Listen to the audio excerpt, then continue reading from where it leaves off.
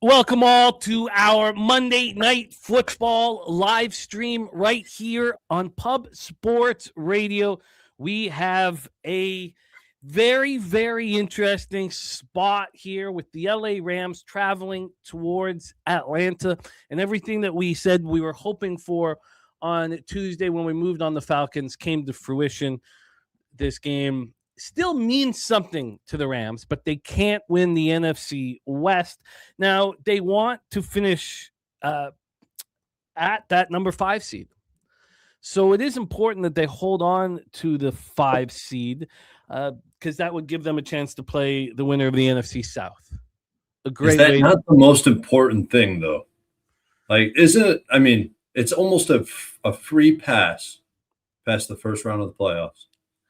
Yeah, I agree. It's important, but they can also still win that 5th seed, losing here and beating the Cardinals in Week 18. Now they would need the Seahawks to defeat the 49ers on Saturday. That's a problem. So this is they'll be in control of their own destiny if they win here and then beat the Cardinals. So that is one issue. So I guess that's not quite the. So yes, it's important for them, but not. Do you feel like the importance has waned a little? The fact that they're not playing to win the NFC West anymore. I do think it might have waned a little, but I do think about just in theory. I mean, the best case scenario for almost any team in the playoffs would be to draw one of those two teams, either AFC or NFC alike. Like those are the two best draws in the first round. So yeah. I don't know how much it's waned. And I do know that if Stafford's still going for MVP, then we should expect him to continue to put up fireworks. Well, we both moved on the Falcons. We did. You got an 8.5, and I got an 8. I could have paid for the 8.5. I was having this conversation with TJ last night. It cost me in the Falcons game, but I just can't be paying for points at this big of a dog line. So I took the 8 at -105. I thought that made more sense than paying anything for the 8.5. So that is where we stand. We are both on the Atlanta Falcons. Thank you guys for joining us. Great to see everybody in the chat. We're going to Jimmy, I've actually moved on the other side of this one. Oh wow. Okay. Yeah, I've 180 from where I was on Tuesday. I'm looking forward to hear all about it. Let's set the table. Let's say what up to everybody, and let's hear how the plans have changed for our Troy Torrance. We have Crip Key, Flea Mathis, Swiggy, Dizzy Donut, Top Set, He No Ball, Curtis Berry, Crystal Craig. Wonderful to see you, Crystal. We've missed you. Aaron Gaza, Harold Williams. Crystal, hope you had a great Christmas with the fam. We have Luke Burrow, and Luke Burrow is tied with Earl Sports Bets for the Harbor Acres Cottages $1,000 bonus with 3 perfect weeks. They each have 3 perfect weeks. So at this point, they'll be splitting the $1,000 with the Earl brothers. But he's been fantastic this year. We're going to go over the leaderboard in the Cappers contest. We have TJ on Atlanta +8 as well. The fix is in the house. Urban Pope.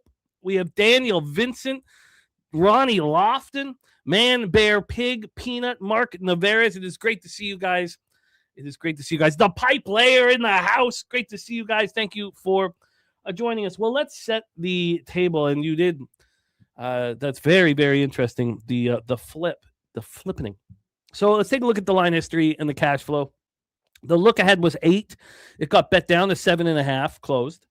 Reemerged at 8, and it stayed there. It moved to 7.5. At this book, you could have got the 8. I didn't realize that. You could have got the 8 up until yesterday. Wow. Moved to 7.5 yesterday morning. And moved to 7 at 5:30 p.m. The 7 has been juiced towards the Rams, -115. Now it's up to -119. I see other very sharp books at a pick 'em at 7, and I see another quite very sharp book at a 7.5. So that is the side. The total I find tricky or sharp, or call it what you want to call it. The look ahead was 48.5. It reemerged at 49, spent some time at 50, and we're right back at 49 right now. So we've had no movement since the reemergence.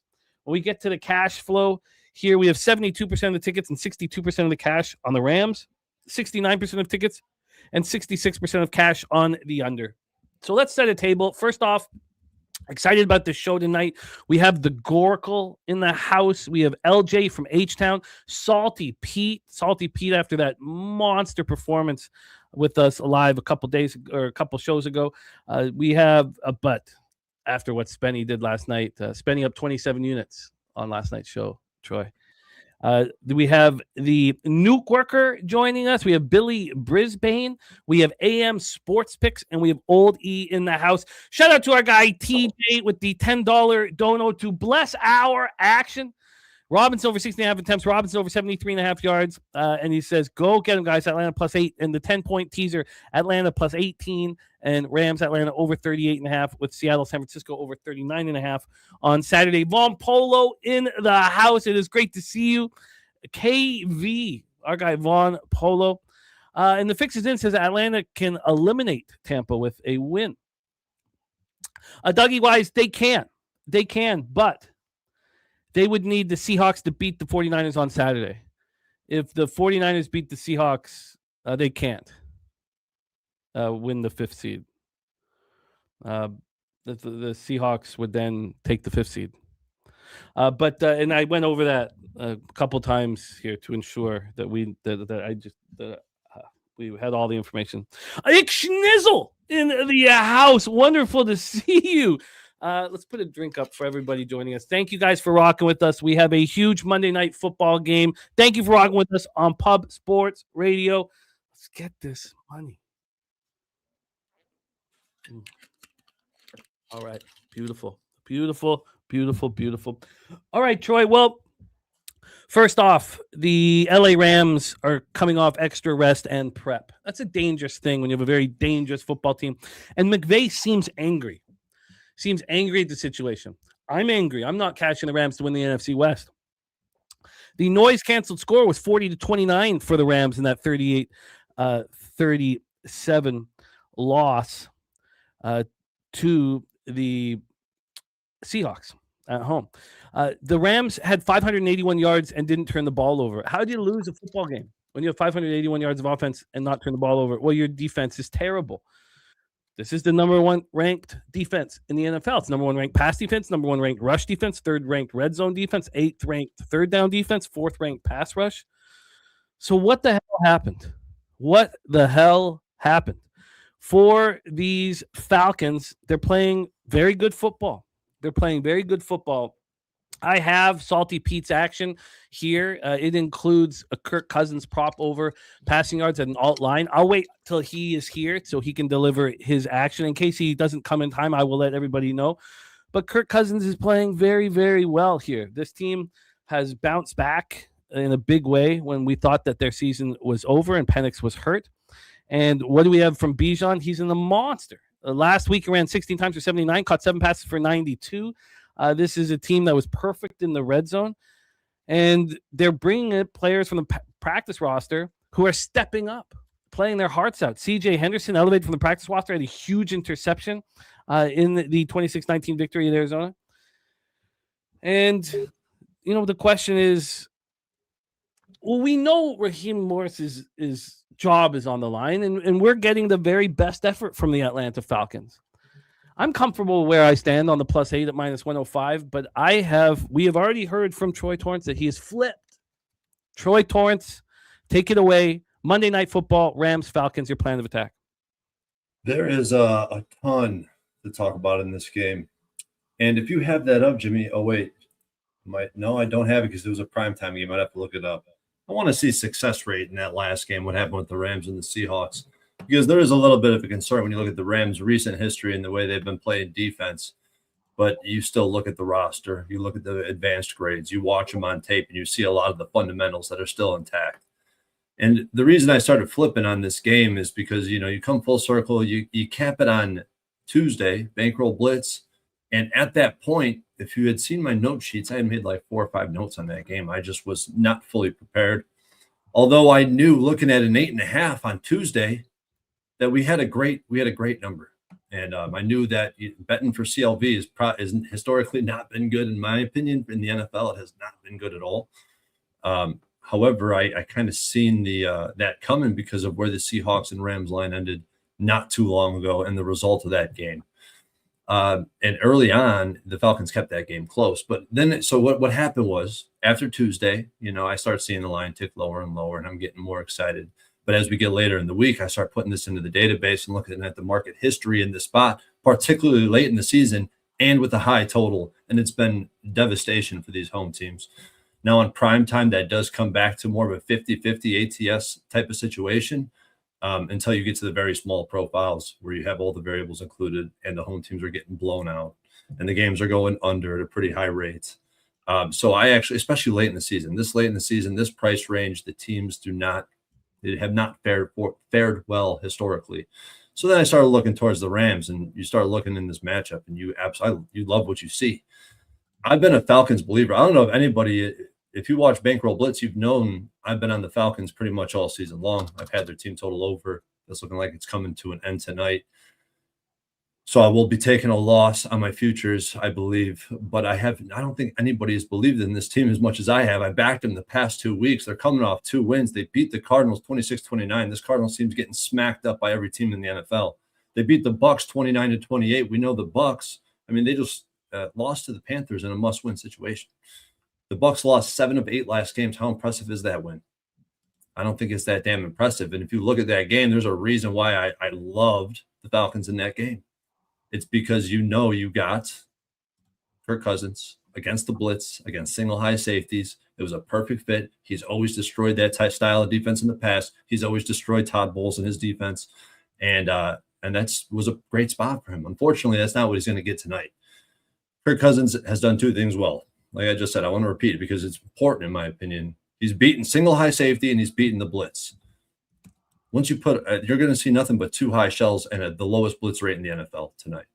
So I don't think we're going to see a lot of blitz. We're going to see 2 high shells. They're going to force him underneath. They're going to force him into uncomfortable situations because that pressure is going to be bearing down on him. And I think it's just going to, it's a perfect situation for the defense too. And, so they're going to be forced to run the football. And I look at the Rams defense. Obviously, they grade out number 1 in the NFL per PFF in the run defense category. We've seen them stop. We've seen the Rams stop the likes of Gibbs, CMC, Saquon Barkley, held all those guys under 3 yards per carry.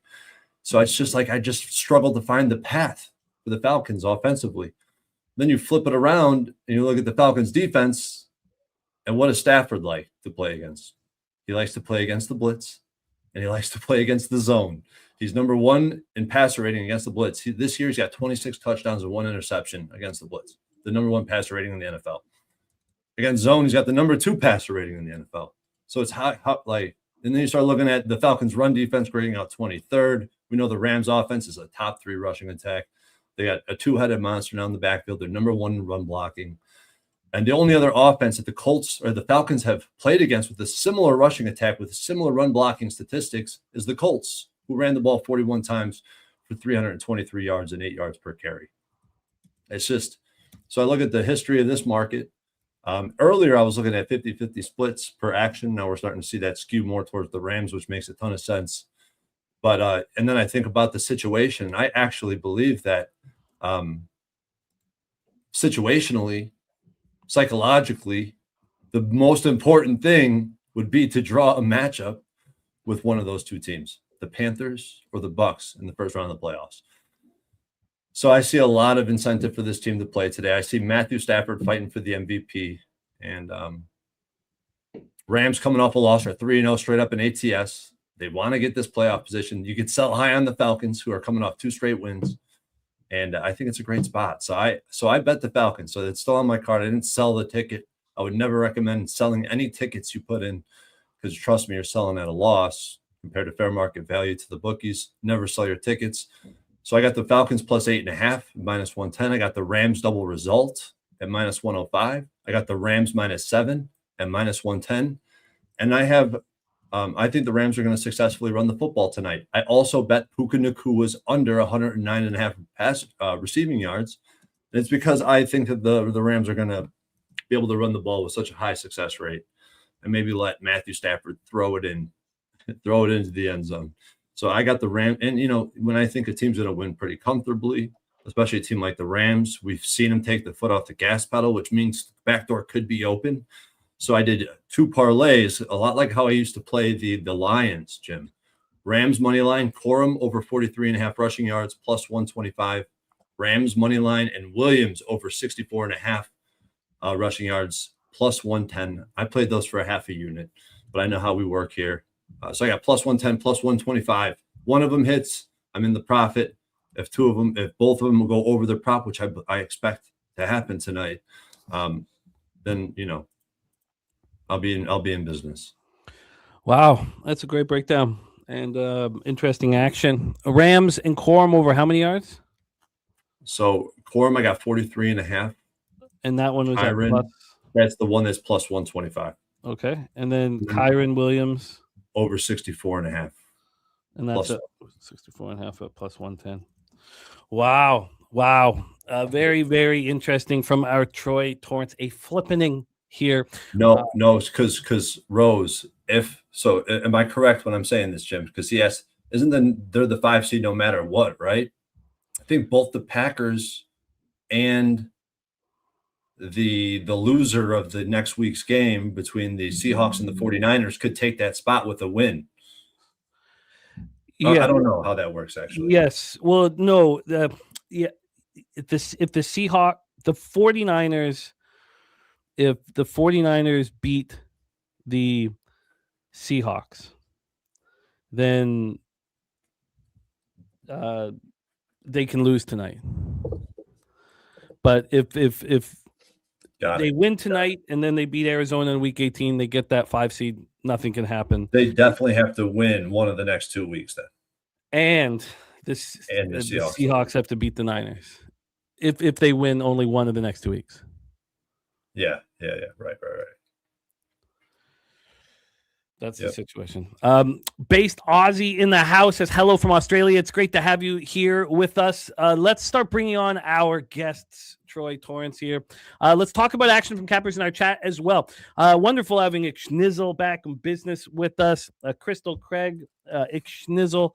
Great to see you guys. Flea Mathis on the Rams, first half -4. Also, Chang Kim. I hope you guys all had great holidays. Great to see you guys. Rams, first half -4 for Flea Mathis. And Falcons, full game plus 7.5 for Flea Mathis. Top sets SGP, Rams -3.5. Team total under 30.5. Williams over 63 rush yards at plus 500. Dizzy Donut, Fresh Maple Bars, Monday Night Football. Picks, Falcons team total over 19.5, parlayed with Rams money line at plus 160. Rams race to 30 at plus 165. Kyron Williams anytime touchdown, parlayed with his rush yards at 64, parlayed with Rams money line at plus 246. Harold Williams on Rams first half -3.5. Colby Parkinson over 32.5, and Blake Corum anytime touchdown. Luke Burrow on London over 5.5 receptions. We'll keep going over the action from cappers in our chat, but let's start bringing in our guests. Our first guest, running hot on these live streams. Nice cash for him again last night with the San Francisco 49ers. A man known for his depth, his vast knowledge of all sports.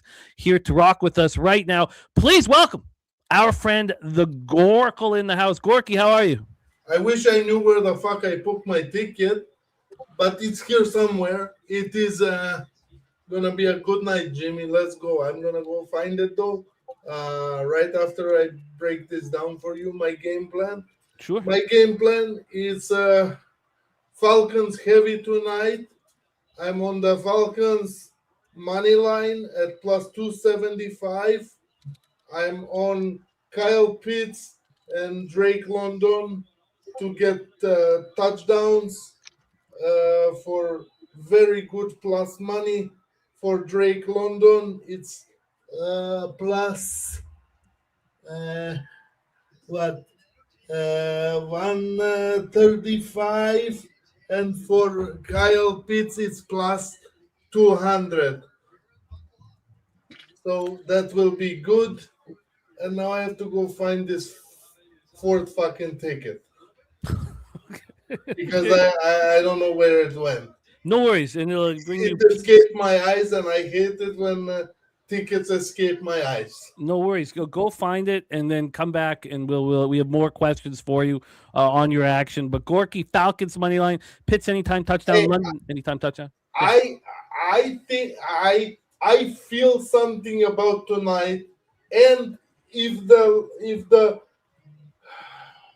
Falcons don't win, this is why I took as backups the touchdown props, because I feel like there will be points, and one of those tickets or more will cash. So we are good. We're gonna make money. I cannot promise you as much success as Penny Bombs, but hell, that's why we call him Penny Bombs. He's swinging for the fence, dude. Jimmy, I got some good information for conversation, or just a good topic for conversation here. Sure. Looking at this total, looking at a 48.5 indoors, a Falcons-Rams game. We've seen these two teams go flying over the total in the past. We've seen everyone remembers the Rams-Seahawks going way over the total last week. Everyone just seen last night the Bears-49ers go flying over the total. And this total seems a little bit suspiciously low to me. And optically, I feel like this would be right up your alley. And I was thinking about it through the lens of Jimmy the Bag earlier today. Yeah, I'm just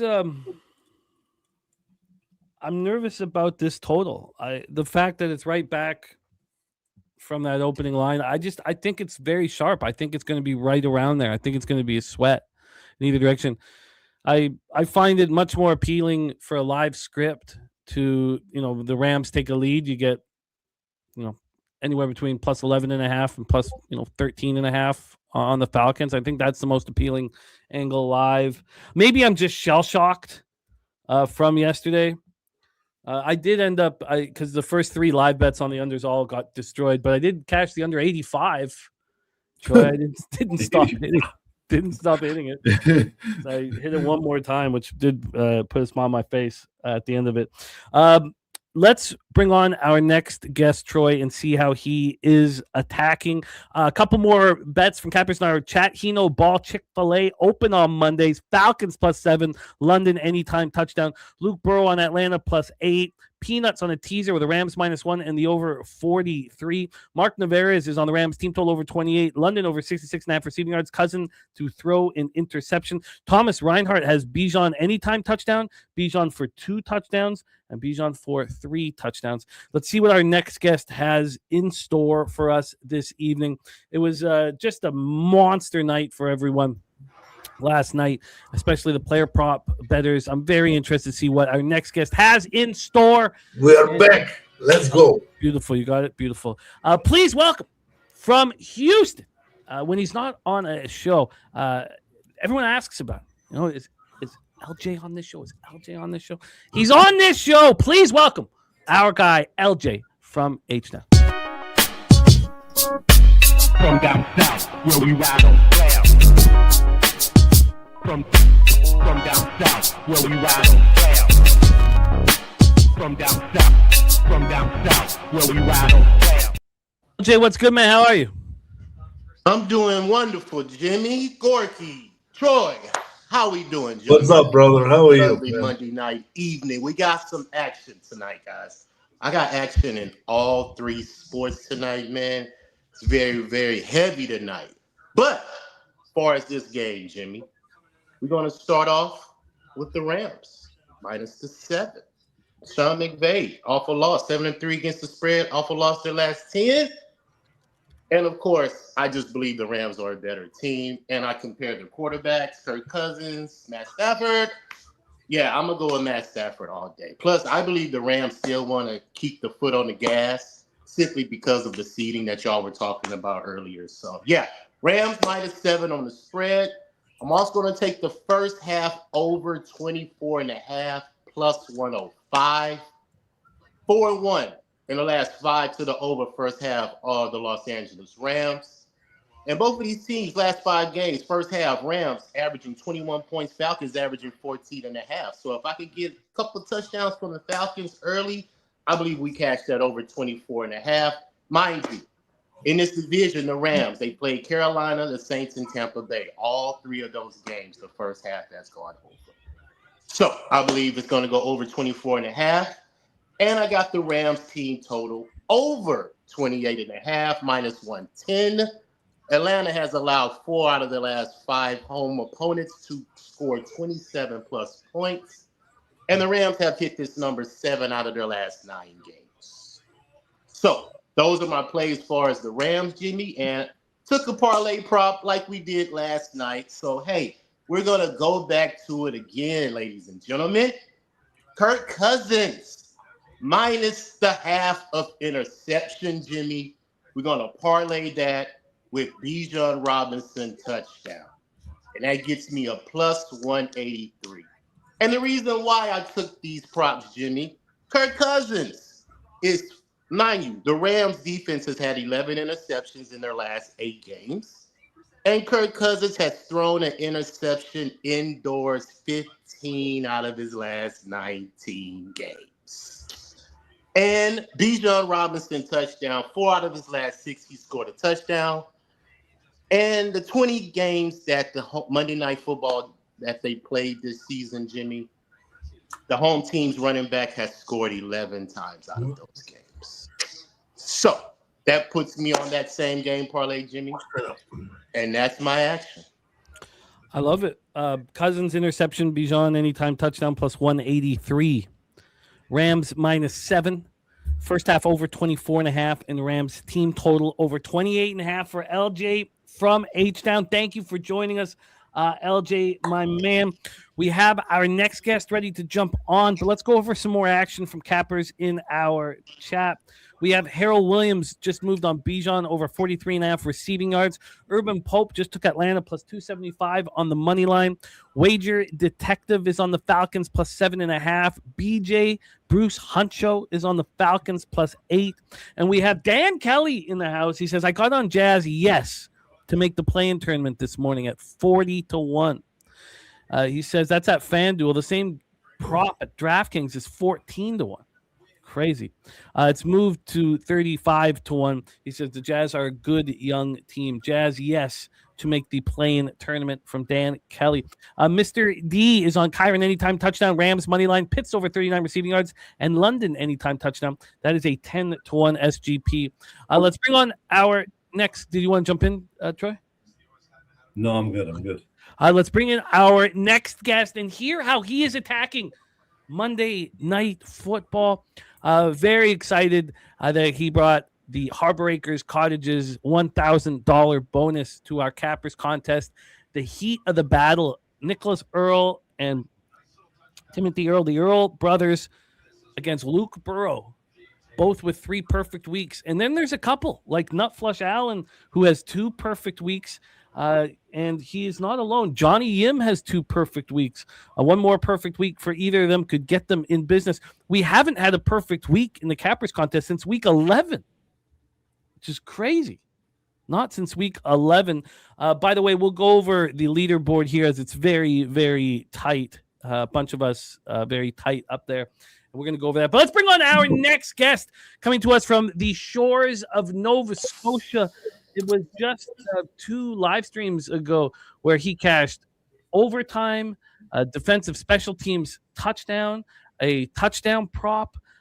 He was cashing across the board. Let's see what he has in store for us this evening. Please welcome Salty Pete in the house. Salty Pete, how are you, my man? Hey, Jimmy. Good to see you, my friend. Good to see you. Good to see you. Good to see you, buddy. Good to see you, man. Yeah. Greetings from Nova Scotia. We're having an ice storm out here right now. Oh, yeah, we had a snowstorm today. It's been the weather. I've been jealous of your weather all winter. Yeah, but catching up, though. Don't worry, it's catching up to us. Good. Well, I don't want other people. Oh, good. He says. Fuck you very much. I don't think you get joy of other people's terrible weather. Misery. It sucks out here today. Well, it sucks. minus 18 is what it felt like today with the wind chill. Take it away for us, Salty Pete. We are all ears. How are you getting paid on this Monday night? Got a few looks, Jimmy. Got a few looks. Hey, Gorky, good to see you, brother. Always good to see you, Pete. Good to see My everyone. day is always better when I see you, brother. Oh, what a fella. What a fella. Good to see everyone in the chat. Let's get paid. Let's get paid. Let's get paid. So my first look, I've got a few, but my first one is Rams have the best rush defense in the league. And so let's just shut down Atlanta on the rush. I took Algier under 25.5 rushing yards.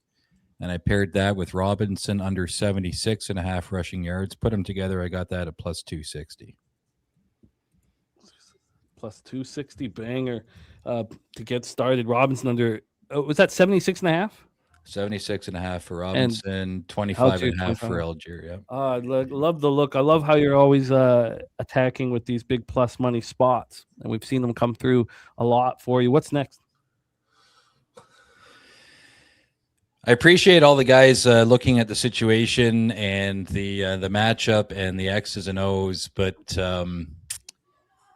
this is still Stafford against Cousins. These are two old school quarterbacks that are still hacking it out in the league, and I think this is going to be a little bit of a fella-to-fella competition. So with that in mind, I am going to give the Rams the benefit for the better squad. First half Rams over a half, and I paired that though with Stafford over 250 passing yards. So another SGP there, plus 140. So first half Rams over a half, or not over a half, but by a half, and then Stafford 250 plus passing yards. 250 plus, and that was at what number? Plus 140 on that. All right, you're in business. Keep rolling. And then the next one was Kirk Cousins passing yards. Like I said, I think it's going to be just a quarterback to quarterback situation. And this also plays into the idea that Atlanta's not going to be able to run the ball. So let's get Kirk Cousins passing yards over 275. Woo. Plus 310. Plus 310. Ooh, we look at those big, beautiful plus signs. All plus numbers tonight, my friend. All plus numbers. Plus the 260, plus 140, plus 310. What's next? The last two looks are the same on both sides. I know you don't like. I know you don't like us doing this, but I got half unit on either side of this one. Stafford anytime and Cousins anytime. So Stafford anytime touchdown plus 20-1. And Cousins anytime touchdown, 16-1. But just as individual bets on a half unit. Wow. Cousins anytime touchdown at 16-1. Stafford anytime touchdown at 20-1. Cousins over 275 passing yards plus 310. Rams first half minus a half. Stafford 250 plus passing yards plus 140. Algier under 25.5 rush yards. Robinson under 76.5 rush yards. That together is a plus 260 banger. They're my looks, brother. There's my looks. I love it. I love it. Salty Pete in the house. We have our next guests ready to rock with us. Let's go over some more action, though, from cappers in our chat. Bill Siebert is on Colby Parkinson over 35.5 receiving yards. Swish is on Kanata Mumfield anytime touchdown plus 300. Says it's in his pocket. He is from Georgia with no career touchdowns on prime time. It's only right. It's only right. Oldies on the first quarter under 10.5. That's at minus 135. He'll be joining us later. Tommy Guns is on the Rams minus 7. Urban Pope says Falcons can win the division if they win out against the Rams and Saints. NFC South is a mess. Harold Williams also on Bijan over 43.5 receiving and Corum over 43.5 rushing. There we go. Let's bring on our next guest. Excited to see what he is working on here. He is now one of our stars for NHL breakdowns on Betting with the Bag. And if you are in our Discord or in our chat, you see the man, what he's doing with his edges and angles. A big asset to our group. Please welcome AM Sports Picks in the house. AM, how are you? I'm good. Yeah, the only thing I moved on here is I thought it was kind of sneaky. I was just looking at the last few games with the Rams. They seemed a little vulnerable at the against opponent wide receivers. So I have a half unit on Darnell Mooney anytime touchdown. Seems like the secondary receivers for most teams have been finding a way to get into the end zone against the Rams. So that's all I'm on. I know you guys were talking about the total a lot. I didn't do so good on Sunday. I did good throughout the week with my projections, but I have this spot on what the books have right now. So I have no interest in the total or anything. So that's why I just moved on that touchdown prop. I don't trust the sides projections. So that's it for me. What did you get the Mooney touchdown prop at? Yeah, I boosted it. It's like I said, half unit plus 570. Ooh, plus 570. That's a nice banger. We've watched you cash these touchdown props too when you only have one or two guys and you still find a way to get to the window with them. We will be cheering you on, AM. It is great to see you, my friend. Thank you for joining us. Monday Night Football about to pop off here. We have Dougie Wise on the Falcons plus 7.5. Let's see what our next guest has in store for us. We have named one of the bets that he makes after. It's called the Nuke Worker. And I'm interested to see if he is dropping it here for Monday Night Football. He is also our cornhole champion from season 3. We did not play season 4 of Pupapalooza. I don't know why we didn't play. I don't know. I can't explain what happens from year to year. I can tell you that we were inebriated. Pupapalooza coming up here on March 25th to March 30th, not far from now. Please join us down in San Antonio at Southtown 101. Please welcome our next guest who will be starring at Pupapalooza 5, the Nuke Worker in the house. Nuke, what's happening, man? How are you? I'm doing good. Can you hear me? Yeah, I hear you loud and clear, my man. Yeah, no, it's all good, man. Happy holidays to everybody. Hope you all had a good Christmas and everybody's happy. And yeah, I'm doing good. They're just waiting to make some money tonight. So if you want, I could just spit them up for you. Do it. Let's do it, Nuke. Hit me. Yeah, okay. So, of course, I'm doing my both quarterbacks, anytime interception, plus 240. Now, the thing for me is, so Cousins was minus 143, and, I wasn't comfortable doing that. So I took Stafford to throw one to get me to plus 240. But if Cousins throws one, I'll be jumping on him all night because I just think it doesn't matter. You know what I'm thinking. So that's where I'm going with that one. Okay. You're in business. So, yeah. So my second one is, again, I'm that field goal guy. I've looked at both the kickers. They both hammer them over 50 somewhat consistently. As long as field goal over 49.5 minus 115. Like, I don't know what I'm missing, but like both these defenses are pretty good. I don't really know. I looked up on it, and their numbers. Rams are one of the best, and Atlanta's got an up and coming defense, I think. So points might be hard to come by at first. So I'm just thinking, you get down close enough, but you can't go. So give me the longest field goal over 49.5 minus 115, and then I've got an anytime touchdown, Bijan and Puka. Plus 190. I'm thinking if anybody's like those guys, they're one of the leading touchdown guys on, one of the leading touchdown scorers on both teams. So I just went with the plus 190. And then I'm going out on a limb here because I'm going to tell you, I don't know what the Rams have to play for because if I'm not mistaken, Nothing. they can't win their division, right, Jimmy? So what are they playing for? The 4th, 5th, or 6th, or 5th, 6th, 7th seed? 5th or 6th is their only options here, but the 5th is a big deal because I know because it's against Carolina. Yeah, I get it. But anyway, I'm going against all that bullshit.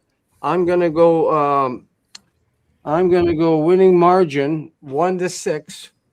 Atlanta plus 525. Oh, brave man. Taking a margin bet. Brave Yeah, man. 1-6. I mean, if Atlanta does win, it's not going to be by tons. So I just it's in Atlanta. You know, Atlanta's 6-9. Everybody thinks they're garbage, but let's find out. I guess. Let's go. Let's roll. Cheers! Oh, I Cheers love to it. everybody on the screen. I like it. Hey, Nuke. cheers, Nuke. I don't know how many times I've taken a margin bet over the years, and I don't think I've ever cashed on one. So I just thought always- if Atlanta win, it won't be by margin. So I thought 1-6 is not a bad. It gives me everything up to a touchdown. But anyway, You know, when I was looking for a bet, I actually was thinking of a Nuke Worker special. So seeing you on it, I might actually tell you on Hey, that. full disclosure, I wanted to take Stafford 2 interception, but I didn't want to steal Nuke shot. You know what I'm saying? That's his bet. don't want to So, steal his thunder. That's for Yeah, sure. that's him, bro. So Hey, I just we brought may it get up there to- yet, LJ. We may get there yet. I'm chasing you know- whoever gets an interception. I'm chasing him. Hey, I And agree. if you look at the stats in the league over the last 5-6 years or whatever, the quarterbacks that have the best completion percentage throw the most amount of interceptions. Mhm. So a lot of cappers, they'll be thinking about, okay, this guy is a horrible quarterback. He's definitely going to throw. No, it turns out that it's like all the top 10 quarterbacks. They're the ones that have the most interceptions. They're just good enough that they can make up for it. Yeah. I love it. The Nuke Worker in the house. go. It is great to have you here, my man. Dina, baby, I'm just on the Falcons +8 at -105 right now, and I found this total to be very sharp. The longer I studied it, I was like, Wager Detective says if it goes over, it is the Falcons will will cover if it does go over. Sasha in the house, great to see you, Sasha. We have Shy Archie ready to get to work. So he has Cousins to throw over 1.5 touchdowns at +135. Pacheco de Gallo is on Falcons +7.5. Philly Eagle Flyer on the Falcons +11.5 and the over 44.5. That's a +118. He's also got Williams and London anytime touchdowns. Tommy Guns, thank you for the kind words, my man. Great to have everybody here rocking with us. And I'm going to keep copying and pasting the action from Cappers in our chat. But we have our next guest ready to jump on with us. And his SGPs been hitting at a very high rate. And he's been a huge boost to our program. He is also the host of our UFC Saturday night live streams, which are coming back. We're coming back. It's been a long break, but we're coming back. We also have a Locker Room Talk podcast content coming out this week that we're really excited about. Please welcome our guy, Just My 2 Cents in the house. DC, what's good, man? How are you? What is up, boys? Very happy to be back. Shout out to all you guys on screen, everybody in the chat. Jimmy, thank you so much for the link. I hope everyone had a wonderful holiday season. I had a good one myself. Very happy to be back, though, and ready to get to fucking work. I have 2 plays in the game tonight. It obviously the Rams, like the Falcons, are eliminated, but I don't think this is going to be a lay down and die game for the Rams. I think they would much rather play fucking Tampa Bay or Carolina than Chicago or Philly. So I think I don't think the Falcons are going to lay down and die. I know they're eliminated, but I think they will. They'll put up a decent effort, but I still think the Rams are going to beat the shit out of them. I think Stafford is going to throw 3 touchdown passes, doing it as well. So I like Matthew Stafford 3+ touchdown passes +144. That is the first play I made. The second play I made, the Rams do have a good defense. They do. But they have given up over 20 touchdown passes. I think old Kirkers can add 2 more to that. I think it's going to be 25 or more by the end of this game. So Kirk Cousins, 2+ touchdown passes, +152. Those are the only plays I like. As far as the game goes, I think the Rams probably win. I don't think it's like a total drubbing, but I think they get beat pretty comfortably, 10 to 14 points. And like those 2 props. And like I said, man, thanks so much for having me back. I'm fucking pumped, man. I'm gonna take another bong rip, and let's fucking kick ass tonight, boys. Shout out to the whole club. Let's get it, TC, my man. Let's get it. Here we go. We are now 5 minutes from game time. Let's go around the horn quickly here and talk about if anything was left on the table.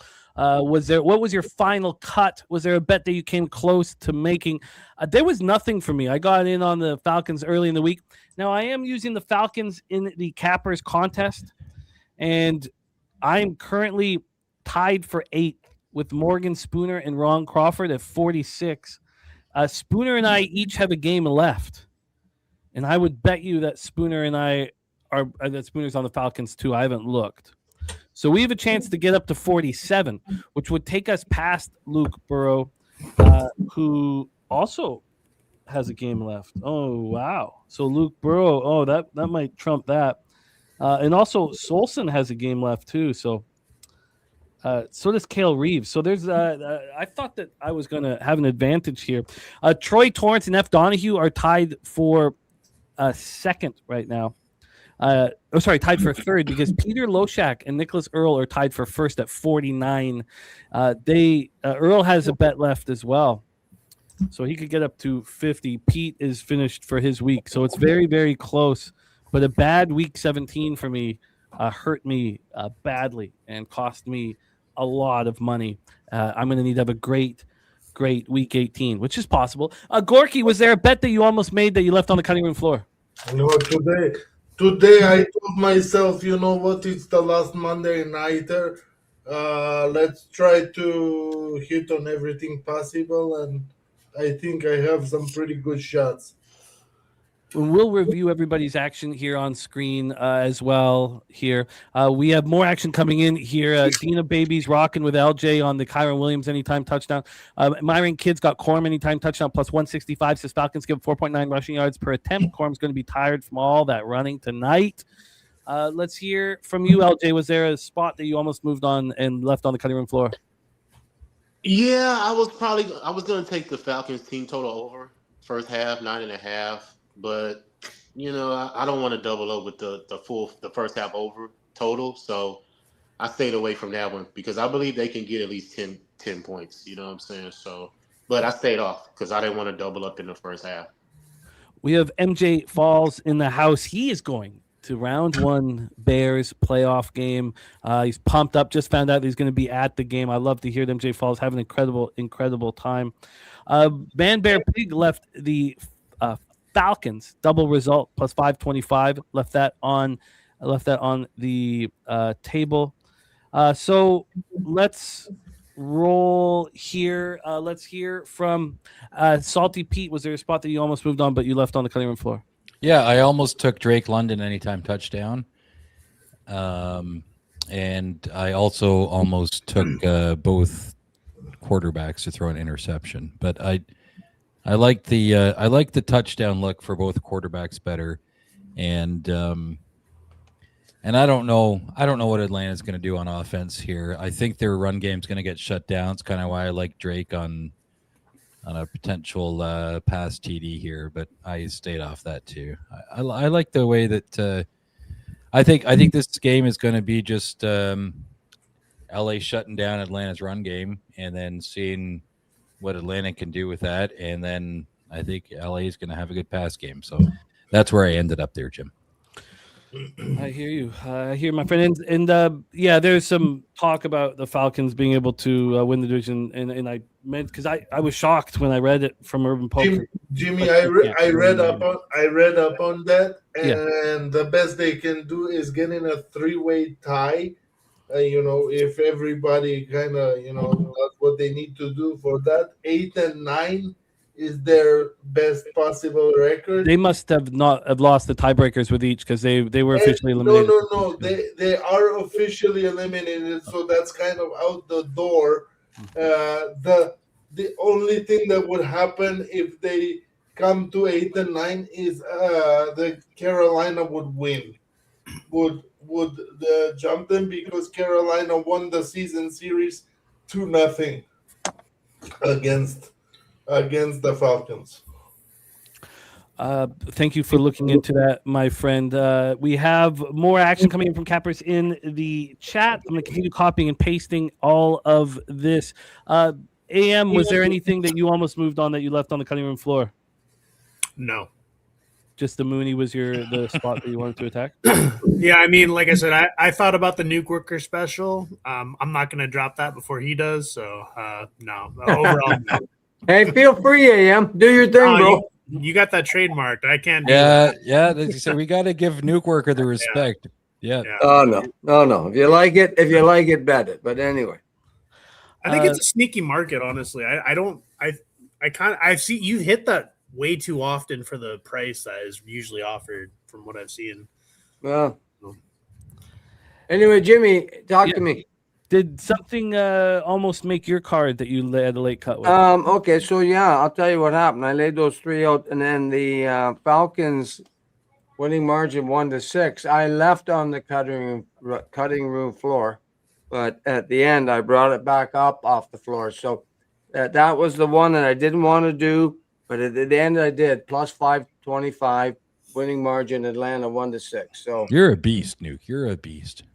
Going for I the brought big it off cash, the bro. floor, if you know what I mean. Love I it. do. My I friend. love it. No. Good luck, brother. TC was there. Oh, and we are off and ready to rock. TC, was there a spot that you almost moved on? No, not really. I was kind of looking around, shopping around, as they say, and both of these bets kind of spoke to me, so I just stuck with them. Oh, what a wonderful message to receive. A special guest wanting to jump on with us who we don't have on enough. I will send him the link right now. This is going to be fun. Thank you guys all for joining us. Monday Night Football here for us to attack. I'm excited. Let me just send this link out. Atlanta with the opening drive here. I'll be back. Okay, my man. That's what we need, bro. Give me some hope early.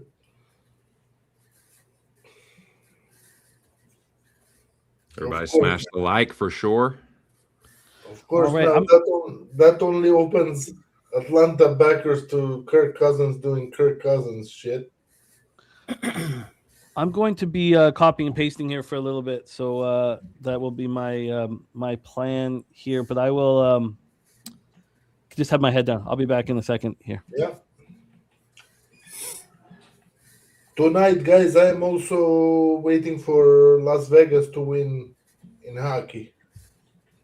That'd be sick. Nice. We lost a heartbreaker the other night, dude. Pissed me the fuck off, man. Fucking Avalanche, dude. They're just good, dude. so good. Yeah, come on, Mike. Yeah, Avalanche.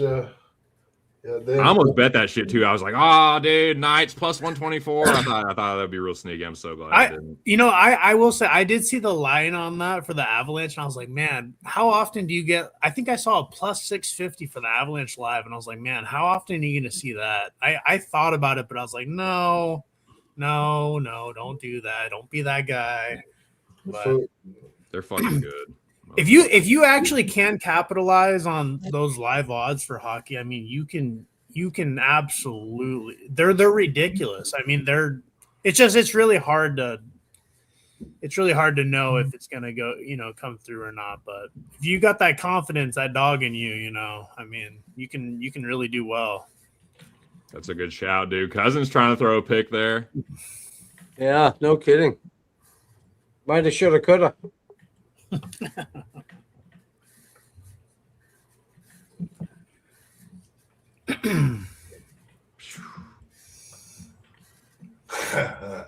he was only a wide receiver, he'd have caught that. I hope he throws one. If he throws one early, man, I'm gonna ladder him all night long. Yeah, that's a good look because he's going to try and be a hero for sure. Well, if the Rams move up, I mean, he's playing for a job next year, right? Relax, it's coming back. Relax, it's coming back. Don't celebrate. Yeah. Don't hit yourself. You look like a jackass because it's coming back.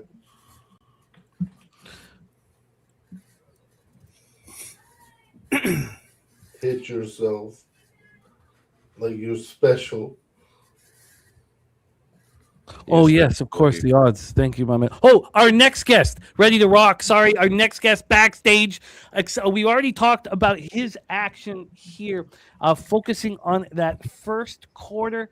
He's got the first quarter, I believe it's right here, under 10.5 find it one more time. But I love having him rocking with us. Big part of our Discord. Please welcome our guy Oldie in the house. Oldie, what's good, man? How are you? Let's see some defense, boys. Let's see some defense. Well, Kirk Cousins gave me a little bit of hope early, but then he Kirk Cousins himself. Great to see you all, E, my man. Thank you guys for having me, dude. Happy holidays. I know, great Christmas. Seems like everyone had a great time with their families. We cashed a few, lost a few. Discord's been popping off, dude, with the boys always back there being DJing as all hell. I love it. Yeah. This weekend is going to be fun as shit, boys. Is there any other bets that you've moved on, Oldie? No, not at all, man. This is honestly like NFL. I mean, I'm already very trepidatious as it is, like we're getting into like where you guys are going to shred like X's and O's, like player mentality, all that shit. I'm watching. He throws down the right side of the field and it's out of bounds. Let's go defense. Yeah, so I'll be looking for like team totals, but I'll kind of be doing a lot of cap the capper. I'll like to listen to you guys a lot and kind of see what we do into these playoffs. Still looking to enjoy the game, but my team totals and like these really sharp mathematical, like where I'm trying to like find a point here or there, that shit doesn't carry over. So, but no, dude, love it, dude. Football in the wintertime, chill with the boys, dude. Beers, brews, buds. Let's go. Yeah. I love it. Hey, your winter time's a little different from mine, though, Oldie. Oh, dude, I'm wearing shorts. Dude, okay.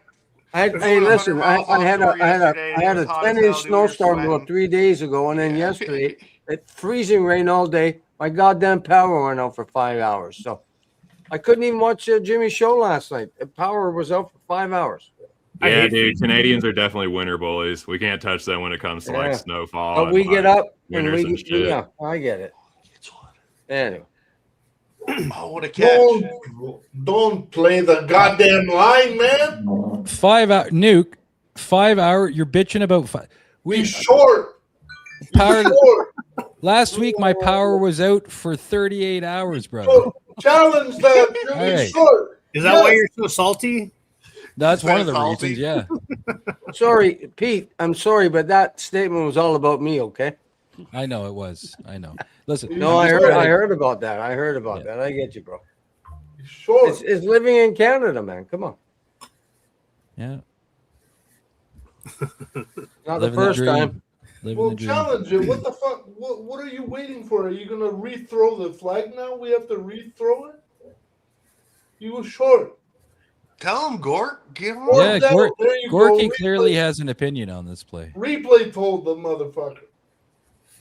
Now, hold on. I know we're kind of a little spot here. Great time to ask a question. I saw something last week because I was on the boat yesterday. I saw something about an AI called a false 12-man on the field penalty at some point. Like they had like an automated call that was incorrect. Like they had like a computer camera call a fake 12-man on the field thing. Jesus. Is that a thing now? They're using as far as I understand, that did happen. The flag. So I don't know if it was like a stoppage of play because it was incorrect or whatever, but yeah, I'll look that up. I don't know AI, so I don't follow AI. It sounds like Stevie Wonder was the. I mean, it's probably not AI. It's probably a guy up in a booth that's in charge of. Maybe he like kind of like a referee in the booth sort of thing. Like saw an extra person there. I don't know, but. Are you when sure they threw a 12-man on the flag, and then they take it back. They're like, "Oops, sorry." Are you sure you knew football and to count to 12? I don't know, LJ. You might remember, like back in the 80s, 70s, 80s, 90s. You just went with the referee's decisions. Like there was no replay, and I get it. Sometimes it was wrong, but the games lasted 3 hours. It was. Here's the call, and that was it. Let's watch there was no replay back in the day. I'm just saying. No, I think there can be a healthy balance of both. I just thought that was funny. I was listening to all the bullshit, doing a couple other things, and they were saying something about a 12-man on the field call that was taken back due to a mistake. Wow. Crazy. The implications. I love replay when it helps me. I hate it when it goes against me. Oh yeah, isn't that the name of the game? It's not going to be the last time either if they're if this is the start of them You using know it. AI to call plays, to replay to assist with calls. Crazy. Yeah. Well, we got the 3-0 early, which is good. Yeah, we've dropped a few points on the total here. Are you on anything, Jimmy, live? No, I've not moved on anything live. Just sitting with that Falcons +8. I'm gonna try not to, I'm gonna try not. Even if the Rams become extremely appealing, I'm gonna try not to go to them. I will only look for the Falcons at double digits. A drink in hand, that does sound delicious. I think I'm gonna get a beverage myself. I'll be right back, fellas. You got me. You win, drink. You win again. Absolutely.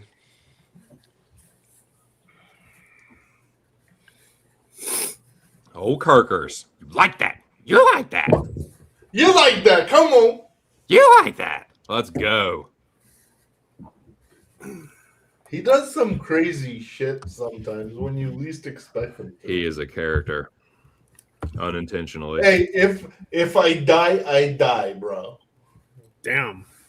Come on, Rams. See some defense. No, that was his thing, Back around 2020. If I die, I die. He had a shirt. Kirk Cousins did. There he goes. He's a gunslinger, there's no doubt. You already saw second down, Nuke? Yeah, it's a flag. Oh, okay. Wow. False start. Yeah. Dude, light years ahead as usual. False start bigger than shit. Yeah. Well, I'm watching on my book 365. They offer me because they have live bets. They have to, they can't afford a 30-second delay, and I jump in, give me anytime touchdown, right? Nice. That's sick. I like these red helmets for the Falcons. They look nice. Come on, defense. We don't need to see any points here. See some fucking defense. I won't say anything. I'll let everybody watch it. All Oh, right. shit.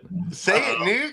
Oh, shit. I like when Nuke calls the game. It's either a huge play or Kirkers gets darshed. No. That's a good play. I think it's just a first down. Okay. Yeah, but you can't do that. When you need to say something, just say it, brother. Well, I don't want to spoil it unless everybody wants me to shout it out. Delicate balance. No, I prefer to just let everybody enjoy the moment, okay? That's the way I am. Okay. Well. What a gentleman. Oh, shit. Come on, Kirkers. Just 2. Kirky Cousins, boy. Come on, you gotta fade that. Yeah, well, it's better. It's better than the alternative would have been. Yeah. Get your ass buried in the fucking turf. Just couldn't. Hey, quite Gorky, get who are there. you on tonight? Team Kirk Cousins. Money line. Oh, okay. Well, hey, I'm with you. I got, I know. yeah. I got winning margin 1-6 plus 525. So, That's a great bet, dude. but I got a bunch of, I got some props here, but yeah. I do too. I have Drake London, Kyle Pitts, both to get separate touchdowns. Nice. Alrighty. Rip his face off is a great line, dude. This guy's from Michigan, dude. It's fucking Yankees, bro. As far as I'm considered, fucking get out of here with this shit. Born in Michigan, went to Michigan State, probably loves his hometown in Michigan. Probably a real fun hangout at the bar. Fuck off, dude. Damn. Fucking Kirk Cousins. Sounds like a loser, bro. Oh my god, that's hilarious. Bio sucks, dude. Kirko in the shotgun. 6'3", 205. Cool. Here comes the rush. Oh, he picks it up. First down, Falcons. Hey, if someone told you that Kirk Cousins would be in the league as long as he's been in the league, would you take that career? Dude, I wouldn't let this guy pour concrete for me. He's been hilarious. It has been hilarious watching old Kirkers go. Yeah, through the look years. at that, dude. You think he can pull a line? You think this guy can read a tape? Dude, get out of here. It's been a good time. It's been some surprising flashes of brilliance, and then just a lot of funny, ridiculous interceptions. Man, when I think of this guy, when I think of Kirk Cousins, the only throw that comes to mind is that crazy up the seam fucking dot. This guy thinks he reads audio books. Diggs to win the NFC, what was it, semifinal or some shit? Okay, third down, 3rd and 2. Best thing they did, not Just let so you Kirk know. Cousins do anything with the ball. Okay. Hey, ESPN and TSN, get fucked and speed up your cable fucks. I just I'll saw take it that. second down, bro. This guy's 3rd and 2. What's up, Nuke? Come on, All Kirkers. right, all Toss a right. couple in there. I'm watching on cable too. This is disgusting.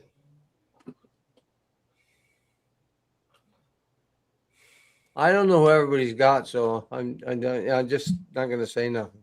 Come on, boy.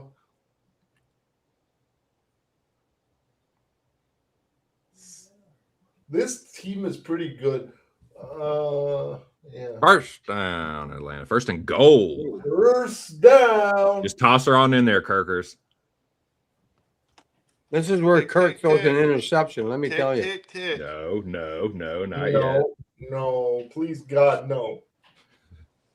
If he throws an interception, I might go all Jim Morris Sr. Oh God, please, fuck no.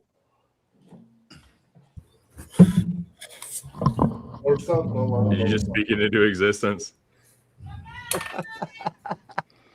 Hey, TC. Yo. Yeah, brother. I got to fire up the tractor and go down the road here to help out the neighbor. Word. Damn. So, Well, I might be safe back, travels but just, there. yeah, just let her. Yeah, I might be back before the end, but I gotta go look after buddies. here. Hey, Pete, be safe, bro. Yeah, Be thanks. careful, be safe. Good Yeah, man. it's crazy out here, man. We've got so much ice rain. It's just everyone's Hey, going. I hear you. That was I'm a I see you Canadian, got missing brother. I feel you. I radios know from the you. radio rack above you, so I know it must be dangerous out there. I know you. I feel you. Believe me. All right, guys. Hope you all cash, man. We'll try and catch up before the You end. too, Cheers. brother. Appreciate it, Salty. You too, dude. BC, dude, that shit's sketchy. Firing up the tractor. Equipment kill you quick, dude. It got no feelings. Okay, here we go. 3rd and goal.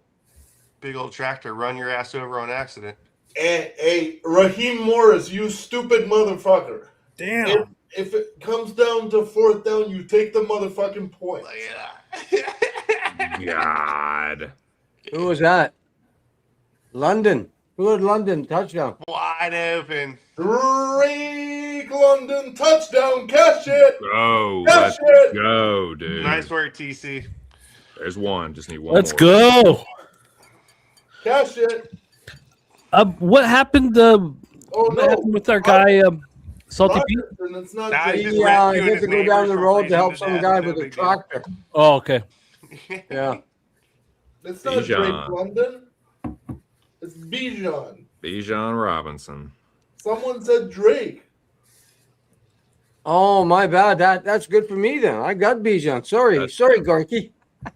Okay, I have thought a it was- Drake London ticket. That's why. It was a touchdown pass. That was It all. That was. That's really good. I'm not Oh, gonna it was Bijan. Okay, I'm halfway there. There you are, Kirkers. Puka. We just need a little puka. This is all falling into place.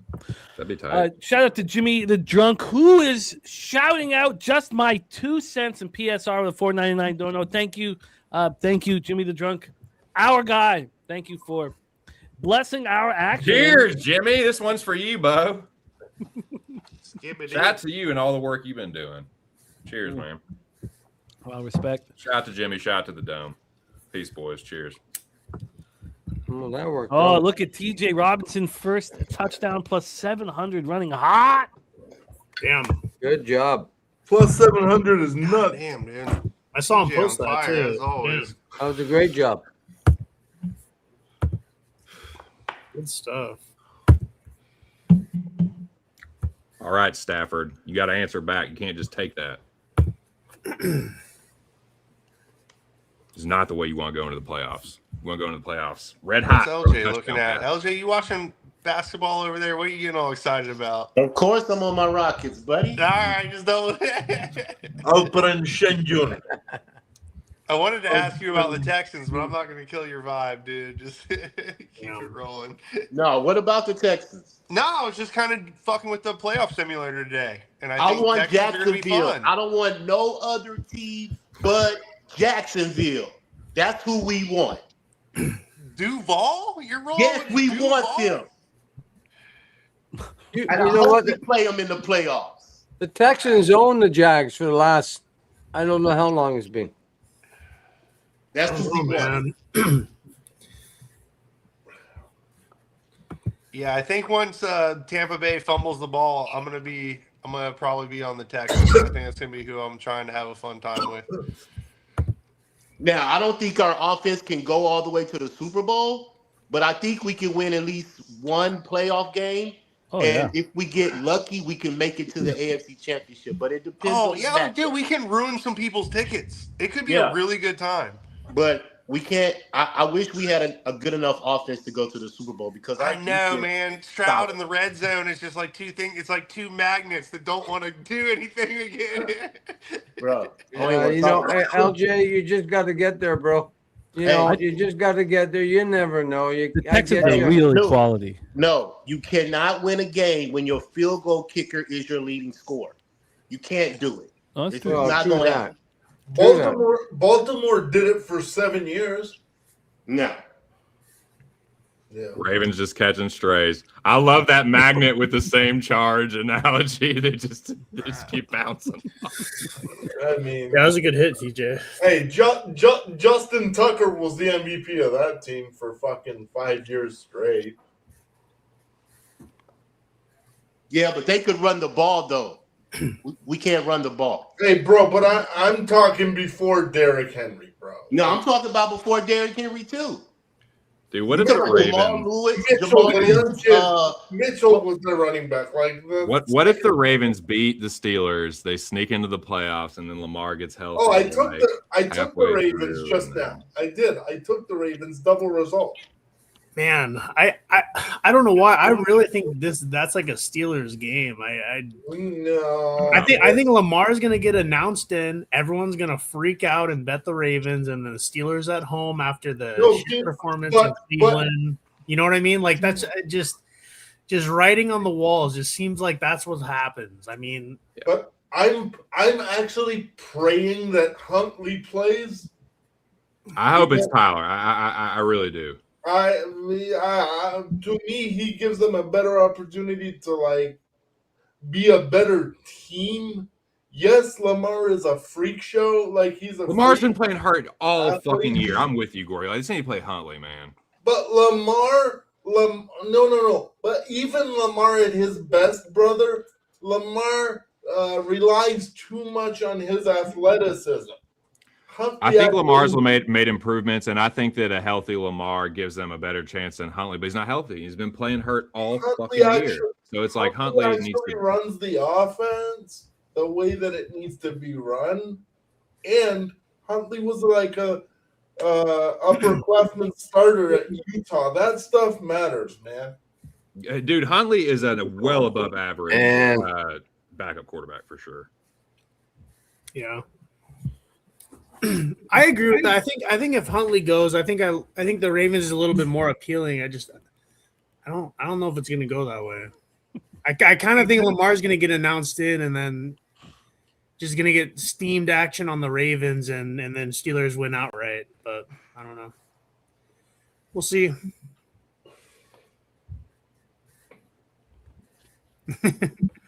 Yeah. Staffy wanted that, dude. I get an okay play call. score. Don't even try to run the ball once. Come on, boys. I get an okay score if the Ravens win, so I'm going to middle and take the Steelers. Bet the Steelers +3. I'm not sure how much I'm going to put on it at this point, but I'm not going to. I don't expect to make it official. I'm trying not to think of what happens when the stream ends because it's the final 16-game bankroll blitz, and like it's just. That was some serious concentration. Sorry, Jimmy, to cut you out, but that was a great play by Stafford, man. He's a beast. And Smith. That was a great fucking play. Jimmy, do we run bankroll blitz for playoffs or no?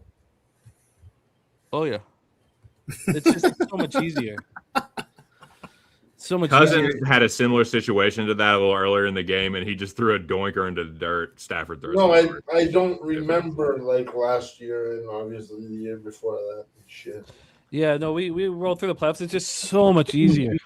Hey, so Jimmy, are we doing the confidence pool this year? Yes, and I was supposed to shoot the video today. I think I was in it last year. I can't remember if it was 50 or 100, but I think you were talking about making it 100. Do we know where we're going yet? Yeah, that's enough people. Look, I don't want it to be 50. I don't think it should be 50. Yeah, so it's 100. $50. Come on, man. Yeah, exactly. So the idea was that there was a thought behind it that more people would do it at $50. But look, this isn't about more. This is about making the people who do it want to do it more. You know, this is let's take it seriously. Focus on who we have, not who we might get. You know, so who we have wants there to be real prize at the end of the. I mean, listen. Everybody's a gambler. If you can't pay $100 to jump into this, I don't know. What are you gambling? Nickels, dimes? I don't know. No, I'm with you. So yeah, it's gonna be $100. Okay, beauty.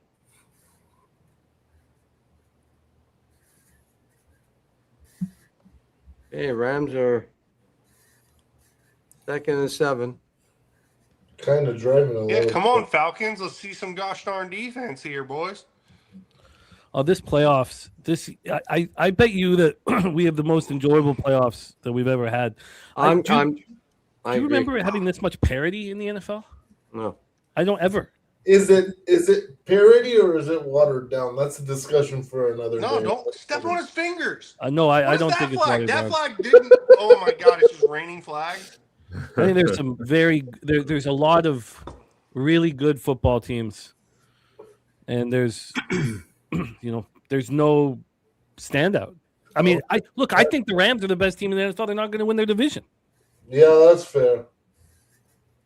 And the bottom line is this. I love what we're seeing. There's a lot of good teams. It seems like some teams that haven't been in playoff contention in a while are hey, Jimmy, when the Rams have to come to the East Coast when it snows, okay, God bless them. I don't think they win that game in Philly, bro. Carolina has a chance to be in the playoffs. That's crazy. Cool. Carolina will be in the playoffs. Holy shit.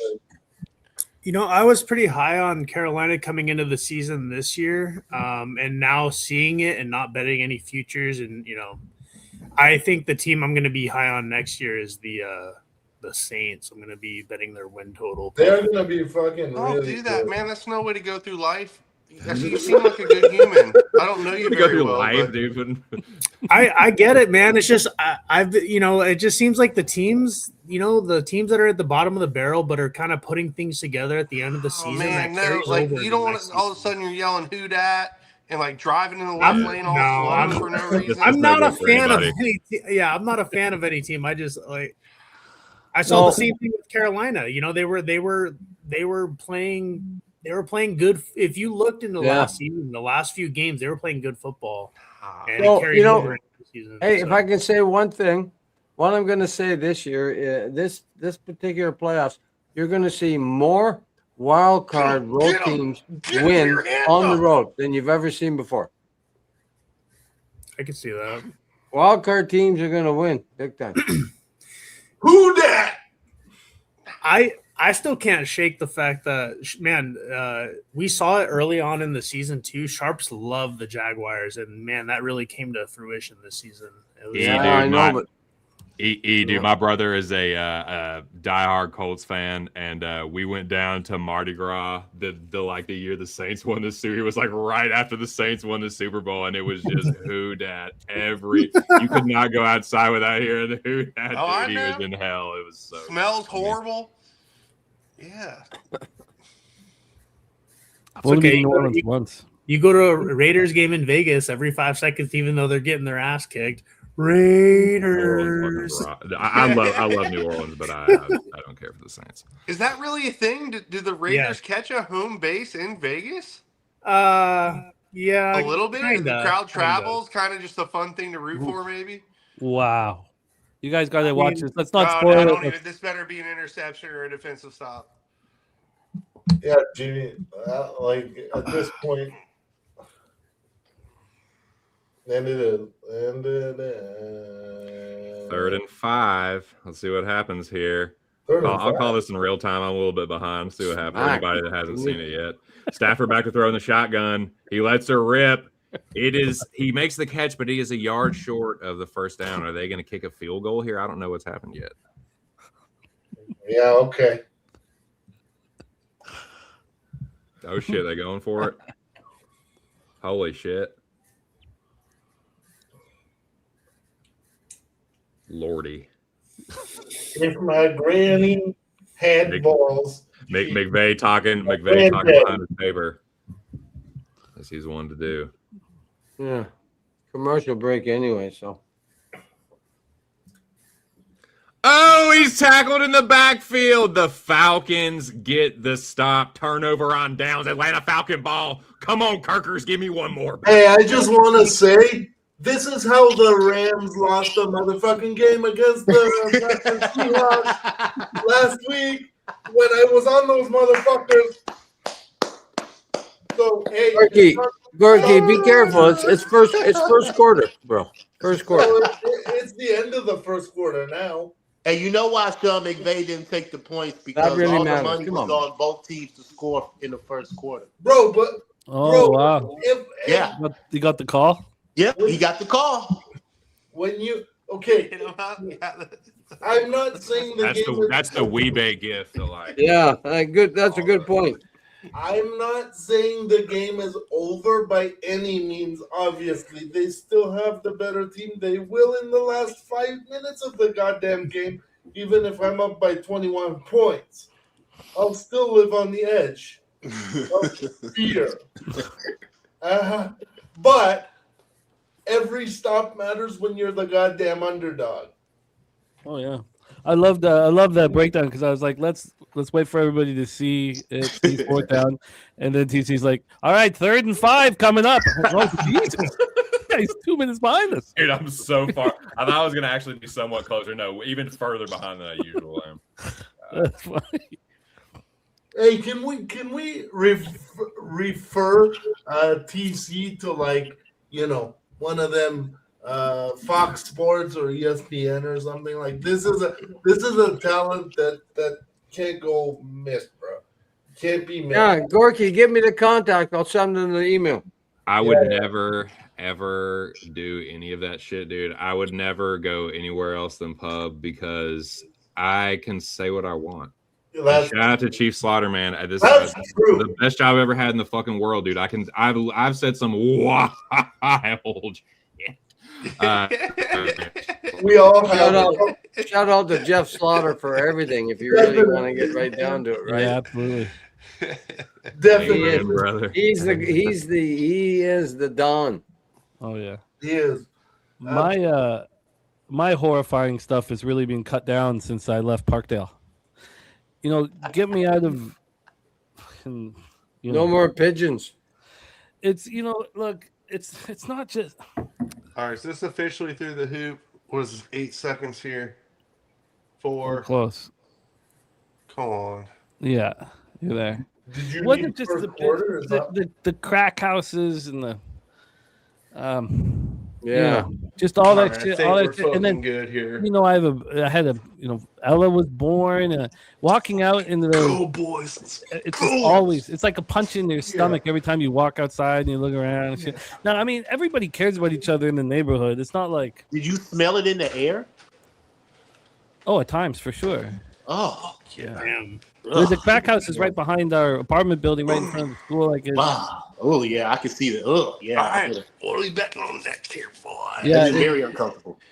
it was just every day, and so also like the crack dealers would be on mopeds and they take some junkie, put them on the back of the moped and take them, to back to the crack house. And then I would catch myself, and this is when I was like, oh, I gotta get out of here, because I'd catch myself staring them down, like giving them bad, dirty looks. I was like, what are you doing? What are you doing? But yeah, I'm not even thinking. I'm just, you're pissed off, and you're like, oh God. And then I'm like, no, don't. Yeah,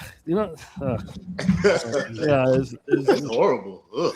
That's man. downtown Toronto, man. That's downtown I have ridden Toronto. a moped that kind of sounds fun as shit, to be honest. Like cracking around on a moped could be a good time, dude. Like, well, you know what happened was I went down Costa Rica. Cracking around is great. I went down Costa Rica. My quality of life skyrocketed down there. I was down there for 3 years. I came back, and we kept our apartment, right? Everything's so expensive, so we just had my brother-in-law staying in there. We come back to the apartment, and then within like a month and a half, the pandemic hits, and I'm trying to get us out of Parktown. I can't. And, you can't put two people on a moped. yeah, I could have taken the job for sure. But man, get out of here. Dan, he's not playing hockey with the organized team. He's 4, but we play every weekend, and he's going to be. He's a more talented athlete than I was. He's really, really talented, and I'm excited to see. Now we just got to keep it fun, right? You got to keep it fun. You don't want it to be like a. So I'm a little worried about trying to keep it light and not pressure. But I love being out there. I hadn't played it all, so I really started playing with him last year, and then this year I'm starting to feel it again, and that's the best feeling. We're like, oh God, it's coming back. It's coming back. So I love being out there, man, and passing them the puck, all that stuff. Like it's just, it's heaven. Yeah, I want to get into a beer league so bad. I just keep putting it off. Yeah, I don't know if I'm. How old are you? Little skirmishy. 32. 32. Yeah, definitely. You should definitely. Yeah. 46. I don't know. You probably have a good time, man. I mean, honestly, I don't really have time. Like I have time on the weekend to go out with Carter on an outdoor rink. I'm jealous of. I've always wanted to like live even some of the northern states, just because some of the public, ice rinks and stuff that they have, those amenities it's crazy. It's always sounded awesome. Honestly, I've never had that. So, it's incredible. You get out there. Yeah. I didn't grow up with it either. I'm from Vancouver. You get out on the outdoor rink with your son. Like, I mean, you pass him the puck, and it's like there's nothing I enjoy more. I remember when I was younger, I played in some tournament in Michigan, and we drove out to the middle of nowhere in Michigan. There was just a barn that they converted into like some public rink shit, and it was a blast, man. I mean, like it was one of those where you got literally buckets at each end for nets, and it's that kind of stuff. It's a good time, man. I mean, those public rinks like that. It's instead of paying money to go out there and go mess around, good stuff. The rink right here, where am I? Yeah, just right over here. It's an old barn, been there for so long, and was Dougie Gilmore's where he grew up playing hockey. So that's all the killer Dougie Gilmore stuff up. That's cool. Yeah. Yeah, I don't even mean this barn as a rink. It was literally a barn. It was like it had it didn't even really have full walls or anything or boards or nothing. So I love that stuff too. Yeah. Live total down to 44.5 here at DraftKings, 43.5 here. Here we go. 3rd and 2 right now. Big play here. Let's let everybody watch it. Yeah.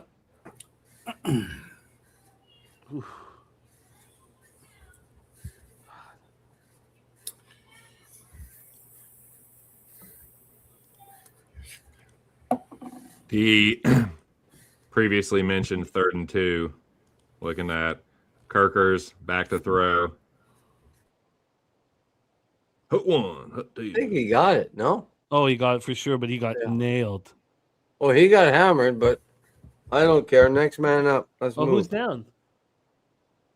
Oh, no one's down. It's just... First down, Falcons. Drake London makes the clutch 3rd down reception. He does take a big hit, though.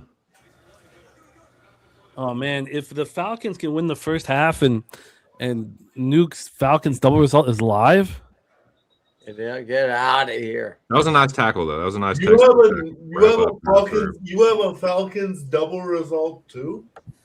Yeah, he does.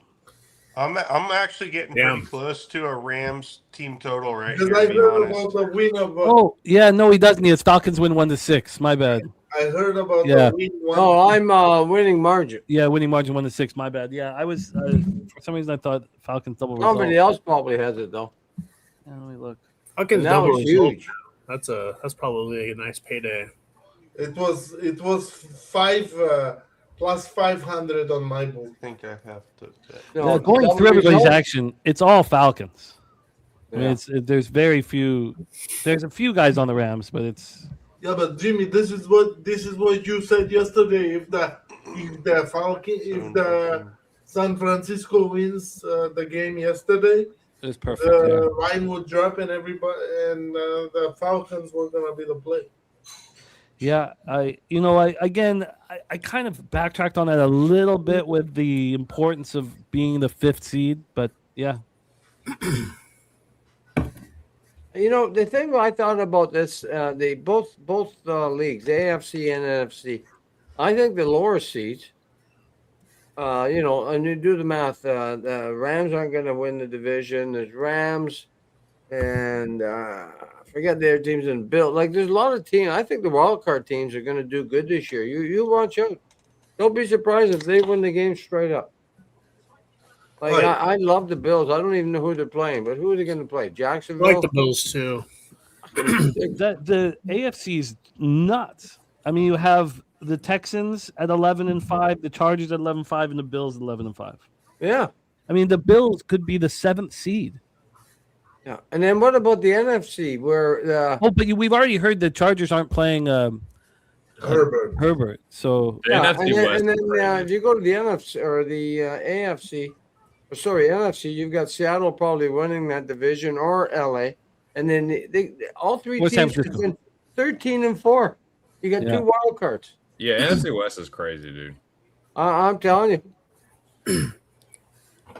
I think it is teams true. are This league, feasting on feasting. yeah, the Oh, league yeah. this year definitely a lot of disparity. Like I could see a lot of teams making a run. There's a lot of good teams. And the crazy thing is too is I think a lot of these games you could make it a coin flip game, but I think the final score will be kind of like a beatdown. You just got to guess on who's going to be given it.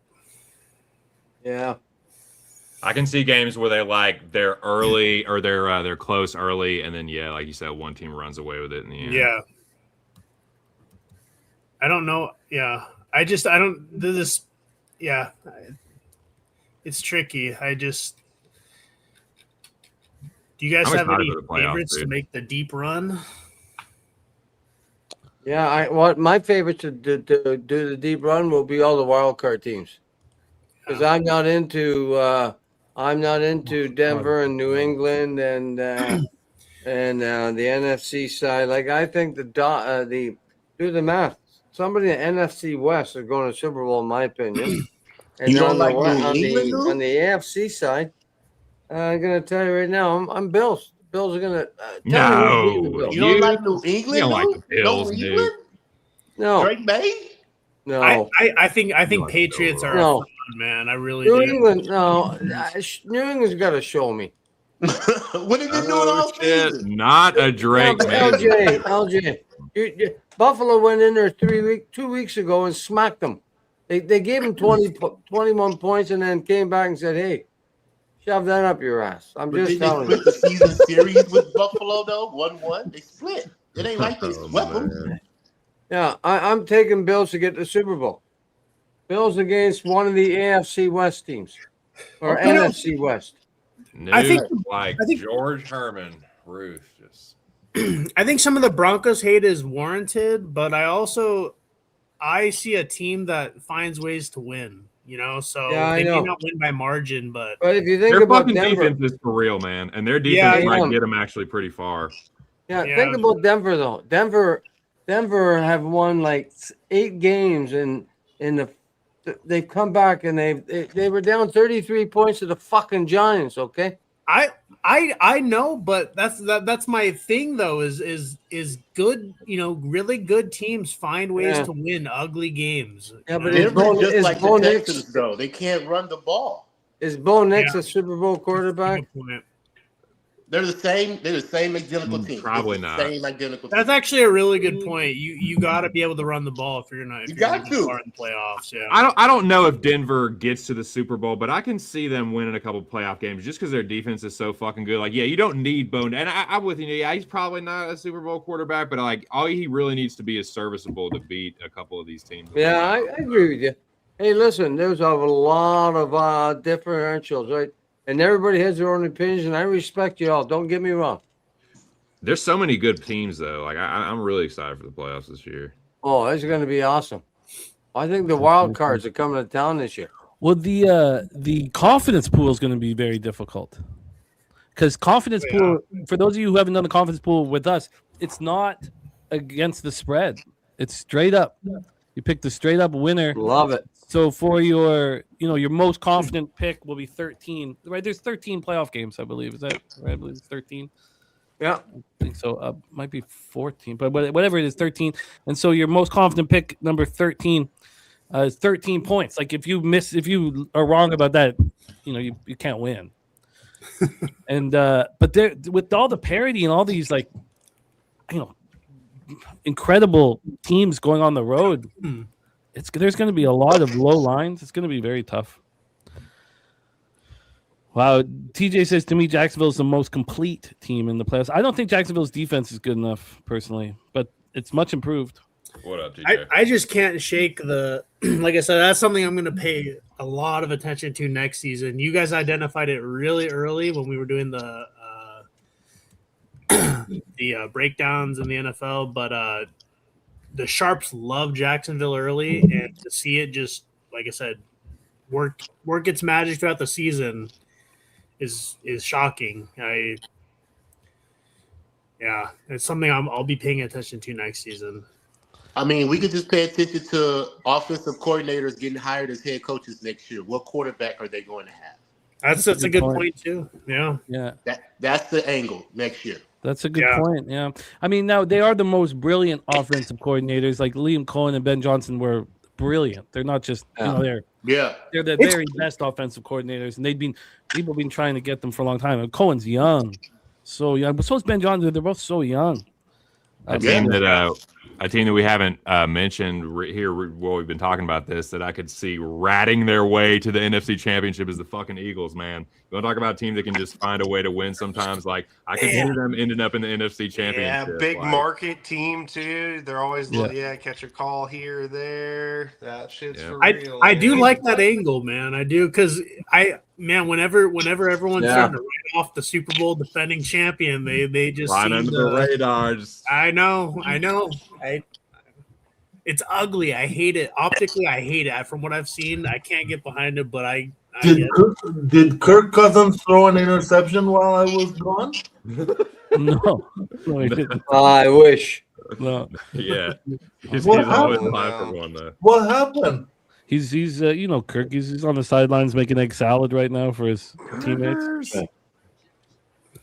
But no, how come the Rams started this deep in their own end? And they just the Falcons weren't they over the 50? They were right around the 50 and they punted. Oh, okay. Just sputter it out. Definitely don't sputter out on smashing the like button though. Let's go over 100. So should we want the over at 39.5? I'm hesitant to do it. I couldn't get there, Jimmy. I just clicked every little thing in my. I want to get there, but I just can't do it. It's exactly what you're saying. Your eyes deceive your plan. This could fully be like we should be hammering the over if your eyes were closed, but I don't know, man. Are the Rams going to start scoring points here? No. That's probably true, TJ. I can see that. I wanted because I'm looking. I wanted to isolate the Rams team total, and the number looks really prime. All right, you guys got a big play to watch. That does not help the Rams. What kind of cable you got, Jim? You got the light speed cable. Oh, you on a computer? That's what you are.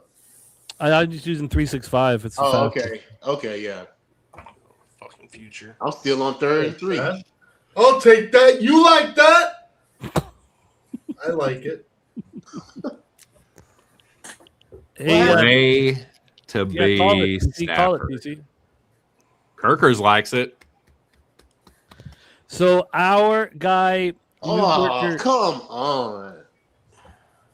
Pick and a touchdown. He scored. And he went to the house. Yeah, he went through God. And that 39.5, you know, that we're talking about building confidence, it goes dark, and now it's 47.5.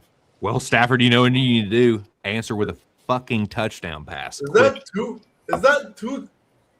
two Stafford INTs, or was the first one a turnover on downs? It was turnover on downs. Yeah. But the first new one was worker, the coach's call. Fuck. Love it.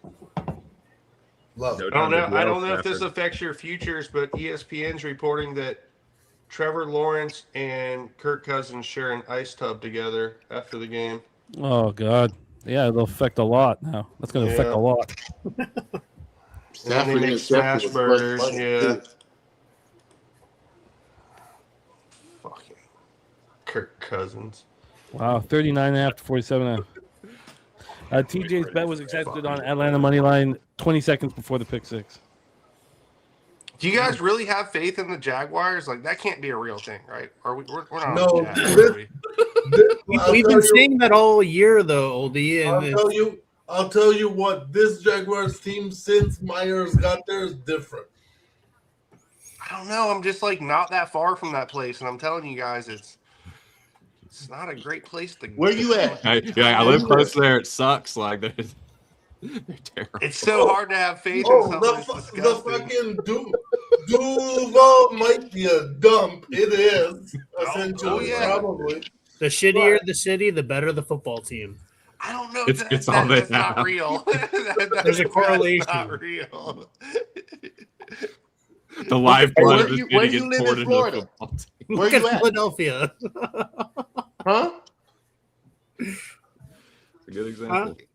No, where are you at in Florida? You say you're not. Bro, far he's from not Jacksonville. gonna tell you. It's He's off the grid. I'm just south of Jacksonville. I'm down like the most closest. Like I'm between like Orlando and Daytona Beach would be like places people know. Okay. Like central Florida ish. My daughter just took a job out in Fort Myers. She's here. Oh yeah, I'm very familiar with that area. Yeah, Coastal. That's a beautiful place. That's a great. Hey, I'll area. be there in February. Valentine's Oh weekend. shit! All right, gonna be down here in the February. All right. Oh yeah, I'm looking forward to it, buddy. Bring your shorts, dude. It's hot as hell down here, dude. Bring your shorts and your short sleeve tee, dude. That sounds great. So hot. Oh, That sounds great. Ah. Beautiful. Can't wait. You know, the other thing too with the Jaguars is they have a really good run defense, which could bode well for them in the playoffs. No, I've been cashing with them. I was on that little. I've been getting their team totals. I've been picking at the Jaguars team total overs, and it's been paying.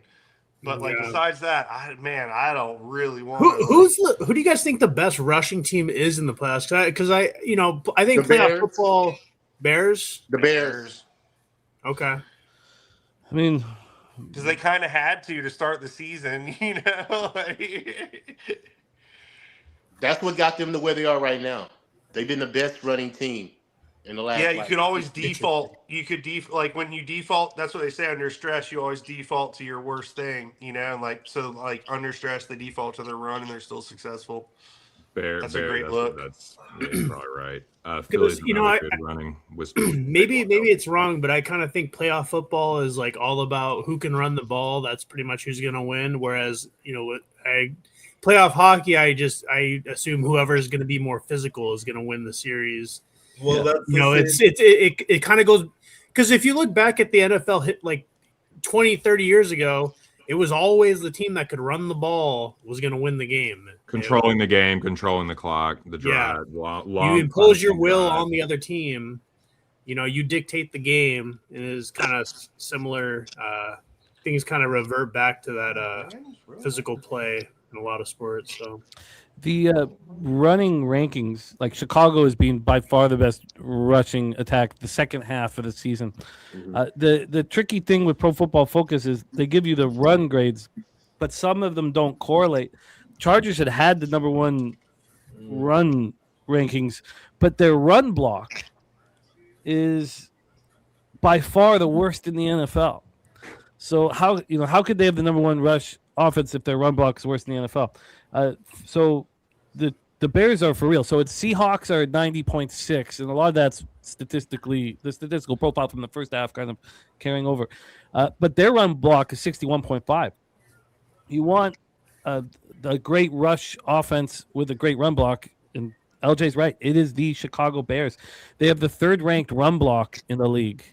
Now the Rams have the number one run block in the league, and the Rams are ranked sixth now in running. I think those are the best two running offenses in the NFL. The Bears. Jacksonville has to be up there too, Jim. No, not at all. I think when Saquon's healthy, the Philly has a good running attack.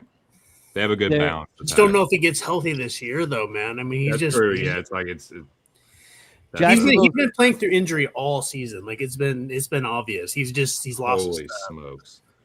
Jacksonville's had a really weak, and his second half of the year has been even worse, Gorky, because at Jen's been dominating. They're ranked 24th in the NFL in rushing rankings. I'll give y'all a sneaky team next year if they're healthy. My eyes come back healthy. Right. The New York Giants. Yeah, you think so? I want to know who their coach is. If it's Kafka, it all depends on that. It all depends on their coach. You're right. They can't go with Kafka. It all depends on who they get. But when Malik Neighbors comes back, that's all Jackson. That is true. That's a pretty. I like that. It's pretty sneaky. Yeah. That's all they need. Malik Neighbors, and then if you can even get like 80% of Scadaboo back, yeah. Because I don't think he goes full 100. I just coming back from injury, if you can get 80% of him, they'd be probably a pretty dangerous. Because they don't need him every down because they have backs to come in. Yeah. I like that. That might be interesting to look at what their win total is or division total next season. But like you said, it depends on the coach. It does depend on who they get. Yeah. Because you got your quarterback over there, in my opinion. I don't think it was. I think them getting rid of Daboll wasn't really the best thing ever. I thought Daboll was all right, but I think you got to get rid of all of them. You got to turn the page and bring in a new I think group. He just got scapegoated, but it was like, come on, man. I mean, he's a better coach than Kafka. Yeah. Oh, illegal motion on the offense. Back him up. That's coming back. That's coming back. Yeah. Oh, get the fuck out of here. Hey, man. Damn, man. It was I'm about to go to sleep on a donut. I'm about to go to sleep with a donut, Rams? Really? Damn. Golly. God, Naku is so good. He is, man. Yes, he is. He is ridiculous. Nuke, sorry about that. I hope you weren't back there for long. No. I just got back, Jimmy. Great job on the interception, man. Thank you. We're moving. Rocking and rolling, man. The Nuke worker is in play.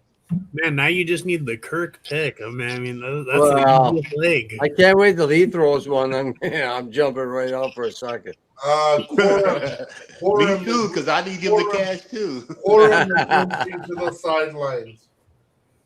Oh. Yep. Not that anybody cares because Quorum doesn't really do anything, but Wow, Oh, this he is poaches. insane. He's a I'm pocher. astonished at what I'm watching. For They real, can't even Rams complete a act like they're screen not coming pass. off a Come on, loss, boys.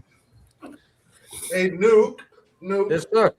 please tell me you also have a ticket that's a straight up win. Never mind the margin A straight up win on. on the Falcons. Stafford nutmegs Puka. No, I didn't. I didn't bet the money line. I think the money line was what, like 240 or something. Plus 250, Nuke. Yeah. So I figured.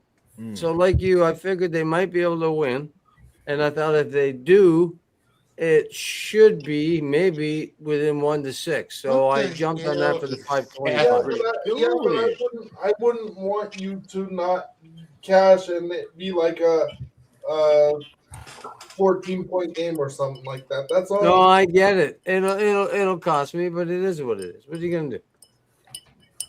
If they gonna win by cash it. 14 points, shame on me. You're gonna And catch it. and is what you're yeah. gonna do. I hope so. You got this, To Nuke. be, yeah. The To be honest, 40 I thought tonight. I didn't know how much motivation the Rams had, only because like they can't improve. They can't win their division. The best they can do is go to. I get it. Go to 5, play Carolina, but I don't know. Yeah. if the So anyway, if the that's where I am. Falcons go 3-0, I probably won't. I don't know what I'm going to do, but if they can get a first down or 2 and then go 3-0 and punt it deep, I'm going to move live on the over. If they get a first down, I could see Kirkers throwing a pick here. I don't think he'll do it from his own end zone, but if they get out there a little bit, I could see him getting jumped. We're waiting for No, it, but bro. DC, he's got it. He's sitting here with a 14-0 lead. He's got it. It's just gonna be the most Oh, it's in him. cautious offense for It's still in him. Kirk. He's It's still in him. just Yeah, that it's in him. I know. gunslinger. I know it's in him, but he's got Yeah, but no it's early. risks. It's early. Does anyone have interest, like halftime, if you're getting plus money to take the Rams to win? Yeah, I might. They I better might win, hedge. dude. You know what? If the Falcons win, this whole You know what I'm thing saying? with the Tampa Like- Bay Buccaneers goes into like chaos mode. It sounds pretty appealing to just take the Rams to win the game. You know? Wait, does Tampa get eliminated if the fucking Falcons win? No. If the Falcons win, the Bucks can beat the Panthers, and their destiny is not in their own hands. No. Next week. Hold on, I want him to explain this. What? I So thought if the nothing mattered Falcons win except that tonight, Yes. What? and the Tampa Bay Buccaneers beat the Panthers next Sunday, that does not guarantee the Bucks a slot into the That's playoffs. true because he Kornacki did say last night I that, did it on the I fucked around with the playoff simulator this morning. There's that it's out of their control. even Man. if Tampa beats the fucking Panthers beat the Panthers. It don't matter. It don't if- matter if the Falcons win tonight. Yeah, because the Panthers are the only ones that went 2-0 against the team head to head, and that team is the Falcons. Yeah, the playoff. Yeah, the head-to-head gets removed from the tie situation or whatever. Because it's a 3-way in that. So is it a way? Hey, let's go Rams, dude. As a Tampa Bay Buccaneers fan, let's get some Rams. Hey, is it a way that Texas can play Jacksonville in the playoffs? Yeah, Like, they're fine in the AFC Championship. That's the only way? Yes. Damn. No. Wow, I had no idea that was the case. Oldie, I'm reading about it now. That's insane. Yeah, I did some mental gymnastics on that one myself because the Saints, right? It goes back to the Saints game, right? Okay, so both teams are 8-8 right now, correct? Tampa and Carolina. No. No, Yeah. there's going to be a team with a less than No, 500 they're record 8-8. in the playoffs. Yes, Jimmy. That's because you won your division. No, guys, no. Tampa's 7-9. Who dat? Tampa is 7-9. Yeah. Okay, so they'll Tampa's finish 8-8. 8-8. Yeah. I think this has all become a sign. Old E, you live closer to Jacksonville. Bucks aren't going to make the playoffs. You know. Oh, no bullshit. Tampa Bay's my blackout game. Like my rabbit ears, when it's Tampa Bay and Jacksonville, I get Sometimes I get the Cowboys. They're like, "Fuck you, bro." They're like, "You're gonna watch the Cowboys today, son. You better like it." Hey, you know who the worst commentator in NFL is, man, on CBS? Spiro Ditis, man. That guy is horrific. So I don't often do this, but I did just make a live bet. I just bet the Rams. That line came crashing the fuck down, but I caught it at plus 146. I just bet the Rams to win live plus 146. Sorry to cut you off, Corky.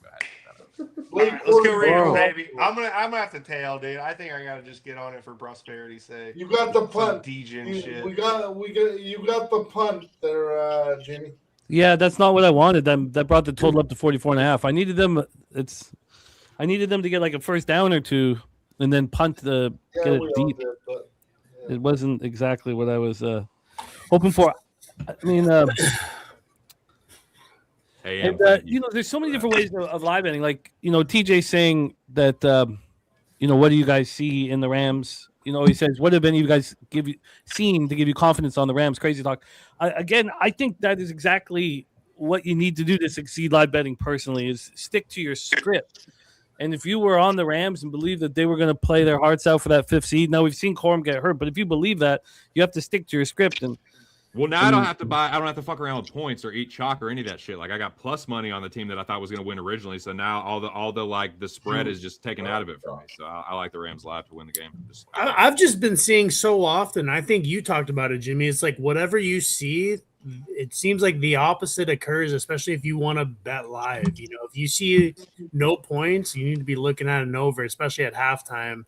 And if the opposite, if you see a ton of points first half, look at a live under halftime, and it's seems like that's where you're getting some good bets at, even when it comes to sides. If you're getting pick sixes and like turnovers, strip sacks, taken back to the house, those things, I agree completely. But as we saw last night, when the Bears and Niners, the Niners couldn't get stops, and the Niners can. It looks like they may have the best offense in the NFL. And so they can't get any stops. So, I was astonished that the over 49.5 is available in Seattle, San Francisco. Astonished. I think that was kind of an anomaly game, honestly. I mean, like how often are the books off a total by 30, 40 points? You know what I mean? Like, how far do you want me to go back? I think it's an issue with the 40. I think the 49ers are in the middle. That 30 points is a lot. Will you do 6? That was a strange game. I will say. I don't even think that I think the movement towards the under I think was overall sharp. I just think that it was just sports are random, like the sharps don't always win. That's for sure. Yeah, for sure. But absolutely. I just think that the 49ers are a different football team than I've ever seen about to win their division. I've never quite seen a team that can't they lose their superstars on defense and others. They can't get stops, and their offense looks unstoppable. I mean, this is offense. Did they punt yesterday? Because then did the 49ers punt once? Yes. They did punt once? Because they hadn't punted in December. I mean, it's just insane. The whole month? It's kind of a tricky thing because they had the late bye. Oh. So it was really just 2 games. But okay. And then this was the 3rd game last night. So can you say they could go to the Super Bowl? No, I don't. I don't know, though. I think we're going to learn a lot about them again on Saturday against Seattle. Okay. Seattle should be able to get some stops. Mm-hmm. Now the question is Seattle's offense going to be able to score at will like the Bears offense was able to? I don't know the answer to that at this point. That's what I haven't spent a lot of time studying it. I think who it's going to come down to whoever quarterback makes the most mistakes. Well, we know that. Then the 49ers will win. That's an interesting game because we know that Purdy's better than Darnold. Yeah, I mean, I think that's both got to be running clear. games cancel each other out. Both All running the games. Purdy haters need to like. Wow. All right, laundry on the field.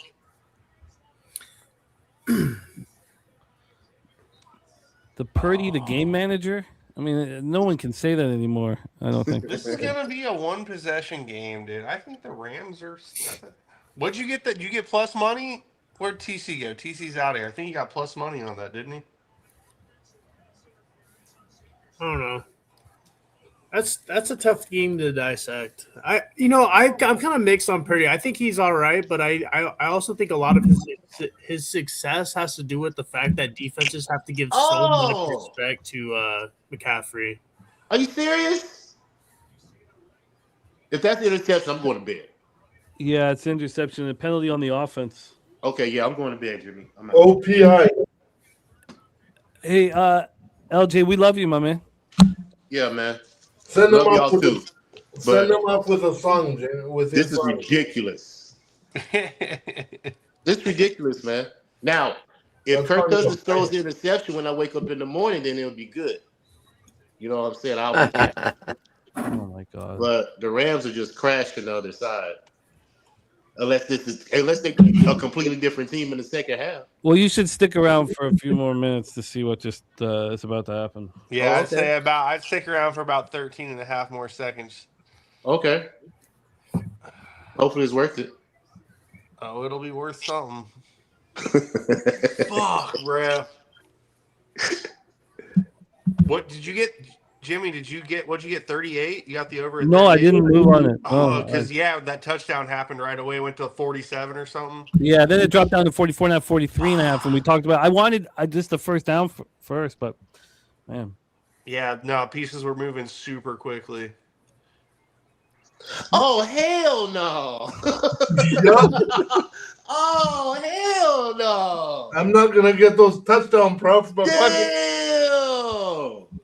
He went 90. He just went Dude, 99. Panthers are gonna go to the playoffs because Atlanta beats the Rams at home, bro. What the fuck? Wow. All I'm saying is I'm gonna be screaming "Who dat" next week because that is what I need. If the Saints don't beat the Falcons next week, god damn it. God. What a beast! I can't even do it. I can't say it. I can't even. I'll never root for the Saints. I hope that nobody goes to the playoffs. I want to go to a game in Atlanta, man. I bet their stadium be rocking, boy. I went up to see the Braves play. The venue for the baseball is beautiful. Yeah. If you're ever in the area, I highly recommend going and watch the Braves for a couple games. That place is styled out. All right, guys, I'm out, man. So cheers, LJ. Always a pleasure, sir. If I wake up and the Rams had won this game, the Falcons suck. They better win this game. Wow. But Jimmy, Thursday, are you on for New Year's Day? Are you doing betting with the bag? No. Okay. No, not on the Thursday. No, we're Wednesday and Friday. Okay. New Year's Eve, and no, we're not gonna do New Year's Day. No. No worries. I'll catch you another time when I'm off. Yeah, please do, man. We want to rock with you. But yeah, we're trying to find a little bit more balance. Just trying to find a little bit more balance. Hey, no worries. I get it, man. You need your rest, man. I need your rest. Well, January 1st is not a day of rest. We're all over hammering football, but there's a lot of football, bro. It's not a, yeah. But, I get you. Well, you guys have a good night, and I will see y'all whenever again. See you, LJ. Good night, LJ. Our guy LJ from Legend. From down south, where we ride on flair. From down south, where we ride on flair. Wow, this is an absolute wild quarter. So the Falcons +8. Nice way to close the week for me. Nice way to close the week. But Others have been crushing it. There's Spooner in the house. Dizzy saying Rams should sit their team. I would use caution, but I'm sure totally. I don't think they will. I don't think that's McVay's nature.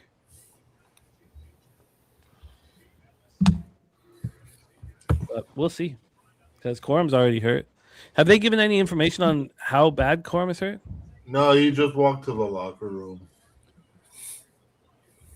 They showed the replay when he went down. It didn't like really look like anything in particular, like an ankle maybe or like a knee kind of going weird. But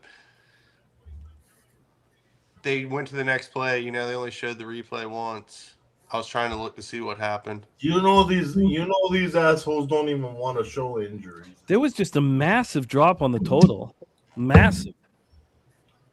53.5 down to 48.5. Is Stetson Bennett back to being quarterback too?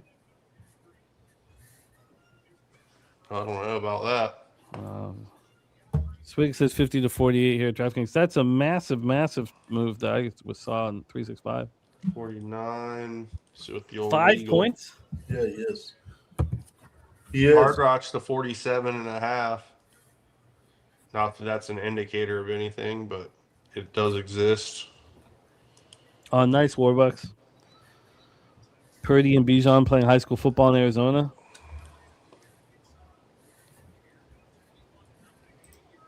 Wow, this playoff season is going to be so much fun. Yeah, I think Come so. on, Rams. Let's fucking get some points on the board here. Yeah, let's get back in the game here for Nuke. Oh yeah, we're good. The Seahawks break the Rams. That's another team I'm kind of weird on. So I waiting wouldn't for- mind halftime talking about is like I've never really had a good feel on the Seahawks. They have a defense really is really good. good. Their defense is. They have a really good fucking defense. Yeah, their defense is like seriously really good.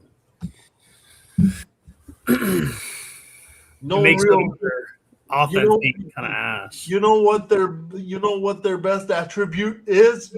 No one on that defense is really a star, but they work so well as like a collective unit of 3 lines. Yeah, some of their parts. Yeah. I like that on the team. Boye Mafe, I would say, is the premier name. Who's like, what the fuck are you talking about, Goki? Like, who's that? But There's some really good teams in the playoffs this year. It's going to be really. I think this is going to be one of the tougher, especially for like the confidence pool. This is going to be a tough year, I think, for the NFL.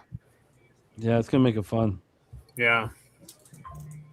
You know, the last few years, it was like, you'd look at teams and you'd be pretty confident as far as like what teams were going to make it pass or through. It was like the disparity was pretty clear, but this year's tough. They're showing some highlights, dude. Shout out to the Jets first quarter team total over 0.5 this year. It's got to be one of the most profitable shit team bets.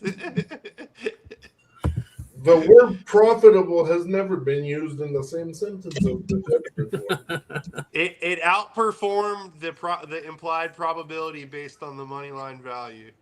No, I'm just playing, bro. I don't know. No, it's just I love that, dude. That's like, dude, the baseball last year. I was all the Florida Marlins, Chicago White Sox. You can make money betting on the worst teams. Pete Fairman.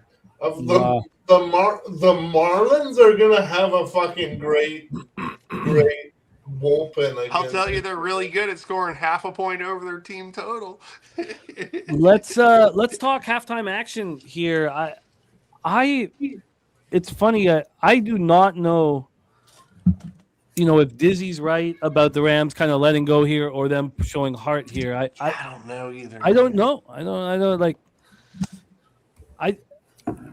I mean, if you think the Rams are going to come back and make this a game, you would want to live bet the over.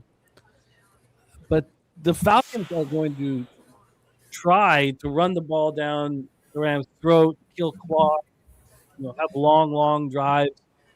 I don't see the over being that appealing. Now that 39.5 that was there for one play was attractive. The 40.5 could have been bet, obviously. But let's go around the horn and take a look at our options. Want to hear from you guys in the chat as well. I've not been. No, this could be a great on look. this. Say what, my man? I was just talking. I think I might be on something here. Might be on a little nugget. I like it. Cook it up. Cook it up for us here. I'm just going to go over options here right now. We have the Rams live at plus 9.5. The total at 47.5. The second half line is the Rams minus 10.5. That is wild. Wow. The third quarter line is the Rams minus 4.5. The total for the third quarter is 9.5.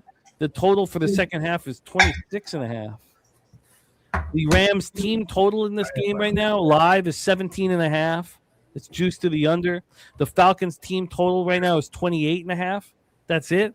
8 more points from the Falcons, and you catch their team total. Not only that, like, this is crazy what the market's telling us. The 7.5 points for the Falcons score in the second half. It's heavily juiced to the under. Minus 135 to the under. Minus 10 Rams second half seems outlandish, so I think I'm probably going to bet that. So, hold on. It does seem outlandish. Yeah, it makes no sense, and sometimes I like things that make no sense. So, well, I don't know if I don't think we should make sense. I just think it's very expensive, and I too am like things in the market now that are very that don't make that's too expensive. I try to gravitate towards those. So I know what you're talking about for sure. Let's go over touchdown scores right now. Puka Nacua just went from minus 110 to minus 105 for a touchdown. Kyron Williams plus 105. Colby Parkinson plus 250. There is not, they're not offering Bijan. And so Bijan has 2 touchdowns. And we want to go over action from cappers in the chat because we had one of our cappers, and I'll pull it up here shortly, who gave us Bijan touchdown, Bijan 2 touchdowns, and Bijan 3 touchdowns. And it was absolutely spectacular. That was Thomas Reinhart. Thomas Reinhart gave us Bijan anytime, Bijan twice, and Bijan 3 times. Spectacular work from Thomas Reinhart. I love to see it. For passing here, Stafford's thrown for 96 yards. His live number is 279.5. Kirk Cousins thrown for 68. His live number is 133.5. Passing touchdowns for Stafford to throw 2. It's minus 155. That's wild. I mean, the market seems certain that the Rams are going to give their full and utmost effort here in the second half. Kirk Cousins has thrown 1 passing touchdown. Another one, just one more from Cousins, is plus 160. I mean, again, the Falcons team total in the second half, 7.5, juiced heavily to the under. Blake Corum's run for 18 yards. He's hurt. I doubt he would come back. But Kyron Williams has run for just 8. His live number is 37.5. Bijan's run for 125. His live number is 167.5. Receiving, we have Terrence. That's the huge play from Puka was called back. So he has just 18 yards receiving. Terrence Ferguson, 27. Of course, Troy gave us Puka Nacua under passing or under receiving yards. Bijan Robinson is caught for 13 yards. David Sills, the 5th. He's with 33, leading the way. To get 1 more yard for Sills is plus 140. Darnell Mooney's caught for 13 yards. To get 1 more yards, plus 110. Kyle Pitts is only caught for 5 yards. Drake London for 4 yards. And here we are with the Falcons with a 21-0 lead. Unbelievably interesting, unbelievably wild. Let's go around the horn here. Spooner coming in on the Rams plus 10.5. We have and Dan's Rants just bet under Stafford. I'm gonna start copying and pasting all of these. Robert Franklin and Spooner moving on the Rams plus 10.5. So Dizzy Donut. Yeah, it's the market is telling us that the Rams are gonna have a monster second half and come back in the game. Again, like if your script, I'm on the Falcons. My script was I wanted to get on the Falcons. I didn't know what to do on the total, so I was very tentative with the total throughout it, and I never got the opportunity to live bet the Falcons because they've been in control. If you believed in the Rams through your capping and your work, then now is a nice opportunity to bet them. Let's go around the horn here. Let's go around the horn. Nuke Worker, what is your any halftime action for you, my friend? Okay, well, I do have a couple of plays, but I'll go over my first plays. I still got both quarterbacks anytime interception plus 240, so I just need Cousins. Turkey to throw one. And then I got the longest field goal over 49.5. And anytime touchdown, Bijan and Puka. Bijan's already scored one. So, yeah, we're good there. And now, yeah, what I'm doing here is I'm doing I got Cousins over half interception in the second half, plus 310. Wow. And I've also got Stafford over 2.5 interceptions, plus 182. Because they're both going to be, I don't know so much about Cousins, but Stafford's going to be chasing, and I'm gonna ride with it. I like it. Nuke Worker doubling down on his interception props and in great shape here. In great shape with your action, Nuke. Excellent work. The Goracle, are you looking at anything live? Goracle, I think you're muted. Well, I'm astonished at the position that I'm in, and I'm just gonna hold on for dear life because you expect these assholes to be able to come back and scare me, but I hope not. Let's go Falcons. AM, is there any way we can figure your camera's coming in and out, blurry in and out every few seconds? I think the closer you are, yeah. If I come close, I'll come creeper. Oh no, yeah. There we go, right here. Find the right here. There we Sorry, buddy. It's just tripping me out, man. Let's keep going and hearing from our cappers for halftime action here. We have Old E. Are you making any moves? Negative, Ghost Rider. I really wanted to fade the Falcons here. I did a quick isolation on their team total, and I was hoping to get more points. I mean, the books are daring you to take the Falcons team total over right now, and I'm not. I was hoping to see something with a 3 in front of it, because the only time they've scored over 30 is against the Commanders. So I was hoping to maybe get like a live 30 something, but no, I just can't do it. I don't think there's enough value live. I don't know, man. I'm just gonna I'm just go Rams, dude. Just fucking let's go Rams to help the Bucks, and I'm just gonna be chilling with you guys. No action. We have well, that's great. We love having you here, Oldie, my man. We have action coming in. First quarter cleared, so we're up. Yeah. I don't want to give it back for no reason.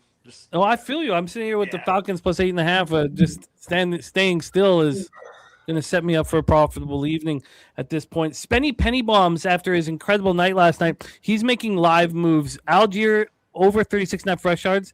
Mumpfield over 29.5 receiving yards. Xavier Smith over 38.5 receiving yards. Then he's adding live touchdowns on Xavier Smith and Mumpfield and Algier. So 800, 450, 550. TC, are you looking at anything live? I got a couple quick thoughts, and then I will make the case for the Rams comeback. One, my live bet was fucking stupid because it's either not going to cash or I could have just waited and got a way better number. So good job, dumbass. But no, man, I do think, with that being said, I do think there's a chance that all my bets cash, and I will make the case for the Rams comeback. You kind of look at that first half, and yes, it's 21-0.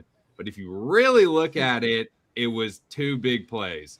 It was that pick 6, and then it was a 93-yard Bijan run. I don't think they're duplicating that necessarily in the second half. And I can see old Kirkarino throwing a costly pick if the Rams start to come back, and he feels the pressure, and it starts to buckle down a little bit. So, yeah, I can absolutely see this game ending up 33-28 Rams, and Kirker's throwing another touchdown pass to cash all 3. So maybe it's hoping and wishing, but yeah, let's fucking go Rams. I think they're still the way better team, and I can see the Falcons choking. Wouldn't be the first time. Let's go.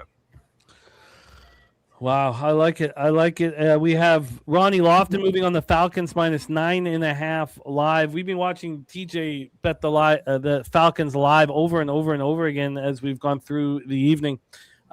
AM, is there anything you're looking at live, my man? Yeah, I already bet Rams second half minus 10.5, minus 122. I just makes no sense to me what that is. If the from what we've seen, it looks like the Rams probably are gonna bend over and just take it. But I mean, the line's saying it's not going to happen, so I'm gonna believe what the books are offering here. You are in business. In a business. Are we back? Is it back yet? No. Okay. Let me know when it is. Let's go over action from our cappers here rocking with us because there's a lot of excellent work here. Dizzy Donut, Falcons team total. Oh, but that's tied with the Rams money line. The team total over there is nice look. We have Hino Ball on the Falcons +7. Luke Burrow on the Falcons +8. TJ pregame took the Falcons +8. Robinson over 73.5 rush yards and over 16.5 rush attempts. All looking in business. We have Thomas Reinhardt, Bijan anytime, and 2 times and 3 times here, which is incredible. Beautiful. Urban Pope took Atlanta money line at +275. We have Wager Detective on the Falcons +7.5. BJ on the Falcons +8. Excellent work. Oldie cashed that first quarter under 10.5. Harold Williams. Oh, that's the receiving he needs. Dougie Wise on the Falcons +7.5. Pacheco de Gallo +7.5. Beautiful, beautiful work. Beautiful work. So, Fireside Falcons over 10.5 points in the first half, +130 banger. So we will see how this bangs out. Thank you guys for rocking with us. Being low on the sauce tonight just because I've got NFL Pub Hub, our last 16 game breakdown. Just taking over the next. I'm not want this stream to end because as soon as it ends, I know every waking thought. Oh God, TJ, excellent work here. He's taking Bijan to score another touchdown at +220.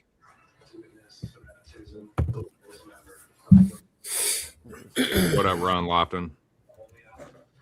Shout out to everybody's action in. Jacqueline, great to see you. Hope you had a great holidays. Are the Rams going to get shout out here or what? No. I hope not. I'm kind of tempted almost on the Rams money line, man. It's like 525. Yeah, it's pretty high. I mean, man. Yeah, I'm looking at it right now. I know. Come on, reverse that. Dude, sometimes I have a little luck with reverse CLV. I'm going to stay with what I got because mine. We're seeing a panoramic view of a downtown Atlanta, guys. Yeah. I'm going to stick with what I got. I'm going to pour a beverage. I'll be right back, fellas. What Jacqueline said. Hit the fucking like. Support the channel. Please and thank you so fucking much. Sorry, go ahead. Man, that Rams money line, though, it's calling my name. I only got a few more minutes, but. Dude, yeah, I'm hoping my my reverse CLV will bring some luck to anybody betting the Rams. I think that is a stupid line for them. It's hard to get there, though. I mean, man, but that's exactly why I took the second half Rams spread of 10.5. I mean, from what you've seen, it's just been Atlanta domination. I mean, and that should never be the case, bro. Right. No, I get it. I get the Falcons. I get they're probably going to ride it out, but I wouldn't be surprised if the Rams at least make it close. I'm not necessarily expecting to catch the Rams live, but it's like, dude, that's a stupid number. And like, I think I can get at least one of those touchdown props through the hoop, but man, yeah, I get it. And I don't hate that Stafford to throw a pick at all because yeah, I mean, he is going to have to let her rip if they want to come back here. But I think they can, man. Like, I don't know. Well, that first half was kind of weird. I was kind of liking the look. I know you mentioned it on Cousins throwing a pick. I'm trying to look for a line for it. Nice. Decent return there on the kickoff, and the Rams have the ball for the opening drive.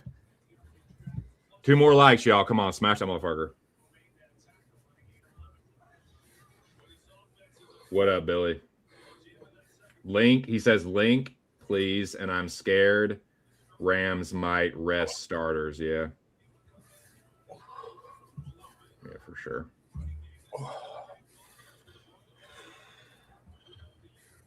You got it, or I can send it to you. Ah, Stafford gets fucking sacked, son of a bitch.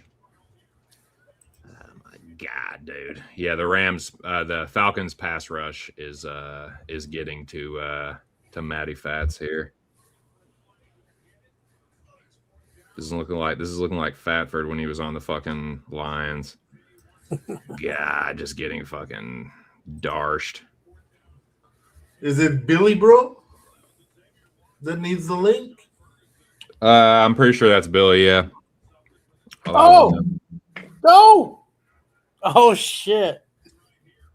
Okay. Okay. Back. No, TJ, you're wrong. Watch the play. What happened? I'm 7 years behind in a live stream. Oh, they got it, TJ. Don't worry about it. My God. And some. Well, Kirkers, just sling another touchdown Rams are pass in there. looking- Cash one of these bets. Oh yeah.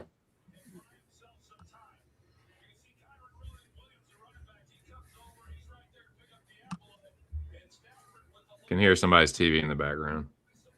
Okay, I'm gonna bet Kirk for a pick at Not plus mine. 280. 280 280 to throw a pick. That's right. for Kirkers? That's Man. right. Yeah, plus 280. I mean, I get it because they're thinking he might have to throw it that much, and I understand. But still.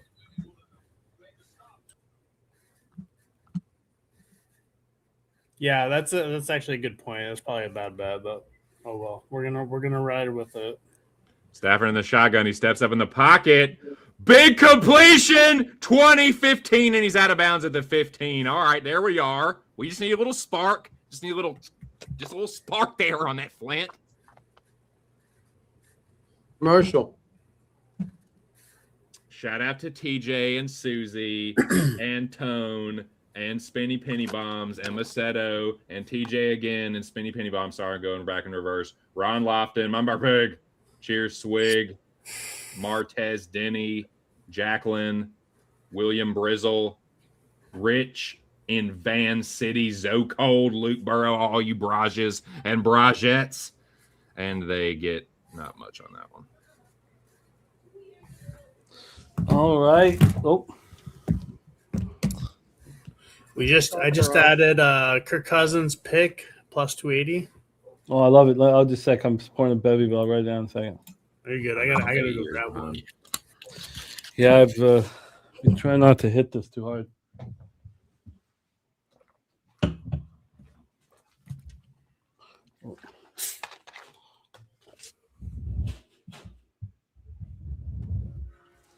Thank you.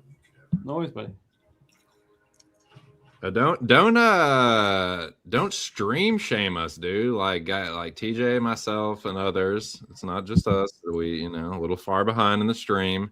That's all right though. This Thursday night stream. Hey, can I talk about this for a second, guys? When you tune into Pub Sports Radio for a live stream, it's about the experience.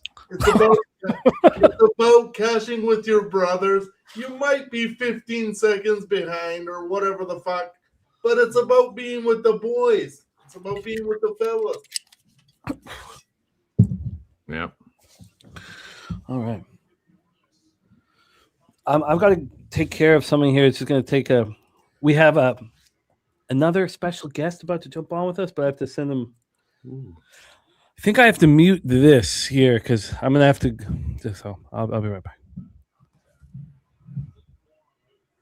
You know what? I'm just going to put it on the regular. I'm putting it back on the normal stream that I use. Fucking DirecTV, piece of shit. Fucking getting bullied back in There you go. DirecTV. Now your camera's looking good, AM. Yeah, well, I turned off the blur shit, and that's why it's not doing the. That helped my camera too for some reason. Like all of a sudden, my shit. Now it doesn't look like you are. I don't know. It was the blur feature that made it look all freak out. Yeah, but why? Yeah, I wouldn't even. Yeah, I wouldn't even know that exists, bro. Yeah, it does. Yeah, it's in the settings. All right, now I'm going to be normal behind.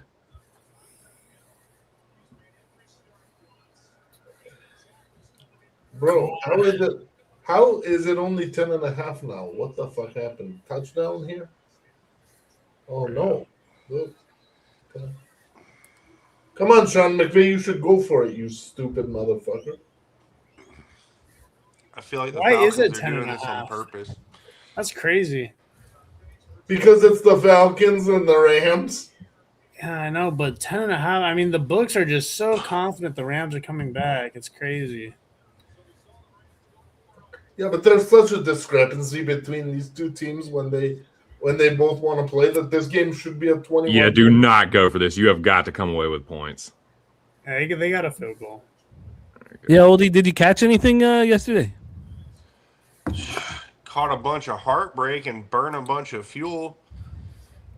Nah, we put a couple little dinkers in the box, but no, it was ocean was friendly for the most part. We hit really dense fog on the way home. God bless radar.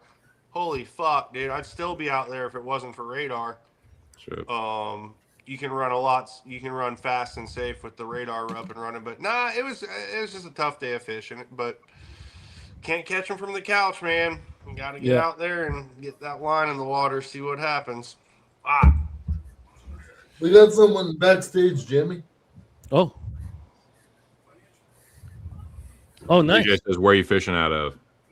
We fished out of Ponce, man. So, like, just to get started, it's about a 40-mile run. You know, the boat gets about 1 miles to the gallon, running 350 horsepower engines. So, you know, just burning a bunch of fuel. You guys know that, you know, America's been at war with countries that make oil for about ever. Cost of oil is always proper, you know. Like, I would honestly just recommend going to the fish market. You know, like, there's no reason to go to Bass Pro. Just go to the fish market, get you a little cut of fish, save you a shit ton of heartbreak and a bunch of money. Hell yeah. Fucking fish out there just swimming around, big old fucking mouths. Fucking asshole fish. That's what's up, Nate. That's what I do too. I catch them from shore myself. Let's bring out our next guest. We have two guests ready to jump on with us here. First, a co-star of TC's on our hit show, The Locker Room Talk podcast, coming to us from South Jersey. Please welcome our guy, Billy Brisbane. Brizzy, what's good, man? How are you? Hola. Greetings. I feel like I saved myself a lot of money. Yeah. Are you looking at anything live? You believe in the Rams live here? To a certain extent. I took Matthew Stafford live over 275 passing yards. His passing yards prop pre-flop was top 5 most bet under on the card today. So, like, for most bet on props, his under on his passing yards is like number 3 on the list. So I'm gonna take the passing yards because if the Rams come back, it's gonna be through the hands of Matthew Stafford. I like it, Brizzy. We have our next guest ready to jump on from parts unknown. He is a new location, and still, I'm looking forward to see what kind of shot he's conjured up here.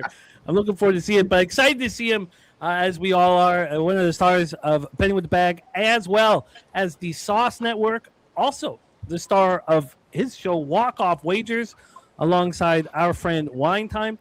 We're all kind of high alert for Wine Time right now. It's almost the date here where the baby's supposed to come, so we're very excited for Wine Time. His co-star right here joining us. Please welcome Morgan Spooner. And Spooner, what's up, man? How's everybody doing? How's my mic set up? I'm not sure if these AirPods are as good as I'd like them to be. Sitting in a hotel right now. I meant to be back in Ohio yesterday, but I ran into a giant ice storm up here in Vermont. It was 35 mile an hour on the best road available, and I was like, I'm not going to try that. I'm just going to wait till tomorrow. Got back visiting some family. It's been a nice time. My mom's health has improved while I've been out here, which has been a major blessing, and had so many blessings this year, and I'm glad everything's going well. I think we're in a good spot moving forward. Really excited about this football game. I hopped on the Rams plus 10.5. Not a huge bet, small half unit bet in the NFL for me, but just something for some action. Really looking forward to college basketball tomorrow.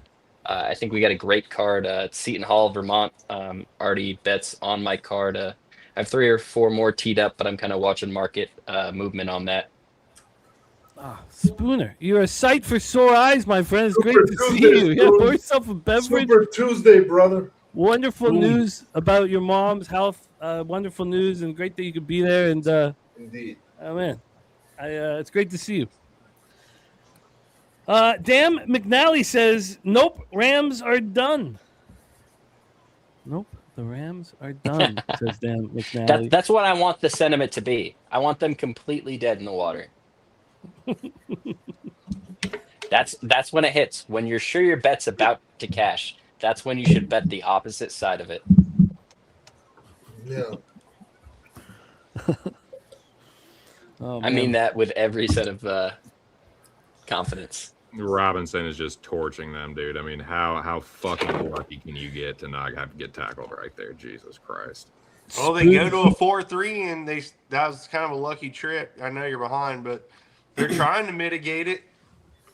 They went to a more traditional. Yeah, they went to a little more traditional defense on that last snap, but they're going to. I mean, that's what was about to happen. It was about to be a tackle in the backfield for a loss on the previous play, but of course. Yeah, they're going to get torched over the top regardless. Yeah.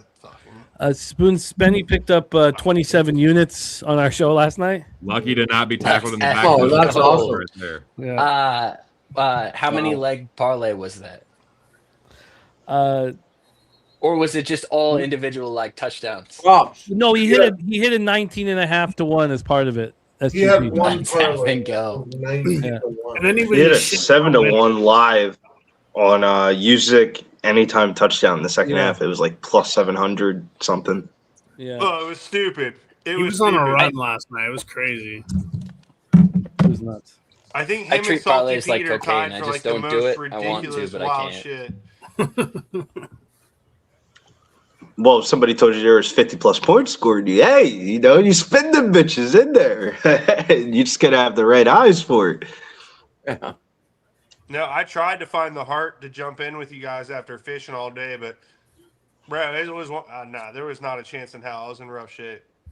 I had too much 49ers money line action to like. Hey guys, this is for the Nuke worker here. This is for Nuke cashing his longest field goal prop. There you go, bro. Where's Really that? nice. Yeah, 56-yarder. Here we go. I'm glad it's not Young Hae Koo kicking it. She would have went left. No. Young Wei That's fair. That's fair. Young Wei Koo before this year was. I was gonna say Young Hae Koo like 5 years ago was all right. Have you seen it, Nuke? Oh yeah. Thing of beauty, man. 56 You yards. know, baby. Let's go, Duke. More Nuke winners right here, man. More. He makes it look so easy. It's just like casual. Like, another Nuke winner. Another Nuke winner through This the old guy. gate. The machine. So I do have a question. Let's go. How far does this get away from the Rams where they bench starters? That's what we were talking about at halftime. I get it. They have no reason to bench starters because that's. Wait, is this I don't know, man. Wow. I don't know, man. Like what? It's fucking 24-3 on a Monday Night Football game. If I'm not of the thought of this. It just ran across my mind. When you look at your guys and ask them, you want to just sit this shit the fuck out and we just run this shit back tomorrow? Like not so those too, exact but words, but the second half lines though we're saying, we'll see what happens. We'll see what happens. I was thinking the exact same thing at halftime, but I was shocked to see how bullish I guess the books were on the Rams in the second half. So I could see them doing that in the fourth quarter. they're going to be bullish on the Rams. More than the starters, Billy? Do the backups want it more than the starters? No, not in Atlanta. No, because right now, no, not Atlanta's team. I'm not talking about their team. I'm talking about the Rams team specifically. We're talking. Well, they about already have the backups in. It's just not like they're healthy. Look at that, TJ from last night's show to tonight's show, 14-1 plus 19.4 units. Damn. Last night, Spoon Well, last night was so funny to me because while everybody was cashing nonstop, I was losing live bets on unders like an asshole, like such a we're gonna get drunken fucking buffoon. flooded. And The last one hit though. the last one, so stupid. All you guys are cashing nonstop, and that happened. One of my best buddies who's fucking offed himself, but I was meeting him at the poker room. He's coming to the poker room, and he's kind of a wild cowboy-esque kind of dude. He's walking in the poker room, and there's a fucking what the hell's this game called? What the hell's wrong with me? Red, black, and 36 numbers. What the hell's wrong with me? Roulette. Yeah, he put a roulette table. A bunch of there's all Asian people at the table, and he walks by and he gives me this little wink, and he sits down at the table, and he puts like $50 on red, and they're all yelling at him. They're all yelling at him because I guess I look closer. I guess they'd won like 7 or 8 straight on black, and they're yelling at him like, "Why is he doing this?" And he puts like $50 on red, and he loses. And then and he just doubles it, he doubles it, and they're all screaming at him because they keep now it's 9 in a row, 9 in a row, and he doubles up and he loses again. And he's probably only got like $600 or $700 to come to the poker table with, and so he doubles it again, he doubles it again on red, whatever, and he loses again, and then he pulls out whatever is left, puts it on, and he loses again. And so like fucking in like a minute, he went and a half, exactly 2 like minutes. he should have though. I just watched him lose like $700. He winks at me first and then loses like $700 while being screamed and yelled at. And I felt sort of like that guy last night, fucking betting unders while every prop's cashing, every touchdown prop's cashing. Winning streaks over 7 are always due for regression. But then he ran out of money. Like, at that point, if you're going to double your bet each time, you better have.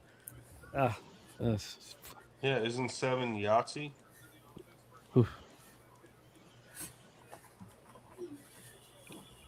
And they're laughing at him.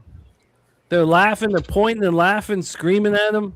And they're like very polite, older Asian people, very polite, like older women, pointing and like begging them to come over to this side, and they're just laughing and cashing and pointing. Come on, Rams. Come on, Rams. Fucking bullshit Falcons.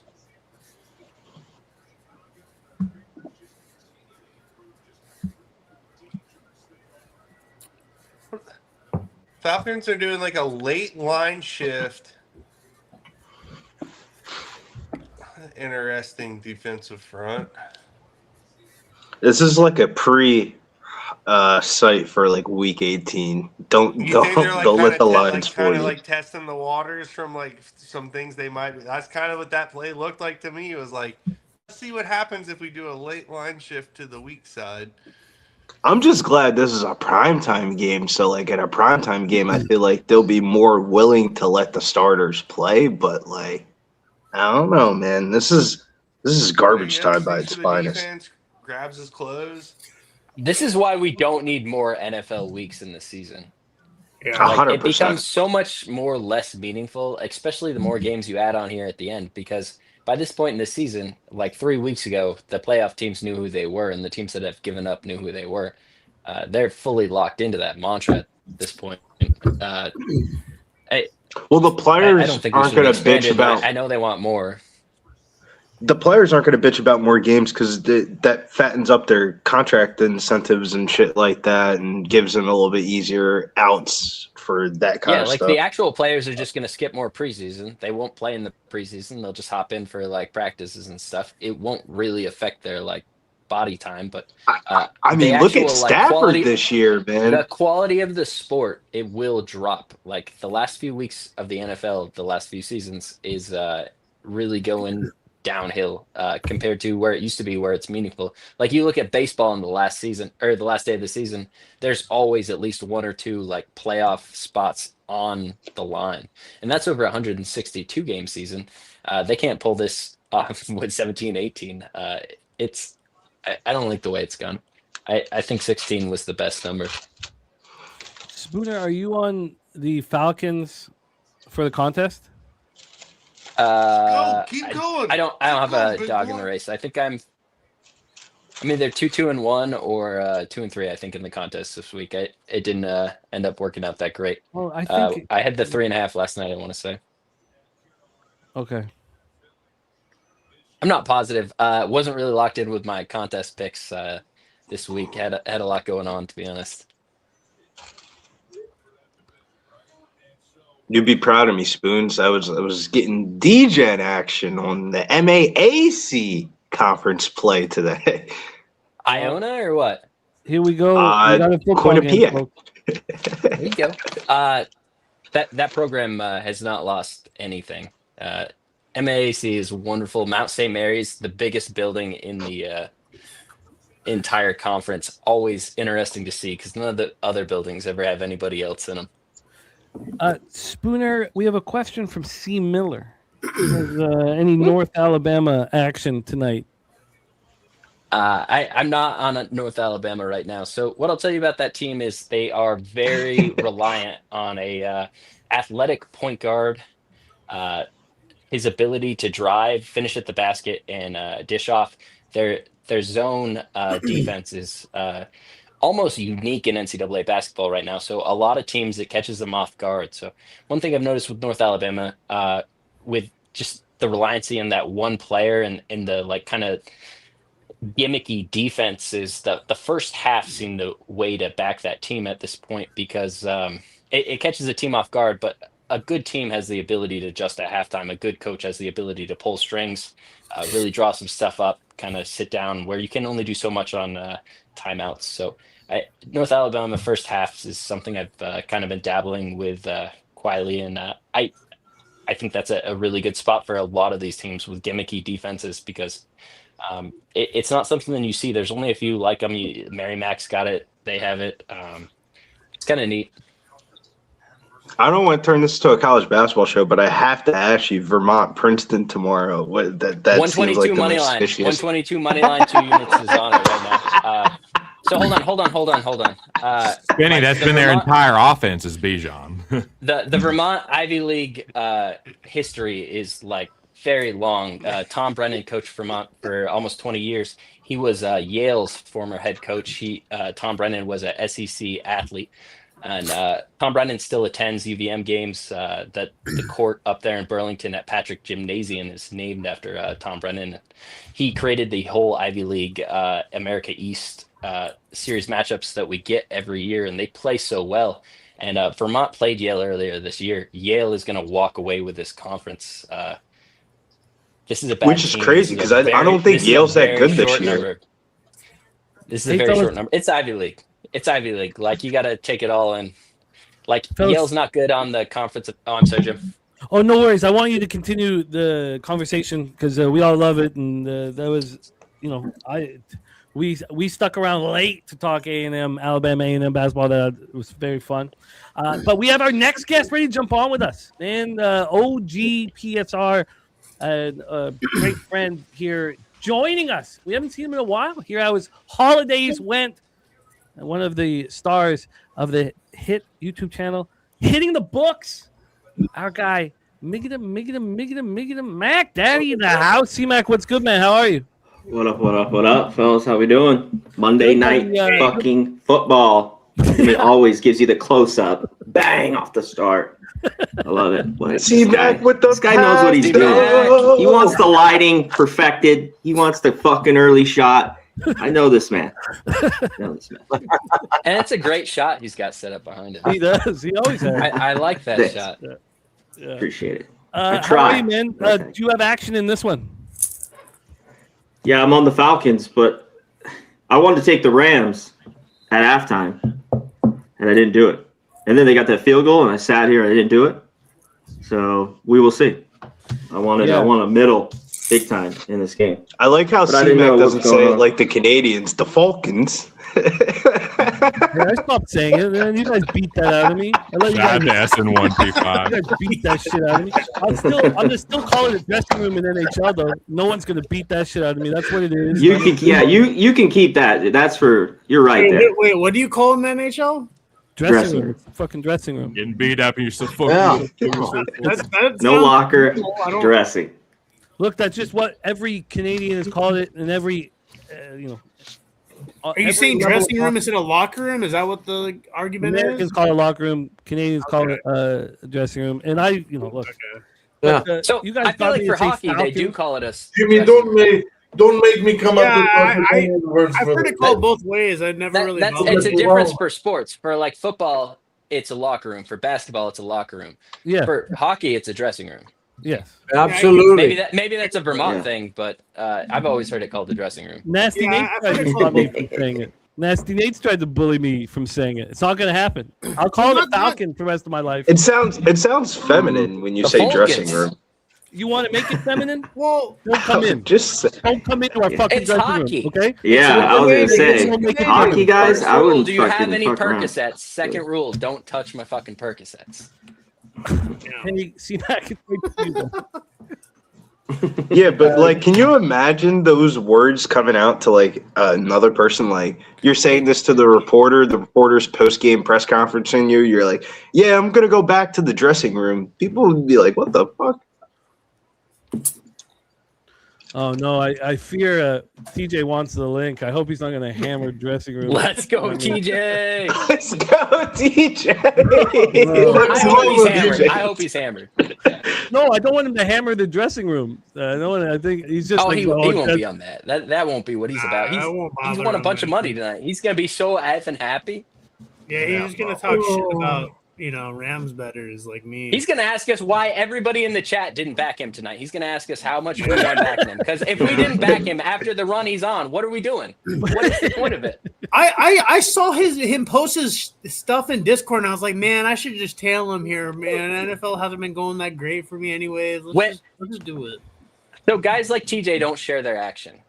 He did. He shared it all No. in That's why I'm Discord. saying. So when you get a chance to tail a guy like TJ's action, I know. it's probably I regret worth it. it. I regret the it. other people that are on especially the fact he TJ's hit level, you don't see those. At I least know. not without I paying a lot of regret money it, for the especially 'cause picks. he hit the Bijan first touchdown too, man, and that was a good payday. My favorite one was the "We're getting chucked tonight. We're getting chucked tonight. We're getting chucked tonight." The Tyler Chuck shit yesterday was fucking legendary. Yeah, Shucky. Old fucking Shucky. He moved to the favorite for Rookie of the Year odds this year. Oh, he's a beast. No, it's funny because that I was talking to TJ about it. That when he was at Oregon, I was like, yeah, this guy's I got think it. Nate is single-handedly dismantling the dressing room. It's It's not gonna work. If I'm repping this fight, I'm waving this off already. No, look, it doesn't matter what you guys I'm say. taking you in Like, my I'm not- arms. It's over. It's over. Look, you can bully me into stop saying Falcon. No, bring I thank you Falcons for back. that. Bring Now, Falcons back. now I don't. Thank you for that. Let's bring on our Falcons. next guest. He is being crushing live. Hola, at brother TJ. At a level, if it wasn't for our guy Spenny Pendergrass hitting 30 units last night, maybe we'd be more impressed with his 14-1, 19 units. Maybe. Please welcome our guy TJ in the house. Oh, let me. Because I'm okay. I'm gonna pull up the live odds because we need 10. I Pull don't the think live I've odds won because 20. I don't think I've won 27 bets all year. Oh, and then let's get started. Can move back to here. There, we're in business. Hey guys, hey. 27 bets in one night. Is that a Cubbies red? Like what does that see there? Colgate, baby. Colgate. I was That's that Colgate. 7-1 that 7-1 center last year made me so much money. I was so sad to see he didn't come back the and big play. white again. guy, yeah. They played so slow. The unders were absolutely like free with that Well, team. we can't They play were fast. so good at We don't- controlling We don't have pace. talent up there. The We just, truth, you know. the toothpaste. No, Can't have too much they NIL got money. nothing on Colgate. No, they have no NIL money. No NIL. That's what I'm saying. You can't get too nice. You got to pay them. You don't say. I'm here to settle. First of all, I'm here to settle an argument. Okay. I grew I up. think we should watch some football for 1 second. Okay. Yes, the other way. Go the other way with your feet. Use your feet. With your feet. Something's happening, and I gotta wait to see it. Yeah, no. The dressing room argument's already over. It's TKO. TKO. What are you trying to say? Oh, get fucked. It's been settled. It's now called. It's now. Oh called shit! Let's go. No, it's not in the NHL, man. It's not you. Did he catch it out of the air? Was that a pick six? And he did the touchdown anyway. I It don't was know. not a pick six, it was a block kick, man. It's Oh, not a pick shit. when you I'm catch the sorry, I wasn't ball. watching. Touchdown. Field goal. So that's why the Rams odds are so low live. So your second half bets might be good. Might be good. Oh, I might like that. Damn, let's go. Dude, TC, you gotta get a God better streak. damn I get it. the same when you're It's behind us, crazy. bro. We Man, and gotta all of a have sudden you that on the plus excitement. 500, This 600 is Rams horrible. money line was looking real nice. Hey TC, we'll see. You'll see that in 3 minutes. Do a fucking GoFundMe for a Starlink or something. I just need a Or- Nah, it's the direct TV. It's not even that. It's you guys are in Canada. You don't have. Bro, the is Jay tariffs Glazer don't- feeding the you tariffs, jokes? You've man. been. TC's not Wait, Canada. hold on. TC's Like, Maryland. Public service announcement. If you're streaming on Hulu or YouTube TV, you can change your settings and get rid of a delay that's almost 3.5 seconds on all live events. No, Go into your account settings. Let's go, boys. We like that. We like that. What a crazy football game. This is great because I need 12 yards from Bijan, and I win $3,000 in my fantasy football league. So this is great Damn. for me. Rams I need Eagle 3 be fired yards. up now 3 too. yards. Okay, I have a bet to settle because I'm from Southern California. I grew up in Southern California. I had hockey skates on before I was 3 years old. Grew up in a hockey family. I know everybody has their mind blown. Nobody plays hockey in Southern California. Actually, That's where my brain was going. no, actually, it's big out there. We play tournaments in Vegas every other weekend. We're in Vegas playing tournaments with all over the United States, international tournaments in Vegas. Like goes Yeah, on with all a the bunch time. of people that don't know how to play hockey. I'm sure that. It's called. No, that's not true. No, it's not true. It's not true. My sister Yeah, plays it's in- not true. Yeah, It was the same That's why class. all the best. Bro, That's why the NHL Southern is full of California's Southern not that California hockey. players right now. Okay, That's I'm right. just You're right. saying My that. bad. I'm sorry. Look up the Junior Kings and Junior Ducks organization and how many people play in the NHL from those. Yep. My sister played for the U.S. Olympic team in 94, 98. Anyways, Wow. it's called a dressing room. Thank you. Thank you. Called a dressing room. Thank you. Yeah. What in 19 fucking 80 it was called a No, it's fucking still dressing called- room? I mean it's No, 2025, it's still man. The fuck is the dressing room used for? Yeah. Yeah, Hockey, it's a bully dressing him. room. Bully Chill on him. that comment. See how it I've affects- seen you in crop Hockey, it's tops, a dressing room. my guy. It's a dressing room. You wear jerseys backwards. No, it's a dressing I room. paid for the fucking name, Spoons. The name in the back of the jersey. I didn't pay for the fucking the logo in the front. Let the It might people have to do with let most the people hockey behind rooms you I've been read in. the name on the back. Haven't had lockers. Oh, Bijan just won me. Oh, we just won the championship. Thank you, Bijan. Thank you. Let's go, TJ. If you actually 12 go to yards on the Colgate, pass. It's TJ, PPR. Thank you. How many fucking points did you need from Bijan to win the championship? Oh, I I mean, needed dude's got like I needed 150 fucking 38 rushing yards. Bro, I needed like 38 points. It was a dream. That's wild. And guess what? I sat Stevenson and started Henderson because of all. You fell for it. Yeah, I fell for it, and I should have swapped it. All week I had Stevenson in, and then I swapped him, and that was a big mistake. And I thought I was going to lose it for that, but it's a big league, so it's fun.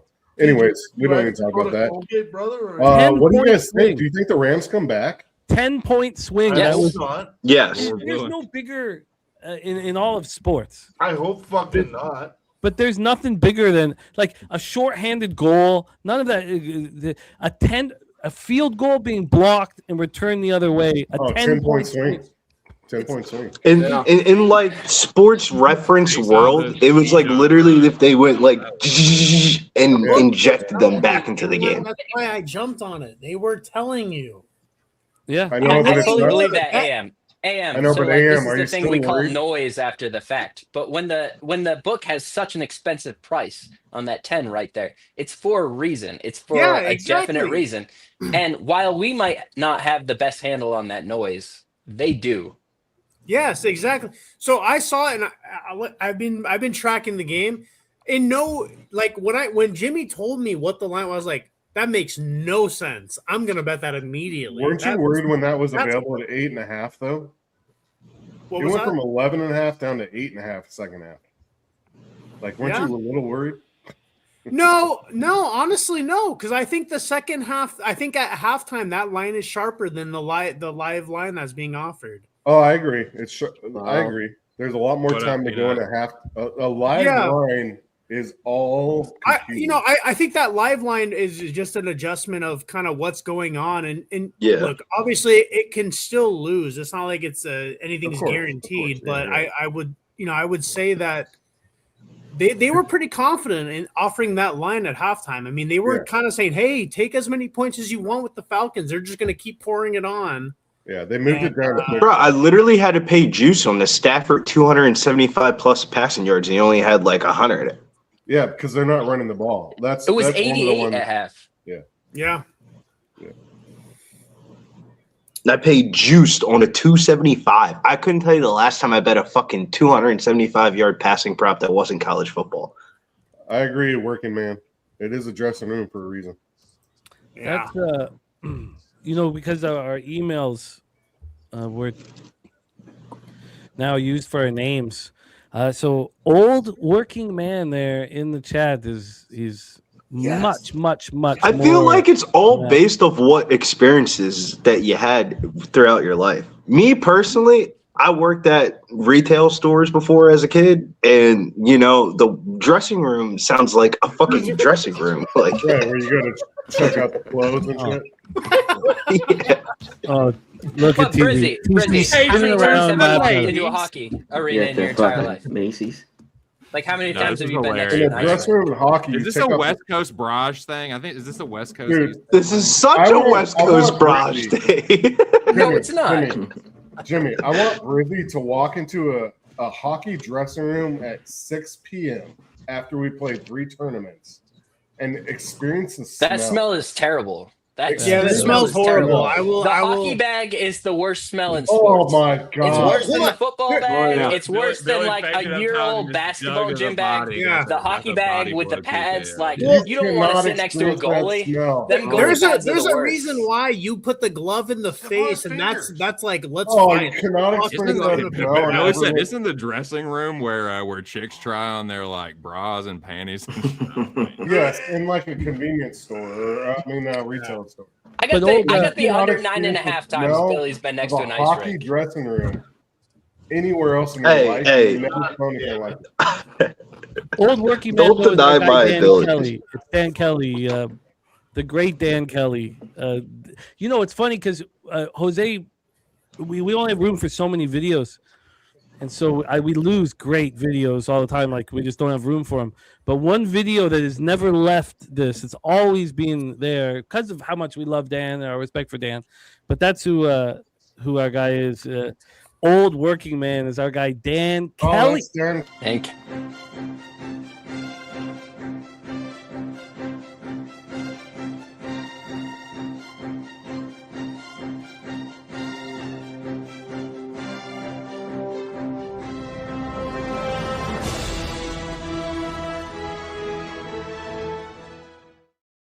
I remember Dan Kelly from back in the Dude, day. not washing your gi is fucking nasty. Or not washing your hand wraps, dude. Oh my god, that shit. When I'd gets wash my foul, dude. gear, Put it in a when I- funky gym bag. Oh, dude. When I'd wash my gear, the water would turn black.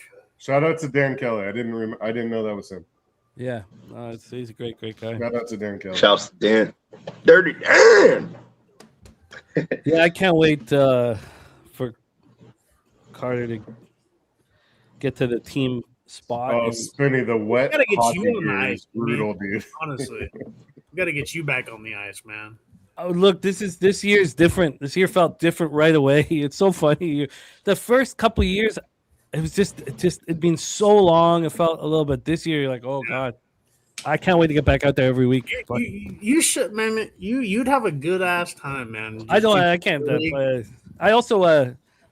No, I can't. I don't. I need to do it myself first, but I just like going out there with Carter. I'd much rather do that. I don't have time. Like, there's just not enough time in a day. Focus on my time passing him the puck, setting him up one timers. Oh God, man, I wanted to already doing one timers at 4. He's already ahead of the game. We'll see. We'll see. It's Jimmy, I was chatting with my brother this weekend. We were looking through some old pictures and whatnot, and my brother's father's different than mine, and he played some minor league hockey up in Canada for quite a while. Ended up breaking his collarbone when he was having his chance at the NHL, and kind of went downhill from there. But John LeClaire ended up being somebody he knew, and it was always super supportive of my brother playing hockey. We were looking at some of the sticks John LeClaire had signed this weekend, and some pictures of him, and just the keep kicking man from John LeClaire. It was his signature thing that he would sign. It was a fun hockey moment, kind of looking back. That's cool. You'd enjoy it. That's cool. It's so funny that my first thing that comes to my mind is I was showing Ella my friend 20 years ago was shooting a movie with 50 Cent, and I played her a bunch of 50 Cent shit, and so and I was showing Ella the 50 Cent autograph I have, and he wrote "Stay cool, Playboy." That should be hung up right next to the hats. Stay cool, Playboy. Jimmy, why were you worried about how drunk I was? I mean, you made that a point. You were worried about me coming on the show. Who? We were hoping you would be more. I was hoping. Yeah, you'd the be more drunker drunk. the better, dude. Who was? Yeah. You were like, I was worried about what side of the dressing room you were going to be on. Oh, he thought you were going to be He needs you to bolster the dressing room. I was like, oh if no. You're not from the Northeast or the North. You're not going to be on it. I didn't know what he was going to. I got nervous because you were like, I want to come on now, right with the dressing room talk on. I was like, oh no. I didn't like the way he started off with the Southern California. Like Southern California is known for hockey or something like that. Southern California, I think of Venice Beach. That was wild. I'm with TJ here. You'd be surprised. Southern California pumps out some hockey players. It's much better than you think, and Yeah, that's you'd why be you surprised. see Nyes and Matthews and the Kachuk Yeah. coming out Start to look up LA Kings junior hockey and Ducks junior hockey. You'd actually be surprised. You know why? Because hockey players come from money.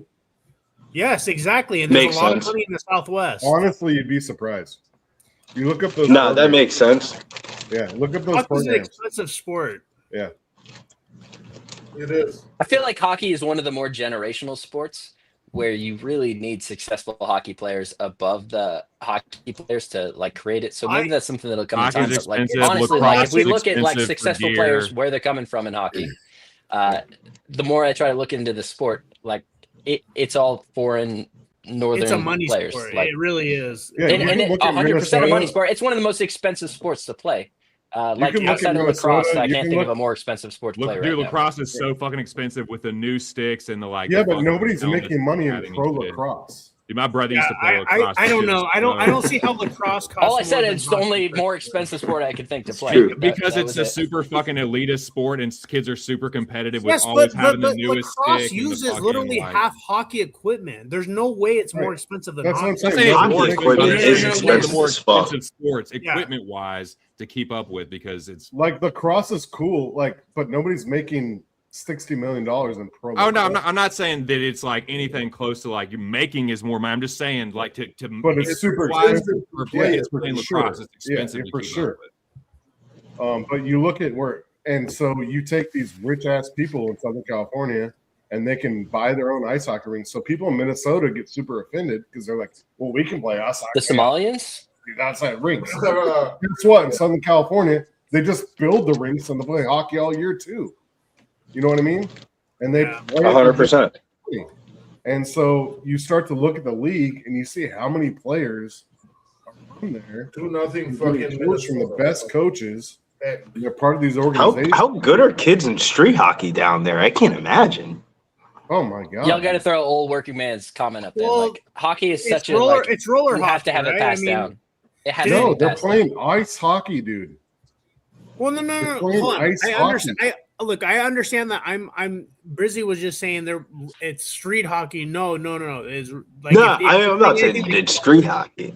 Yeah, I'm well, if saying it's anything how that, good are it's- kids in a street hockey? A lot of I played when I was younger. I played roller hockey. That's like a real thing, and I think same. Bedard played roller hockey Yeah, as same. well. Oh like yeah, a lot of top a lot of top even players like it. You can be dual in both. You know, Yes. sports. The most famous is Alexander Burrows. He was the Yeah. MVP of the roller hockey league. That got him the tryout with the I started off with roller hockey. Expensive. Yeah, I started off with roller hockey when I was younger, and then I transitioned to ice hockey, which is, I mean, if you played roller hockey, it's a really easy transition. Easy. Yeah. Yeah, you just literally have to, you know, learn how to stop. That's pretty much the only difference. And sports like I was golf gonna and say tennis, skating's too. the hardest part. We got Sports like golf and tennis. We got more action that needs to be watched, fellas. Okay. But yeah, sports like golf and tennis, it becomes about like where it becomes expensive because it's where you're playing. I think it's constantly, a and pride thing. Yeah, I think what it's a pride instructors you thing. have, like, and it becomes an elitist like. This going to flag the better best not be some clubs stupid and- shit. This flag better not be some. I'm gonna dumb watch this play shit. before I comment. Oh, Don't worry, Gord. Don't worry, Gord. LinkedIn profile. You're good at finding it. roller hockey What's the flag? can be good I though. think 'cause you there's a can use pride really thing good hands. Oh, it is some dumb especially shit. It is especially some Canada dumb and like Minnesota, like that type. Fuck. Between them and the places that have money, they think like, oh, it's cold and we're the elitist in hockey. Fuck. No, the people that have money can build the same shit that you guys have outside, and they can hire the better coaches. Don't be lining up off sides. There's some truth to that, but there's also There some is, truth but to there's the fact also that- like we can replicate the same thing. And they seem to think this pride thing, but it's like I don't know that exists. I think there. I mean, I feel like it's that's the existence of South Jersey. It's yeah. I mean, I think elite talent can exist in even like the Southwest and stuff where hockey really shouldn't be a thing, but more talent's going to always come out of these northern states or Canada where it's so easy to get involved in the I don't sport. know if that's true anymore. I still think it is, but you know, I know what you're saying. I mean, we're seeing more and more NHL talent come out of areas that shouldn't have hockey. Look at the Nationals. Look at everything we're saying. What is that play call? Like, what? CMAC growing up in Vegas, was there a lot of kids playing? There were some. C-Mac, but ask C-Mac if he's big on the hockey scene because there's No, tournaments I wasn't, going on but- every fucking weekend. Big tournaments. Would you go to the So North Las Vegas that's one? a high school. Oh, That's yeah. a high school Ranked out tournament. there? like You make Cup that play, days. that pussy ass conservative There's play a call on couple. third down, then you go for There's it on tournaments fourth in down. Vegas every It's amazing. weekend. You Big guys, tournaments. this is International absolutely fucking tournaments. bananas. This football game is absolutely International tournaments going on in Vegas every weekend. Yeah, But if C-Mac people isn't love involved fucking in that, hockey he's not out gonna here. go. No offense, C-Mac. I'm not trying to talk shit. You have to be No, aware. I don't. Him But I out. think Ridiculous. talking about expensive sports is golf. You put in, but Oh, yeah. with kids, you try to get them to play free, even though it's expensive. Travel baseball is expensive. Oh, So travel expensive. Travel baseball is expensive. There's no sport that's not expensive besides Probably the soccer. game. And they even That's found a what way you to make get, soccer McVay, you expensive in the fucking United retard. States. You make that pussy ass play call on third down, then you go for it on fourth down. That's exactly what you fucking get. We have Stafford's third interception from the nuke Wait, worker. there's a flag though. Goodbye. Drake May VP. Drake May. Well, VP. it's not a pick six. He stepped out of By bounds. MVP though. That's good. All of this stuff. No, we needed that to be a pick six. We need Stafford's passing yards. Thank you, Stafford. No, fuck that shit. I need some touchdown props. Thank you, 45-1. Touchdown props. That was yesterday's game. Nope. I got 10 and a half, so I need another score. I would like to hear from you guys. Fireside said he played AAU baseball as youth, nowhere close to the expense of hockey. Because what I've heard from other parents is it's the travel base because of the hotels. Yeah. That's why it's just. Michael and the Vegas Golden Knights are gonna fuck me tonight. So that's Oh, all you I know, just you know wanted to how say. it is, Jim. They scam you. They scam you at the event, right? You paid for the hotel, you paid for your kid to be on the team, but then you have to pay $80 for parking for the whole entire weekend for the event, and then that kind of stuff racks up. Then you got to buy food. That shit gets expensive. For what sport? Just in Baseball. general, like AAU, travel, baseball, like it's all the same shit. I don't. Yeah, I don't know. baseball's expensive. Hockey's way more expensive. Yeah, I was gonna say I have a hard time believing that those costs add up more than hockey. Yeah, baseball is very 100%. I mean, hockey just off the equipment alone and updating the equipment is just going to cost you money. So like if your kid my older skates brother at the played age of hockey. 6, you're going to have to get more skates. My older brother played hockey 10 months of the year, and I did AAU basketball 10 months of the year. The cost differential at the end of it is absolutely wild. Like, it's a third of the cost Yeah. to play basketball compared to hockey.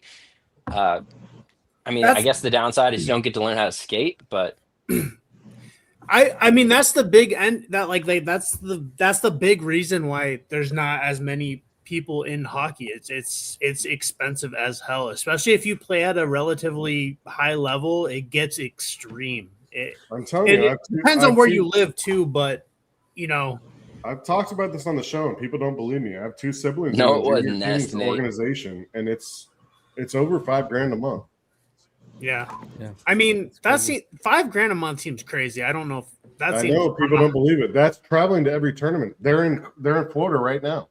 In 2 weeks, they're in Boxing's not Nashville. super duper expensive. I mean, that's Yeah. travel. Soccer is pretty. That's hotel inexpensive. rooms for 2 kids, for parents, for food, for everything. I mean, that's I mean, That's just I'd have- expensive.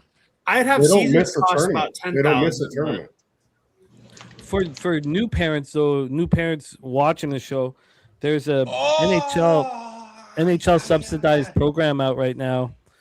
So for $499, you get they'll the only for children from 6 to 10. I think it's 6 to 10, might be 11, but you can't go before 6. It's for $499. They put your kid in all full Bauer equipment, top of the line equipment, skates, everything. They also cut the stick in front of them and make it all exciting. Full equipment, and then you get 6 sessions with these, pros. But just to get the equipment, the bag, everything, like they make it so cool for the kid, That and is cool. it's a cool thing. So, and that's across North America. So easy to find for any new parents out there. Yeah. So my siblings that are in this program are practicing with Kopitar, Perry, Kempe, Byfield, Dowdy. Like they're on the ice with them. They talk to them. They have lunch with them. Like But that's gotta a be very elite program. That's got to be at a really high level. Like those guys. Yes, it's a very high level. They're playing U.S. tournaments overseas, right? It's a top. I don't think I level. ever played the Junior Kings. I played the LA Select when I was growing up. I don't know if you ever heard of them. I don't know if they're still around. This is like you would know if you played a junior. Yeah. I know I used to play like junior. I used to play against like junior Coyotes all the time, but This would be like the West Coast. This would be like United States is divided into 3 teams. This would be the team that's represented by the United States. So I'm not talking your normal. they might play against PF Chang's every once in a while. Possibly, yeah. I don't follow it much. It's my dad's thing, and Okay. yeah, he's older. I'm old. So Carter, he's you're a old. fucking. Oh my god. Okay, whatever. Who are you yelling at, Gorky? So Bijan's gone over his carries and over his yards. So those cash guys. Fuck. I am pissed off, bro. What a bad day. I didn't take any of these, but what a bad day for Rams wide receivers. AJ Terrell locks up Puka Nacua, and you have 36 yards, Xavier Smith, Terrence Ferguson, and Kobe Parkinson leading the receiving corps. Vegas did not come to play the first period. Someone. I don't know. Who's Xavier Smith? I never even seen him before. But Canada probably has some great youth programs, I would assume. Probably way more affordable. I And would have thought Stafford 3 picks, Kirk a 0. Stafford's trying to give away this MVP to Drake May. It's actually pretty diabolical. I know. I can't wait to look at the odds in the morning. They've been going down every week, dude. 45. He was 45 to 1 in week 5. Did you? That's when I bet. I only put $100 on it. You bet him good. It was only I $100. mean, Drake May was pretty ridiculous this week as well. I mean, at that Do odds, you see what he does? He's so accurate. he's Yeah, very but it's also about like who you're playing and like what teams you're facing, and like the Jets fucking suck, bro. I Like the Jets are so bad that they should actually think about relocating. I understand that, but Shut the fuck up. I mean, are we saying? Are we? No, Seaback. Hold on. Let's We're not talk gonna about leave it. New York City. Are you Why fucking are there idiot? 2 teams in New Jersey without even the fucking New Jersey Well, the name? stadium's in New Jersey. Billy, are All you right. saying the 6 and 9 That's Falcons fair. are That's good? fair. Run the shit down the Yeah, field. the stadium can Are you get saying out the of Jersey. 6 and 9 Falcons are good, Billy? No, but we've seen them beat good teams, if that makes sense. So you're the 6 and 9 Falcons. We're gonna give a pass for Stafford. The 6 and 9 Falcons. We're gonna be like, I mean, we've seen the Falcons beat good teams in prime time this year. It's gotten to the Specifically. point with the Jets. Like, are you leaving money on the table, just not betting their under win total every season? Because I mean, if you have been the last, like 10 years, you're up a lot. I mean, think about the most recent Jets games. You can't even bet the fucking unders on them because they're giving up the point total their damn selves. Yeah. I mean, there's just some teams that it's just like a dumpster fire, and it's just 5.5 wins. Yeah, but it's just like the NFL's like a prime example of like a league where like tanking doesn't matter. Like tanking doesn't not save all the be all. Like the Jets have been ass with top 5 picks for like the last 5 years, and they still haven't done shit. You don't say. Yes, yeah. It's about to be the Raiders Damn, next, rolling. drafting fucking Mendoza. Raiders are the worst team in the NFL. Hands down. They're pathetic. Hands down. Not even. Geno Smith is. He would be like almost a negative rating in Madden this year. I can't believe they fucking paid him. That offensive line is horrible. The worst offensive line in football.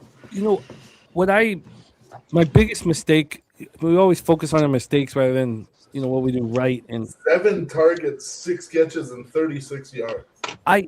when it took me it took me like 6 hours or 8 hours to understand that Max wanted to leave the facility because he was so disgusted. Yeah, he was not happy. Yeah. Yeah, but it took it. I didn't. When I read it, it didn't. I don't know. I have no excuse for it not to register right away. If it had have registered right away, I could have bought out of my earlier Raiders action. Instead, it took me 6 or 8 hours, and I was like, "Oh, wait a minute." He's, and then I looked, and already the Giants were minus 150. At that point, I should have understood exactly what was about to happen and bet it over a unit on the Giants. Take the money line. I couldn't take the 2.5 because you put yourself in a situation where the worst case scenario can happen. And as we all know, the worst case scenario happens, once every 2 weeks. Like I said. No, you're not lying. I had a hedge out of that Genty prop. I had to add as much Giants actions as I possibly could to get out of the Genty position. Yeah, but I should have. So that's it. Just and then just no action. Just being so just sitting there going, okay, well, I'm just going to deal with it. You don't have to deal with it. I should have thought longer about it. I mean, sometimes a hedge isn't like your most conventional hedge of you just bet the other spread. Like, no, you could hedge in different ways. Offense holding, coming back. Yeah, there would have been all the Stafford passing yards we needed. Yeah. And anyone on his passing touchdown props? Well, too good to be true there. It's all good. The minus 10.5 is easy. AM, it's funny, the minus 10.5, right? What were the two wildest numbers? Was the minus 10.5 and also the Falcons team total under 7.5 in the second half.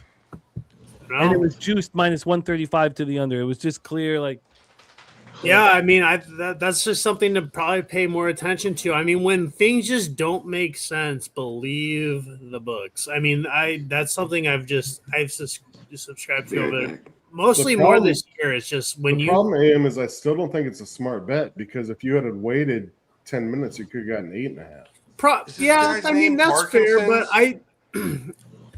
that's fair. That is fair. I mean, yeah, I could have got a better line, definitely, but. So I mean, we already discussed as well, though, too. I mean, the halftime line's probably sharper. And to have that much confidence to not only give a 10.5, but juice it heavy to the you know what I mean? So half of it is understanding what they're offering. Half of it is understanding what's going to move. I think. Yeah, and I did look at a few other books as well. I didn't look at like all of them because I was pressed on time, but I saw like other books were offering 11s and stuff. Oh, well, then okay, I understand. Yeah. Yeah, so that's why I was like, man, they're and 10's a key number too. So I mean, they're basically saying, hey, this is going to be one-sided affair in the second after yards. For sure. And if this ends up a tie game, I could be in trouble here. Yeah. First and goal up to 10. Granted, I'm not going to lose because of my first TD, but I think with any live bet, it's so important to just weigh the entire market of the pre-market bet, not just what's going on with the game. Because so often when we see these huge, kind of opposite of what the line inferred at halftime, the line just regresses back to that initial line at the end of it. It's tough. It's tough to do. I mean, because I've bet into games sometimes where the market, I think is completely wrong and it works out, and then other times it smacks me right. That was a very nice play call. It's not supposed to be easy. Well, we have a lot of cheering going on Spooner, here. we see that more in football than baseball. By game. Jesus Christ. We have the passing touchdown props for TC. We have the Nuke Worker just cashing his Nakua Bijan anytime touchdown parlay at plus 190. The Nuke Worker has been just delivering here. He's a sharp man. So I'm so disappointed. Bet365 is one of the only USA books you can get interceptions on, and that's not legal in Vermont. It's terrible. Like the book setups in the state, like now after traveling, like Florida has one book. Looking at the books that are available up here, like versus Ohio, like Ohio just like invites them all in. It's wonderful. I wish they'd get Circa up there, but so play props. There's like some serious like money laundering going on between politicians and these books. No, only Hard Rock is here. No, you can't have Bet365s. You only get DK. You get FanDuel. Like there's some serious issues with this. It's actually not that bad though, Spoon. I'm glad my brother came up from, but we gotta keep moving, and we gotta force the states to be like this. We can't deal with Except Ohio. You can't bet player props, bro, man. That's my brother came up from Chicago, and he was like dumbfounded that you don't get like state taxed on sports betting tickets, and I was like, you get state taxed on fucking sports betting tickets? What the fuck kind of world do you live in? Chicago's wild. You don't? What am I getting state taxed for? So I'm talking about placing a ticket. Per ticket, you get taxed in Illinois. So it's not an after the fact thing. It's a pre-tax. So like you do it like your bet is taxed, like when you place it. Oh. Which is the wildest thing ever. So let's say you're making like a $200 bet, you're paying an extra $5. Hey Spoon, do you already have a plan for next year? I have 2 or 3 things that I've very wildly considered. I'm in a situation where I feel like I can put money down on all the books I want and probably be fine. At the end of the year, it makes more sense for me to not and use some PCH things and use some offshores. But I think just for where I'm at, I'm going to try to keep everything legal above board and hope that the U.S. catches up. But AM Spoon nod. Maybe there might be some other stuff. AM Spoon hasn't called me, and he's going to be in trouble at the end of the year. I'm going to let you know.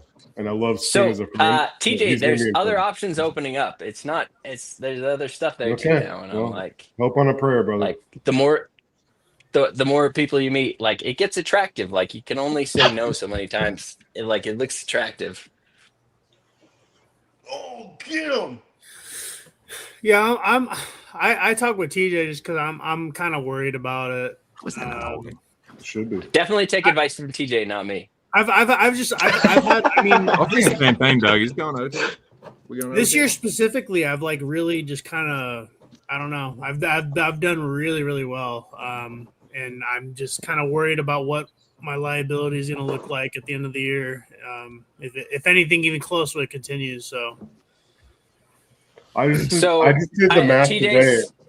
I just I did math guarantee what today. you've been talking about with TJ would be a better financial option for you at the end of all the bets you place at the end of the year next year. You've been than, doing well with trying college to go basketball. legal So outlet. How's that not But fucking holding? I just did the There math are today. there are If you other bet things linked with that. $1,000 a day, if you bet $1,000 a day, okay, which is $100 for 10 games or $500 for 2 games, $50 for 20 games, whatever it is. If you bet $1,000 today, I just did the math today, and you break even, you just break even. Yeah, I don't know. I think this. I You'll don't know pay about- tax on $33,000, guys, which will cost you in your tax return over $6,000 in tax you owe. So I just Okay. want to say, wink, wink, nod, nod. I'm going to look at some stuff, but I'm definitely going to do the legal outlets. $6,000 you will owe. You know, like I would love to because I love Circa. Oh, Like I beat the brakes off of Circa regularly, but the problem is if I'm getting taxed on that, I'm hosed. And like that's just gonna eliminate. Like there's no point in me even betting at that point. Yep. So you have 2 days to take all the advice you can, and then you better make a decision. C-Mac, what are your thoughts on this? Nothing. It's good we can talk about this all day. I mean, everyone's got to find their own way. I mean, back to a bookie here, less money on certain these apps. Overseas, I use overseas for a longest time at 5 dimes. I never had a problem. Always got money in and out. That was years ago. Yep. Yeah, I think you're gonna have to. We'll see. I think it's bullshit. The craziest thing is the tax that you're just talking about. And to make a bet tax, get the fuck out of here. The VIG's already they already got VIG on you. That's why I'm me. I hate VIG, of course. And they're gonna add that on. Whether it's $5 on $100 bets, like fuck off. That's a huge amount. Yeah. Yes. Like the amount that you have to hit on extra to get over that is ridiculous. All this does is open up the. Yeah, no, overseas are just going like this right No, now. They're like, first all of all, right, today's the day. 85% of bettors, 85% of bettors aren't going to care because they already lose and they're not going to notice. The people that actually maybe break even, which is another 10% of bettors, aren't going to notice when they pay minus 110 and they think they're getting a good line. They're now paying minus 122 on that minus 110 bet, and they don't realize it. Yeah, I just want to talk to Kirk Cousins for a second. Hey, Kirk, you stupid motherfucker! This is where you either kick the field goal or we punt it with like 45 seconds left. Well, they can't kick a field goal from their own 47, Gort. No. But this is what he needs 10 and a half to do. sitting pretty nice Don't right now. try to be a fucking hero because you're not. You're Throw a pick, Kirk. ballerina, motherfucker. Kirkers. So just give it to Bijan 100 times. Burgers in prime time. It's been checkered results. I have a feeling my dude C-Mac doesn't necessarily go through the books I don't go through either. Yeah. Yeah, what he said. Give it to him with a minute left. Like, yeah. Whatever. That's another good source for you, AM, by the way. Well, the locals, being a bookie, it's gonna blow up. It's gonna They're be back. They're back. Oh They're back. yeah, They are back. they are back. Overseas is back. The real local is back. I get messages every day. So TJ, on that note, like the messages flooding in, it's like people trying to like sell crack and cocaine. Like you want the first hit free from like all these people. They're like, it's very enticing looking at some different stuff. I think the overseas options. So everything's about price and getting the best price. Looking at some PCHs, you're not always going to find the best prices. Maybe sometimes you'll get decent stuff. But I think some of the overseas options that are kind of going towards the like fair market approach where they're taking the like no vig, less vig approach. I think those are going to be the best long-term options to be getting into. Well, it's the overseas options I trust and that I have relationships with. That I can Yeah, specifically the one that you're talking about. Message TJ about it. That's probably the best 2026 solution until the U.S. decides that they lost too much money from not getting the taxes that went overseas. Because they're going to see the taxes that went overseas because they have a way of seeing this stuff. They're making so much money off all these losers that bet parlays nonstop. Yeah, but the taxes don't add up from the parlays. Right. You need the winners. You need the winners for the taxes. Yeah. Maybe. Miss it. More parlay better.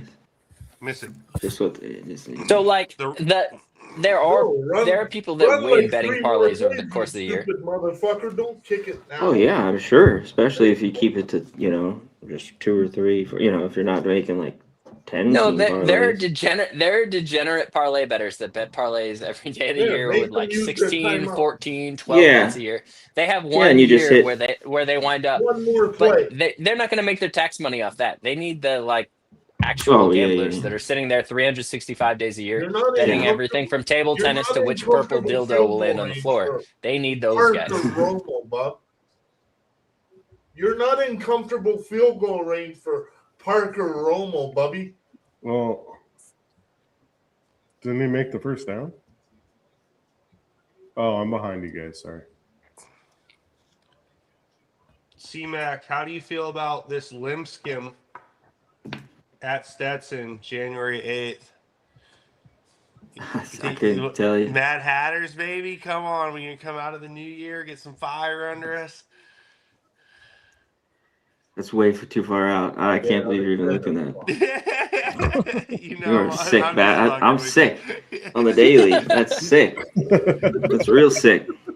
I love it. I'll get back to you. Well, wait, is that 40 days away? I don't do anything until everyone gets back in school. So I was like kind of I don't play. Hey, mine's very minimal right now. So I had Indiana State. I thought they were going to blow it again real quick. I had them against Bradley plus 5.5. Dude makes the 3 and it goes to 3 OTs. I lost that game. And today it goes to OT again. And I'm like, I'm going to lose this. Plus 7.5. They're going to lose. Belmont's going to hit 5 threes. I didn't realize they went to OT today, too. Yeah. Oh, nightmare. Top college basketball. Where dogs go to die. I know, but I lost it went to OT. I was like, last year in triple overtime. It was the most. Yeah, it was the triple grossest OT. thing. Like I had money line multiple times. I had triple OT. I know they did. Plus 9.5, and came I was through. like puking. Listen. They lost. The guy ran down the floor up 8 and throws up a 3 with time expiring Fucking upright. to catch 11.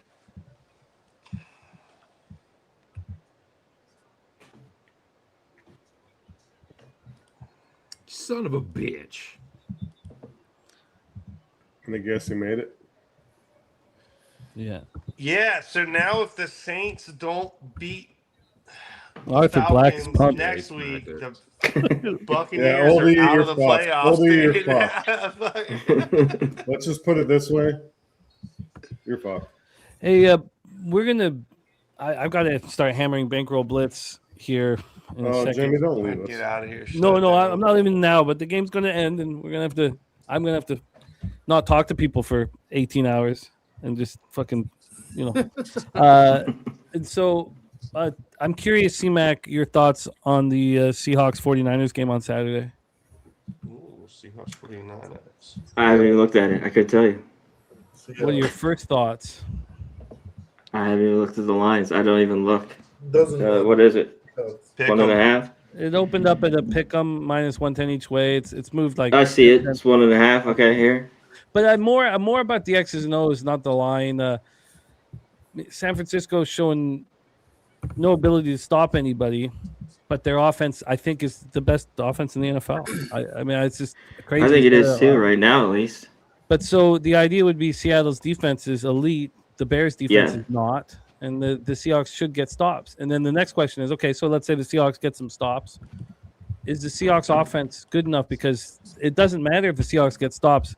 49ers are going to put up, what, 25 to 20 to 30 points in their sleep. You're going over?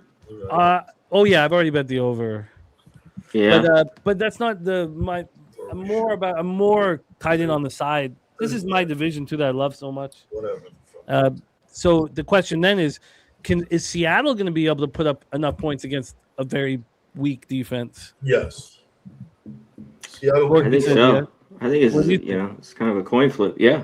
But you think Seattle can put up 30 points because the Niners are. That defense is just way too banged up. That Niner defense. I mean, some of the best players are not on the field, and it shows. The secondary, they play a lot of 5 corners too.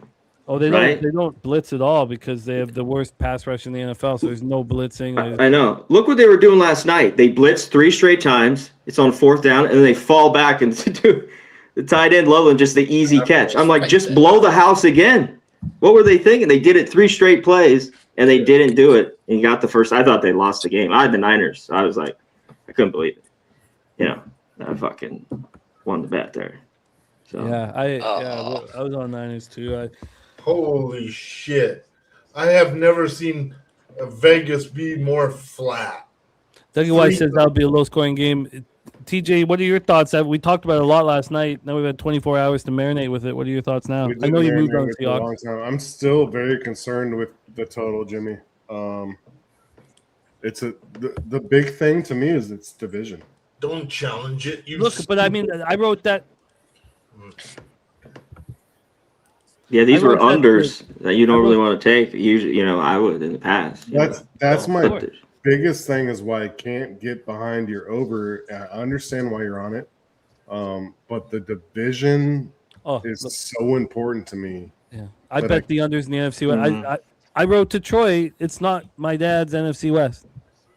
Yep. Yeah. That's why I wrote it. This is I the do NFC like West. my Seattle position. I've bet unders and unders and unders and unders and unders. He's challenging it, ladies and gentlemen. He's challenging it, this fucking asshole. Hey, Wait, Bruce the game is Cassidy, still on? you're an asshole, dog. That is his name, right? Okay, you're funny, dude. I've only bet unders nonstop. You guys know me. If you Jimmy, watch- this is the Seattle's highest total too, right? All year. 48.5 was the Rams game, which I had the under. The first half is at 25.5 or 26.5. Yeah, that's insane. It's the highest first half. It's higher than the full game. Like it doesn't make much higher than second half, which we never see. Jimmy, what was the money line last night? Minus 110. Yeah. It hasn't moved much. No. Hey, Joe Buck. Shut the fuck up with your pass interference bullshit. I just, man, that's a like I said last night. I don't know, Jimmy. Bruce Cassidy and Joe Buck are driving me nuts right now, bro. I'm so happy I don't bet. I almost want to jump out of. I want to jump upwards from my first floor window. Like We should do that game live, Jimmy. I thought it would be fun to fade every line movement in week 18.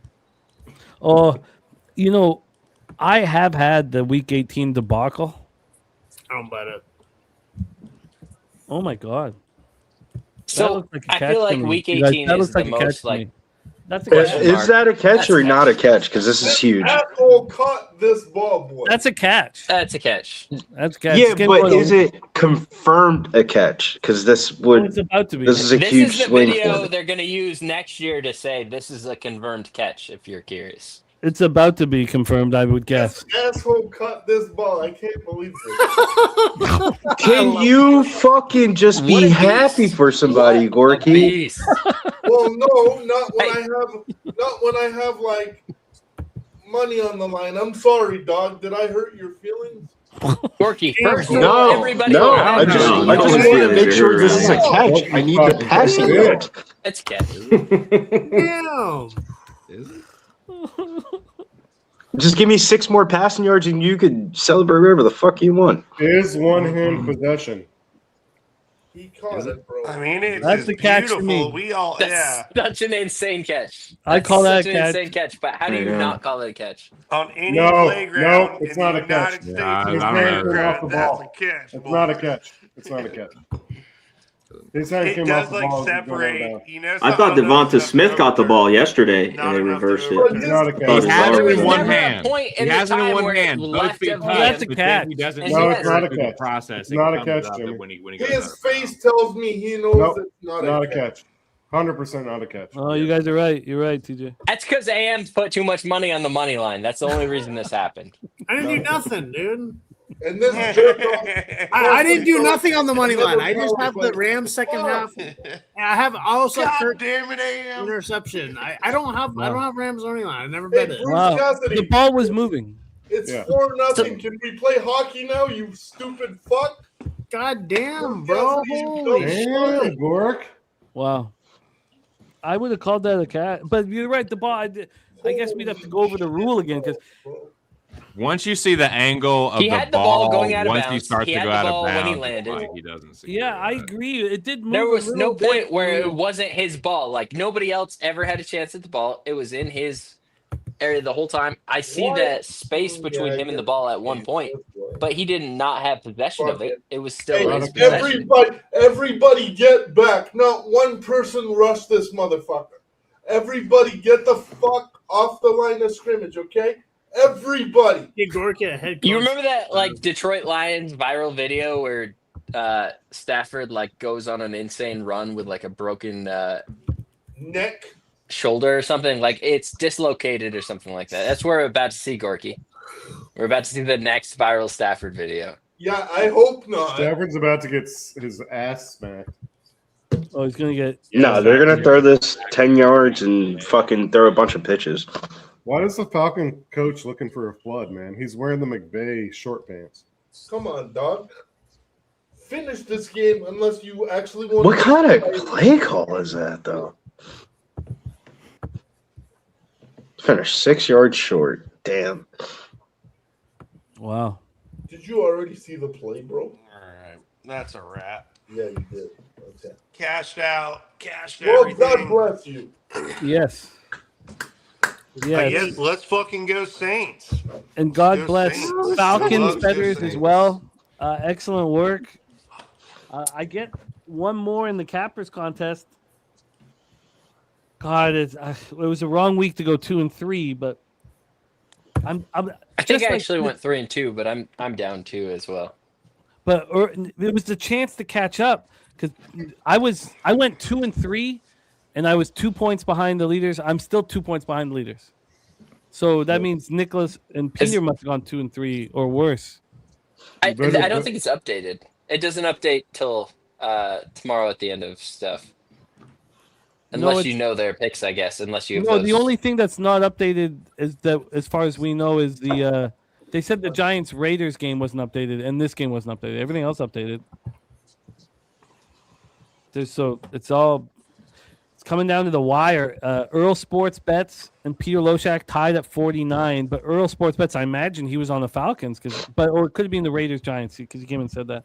And then a half point behind them, F. Donahue and Troy Torrance. A point behind them, the Reaver, Cale Reeves and Solson, and Luke Burrow. Luke Burrow in our chat right now, comes from Australia. And then Spooner, myself, and Ron Crawford all tied right behind them at 46. Fun. It's fun. You guys actually don't want to win this fucking game, do you? Just the list of great cappers at the top of that. It's fun to be listed with. And also, shout out to C-Mac's partner. She's great, man. Every year, she's Girlfriend, yeah. 16. I guess we should be married by now, right? She's Wait, did you 16. say I'm not she? married. But she's She missed a week too, like 3 weeks Oh, ago. when he said partner, I'm like, I didn't know C-Mac was gay. Like, yeah, this guy's like politically correct or something That's a weird strange. introduction. This guy's weird. You gotta watch Canadian Survivor. shit. Weird. Yeah, that's a weird introduction. He said partner. I'm like, I didn't know that. Normally, you just say girl or Good job, fucking Carter Hart, you dumb motherfucker. He said You're looking partner. like Stuart. You're just Stewart watching the this morning. scorecode. You're normally in super God speed. damn, yeah, you're far as shit, man. It's like 2 minutes behind. I thought C-Mac liked the booty, you know? Brother, I thought you were Yeah, good. I do. No worries. Jimmy's just Steph. Okay, Steph. What do you want me to call him? I mean, how personal do we want Stephanie. to get? Yeah, Steph. That's her name. Well, Wait, no, personal do we you want can't do to get, Steph man? either because that still leaves it on the table. I didn't mean Wow. to make it this weird. All right. Let's put a bow. Or nothing, Jimmy. Let's put a bow on the proceedings here. Excellent work for all Falcons backers. Gorky cashing with the Falcons money line. Excellent work. The player props hurt. Yeah, but Vegas is taking it away, Jimmy. Vegas is taking the lust away. Drake May is now the favorite for MVP. Oh, shit. Oh, speaking of that part, our guy Flash has had this big bet on Stafford to win MVP. That's like his golden egg that he's got in the corner. It's like everything's okay. Well, now he's plus 300, so he's losing. That shit went up in flames, Jimmy. But May's minus 270. Dougie Wise cashing the free bands. Excellent work. Man, there was a lot of the nuke worker. The nuke worker had to leave because his granddaughter is at his spot. And I guess we were being too loud, or he was being too loud. So he's like, got some pressure. And but let's get the Stafford third interception at plus 182. The Falcons winning between 1 and 6 at plus 590. C-Mac. Idiots have to score this period, right? That hit. That shit hit. No Falcons words. won I this love game. it. Wild. Is that not Yeah. that That's was wild. the bet of the night, I think. I know. I guess I Yeah, guess that's definitely odd-wise, the bet. TJ cash Bijan first touchdown plus 700. So that Ooh, was good the number higher- on that too. Yeah, that was Nice. a big one. Bijan first touchdown plus 700. Nice, but Nuki cashing the Falcons 1 to Fuck 6 yeah. plus 590. Yeah, you That did. a boy. There's no surprise there. Nuke is he's so good with these. Nuke Atta- sharp, man. That a boy, Nuke. That a boy, man. Guy can drink too. The guy can fucking That's, Can he? Can he? handle his booze. It's like shit. Yes, we can. Yes, we can as a group. Yeah. Yes, we can. Favorite Yes, we one can. again, baby. It's like the Matt Damon monologue in Good Will Hunting when he's like, when it comes to numbers, I can just play. Yeah. For us, when it comes I to overrated you fucking when it comes to Vegas. booze, we can just play. Yep. We can just That's play. right. That's true. Cheers to all of you guys for rocking with us here. We have one more Monday night. That's it, right? It's in 2 weeks, right? The first round has the Monday nighter. Oh yeah. That's it. Yeah. Thank you guys for hanging with us through all these Mondays. 18 of them. There's And, there's a doubleheader on Saturday, Jimmy. Are we? there's talks. TJ wants to. We're talking about it. Oh, Swiggy says the update, the Capricorn is updated. I want to cheers to all of you guys. Thank you guys so much for supporting us. And those of you on the screen who rock with me, it means so much to me. And love you guys.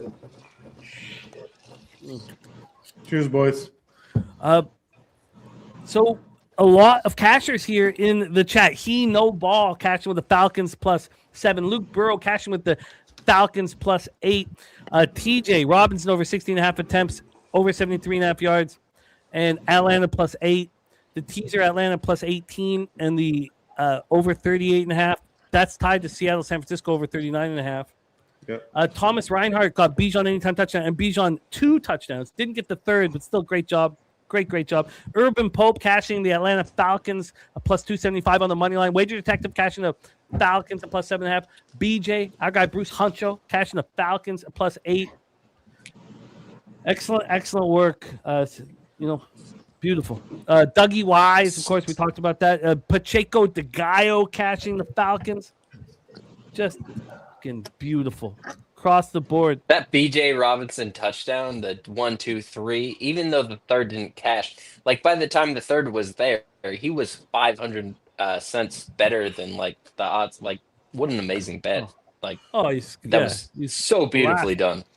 Just slapping ass. Impressive. Yeah. Oh, One very of impressive. few of us are championships tonight. Oh, yes. Those of you in your. Yeah, absolutely. Congratulations. There's a few Kyle people Macedo back to back. that won it.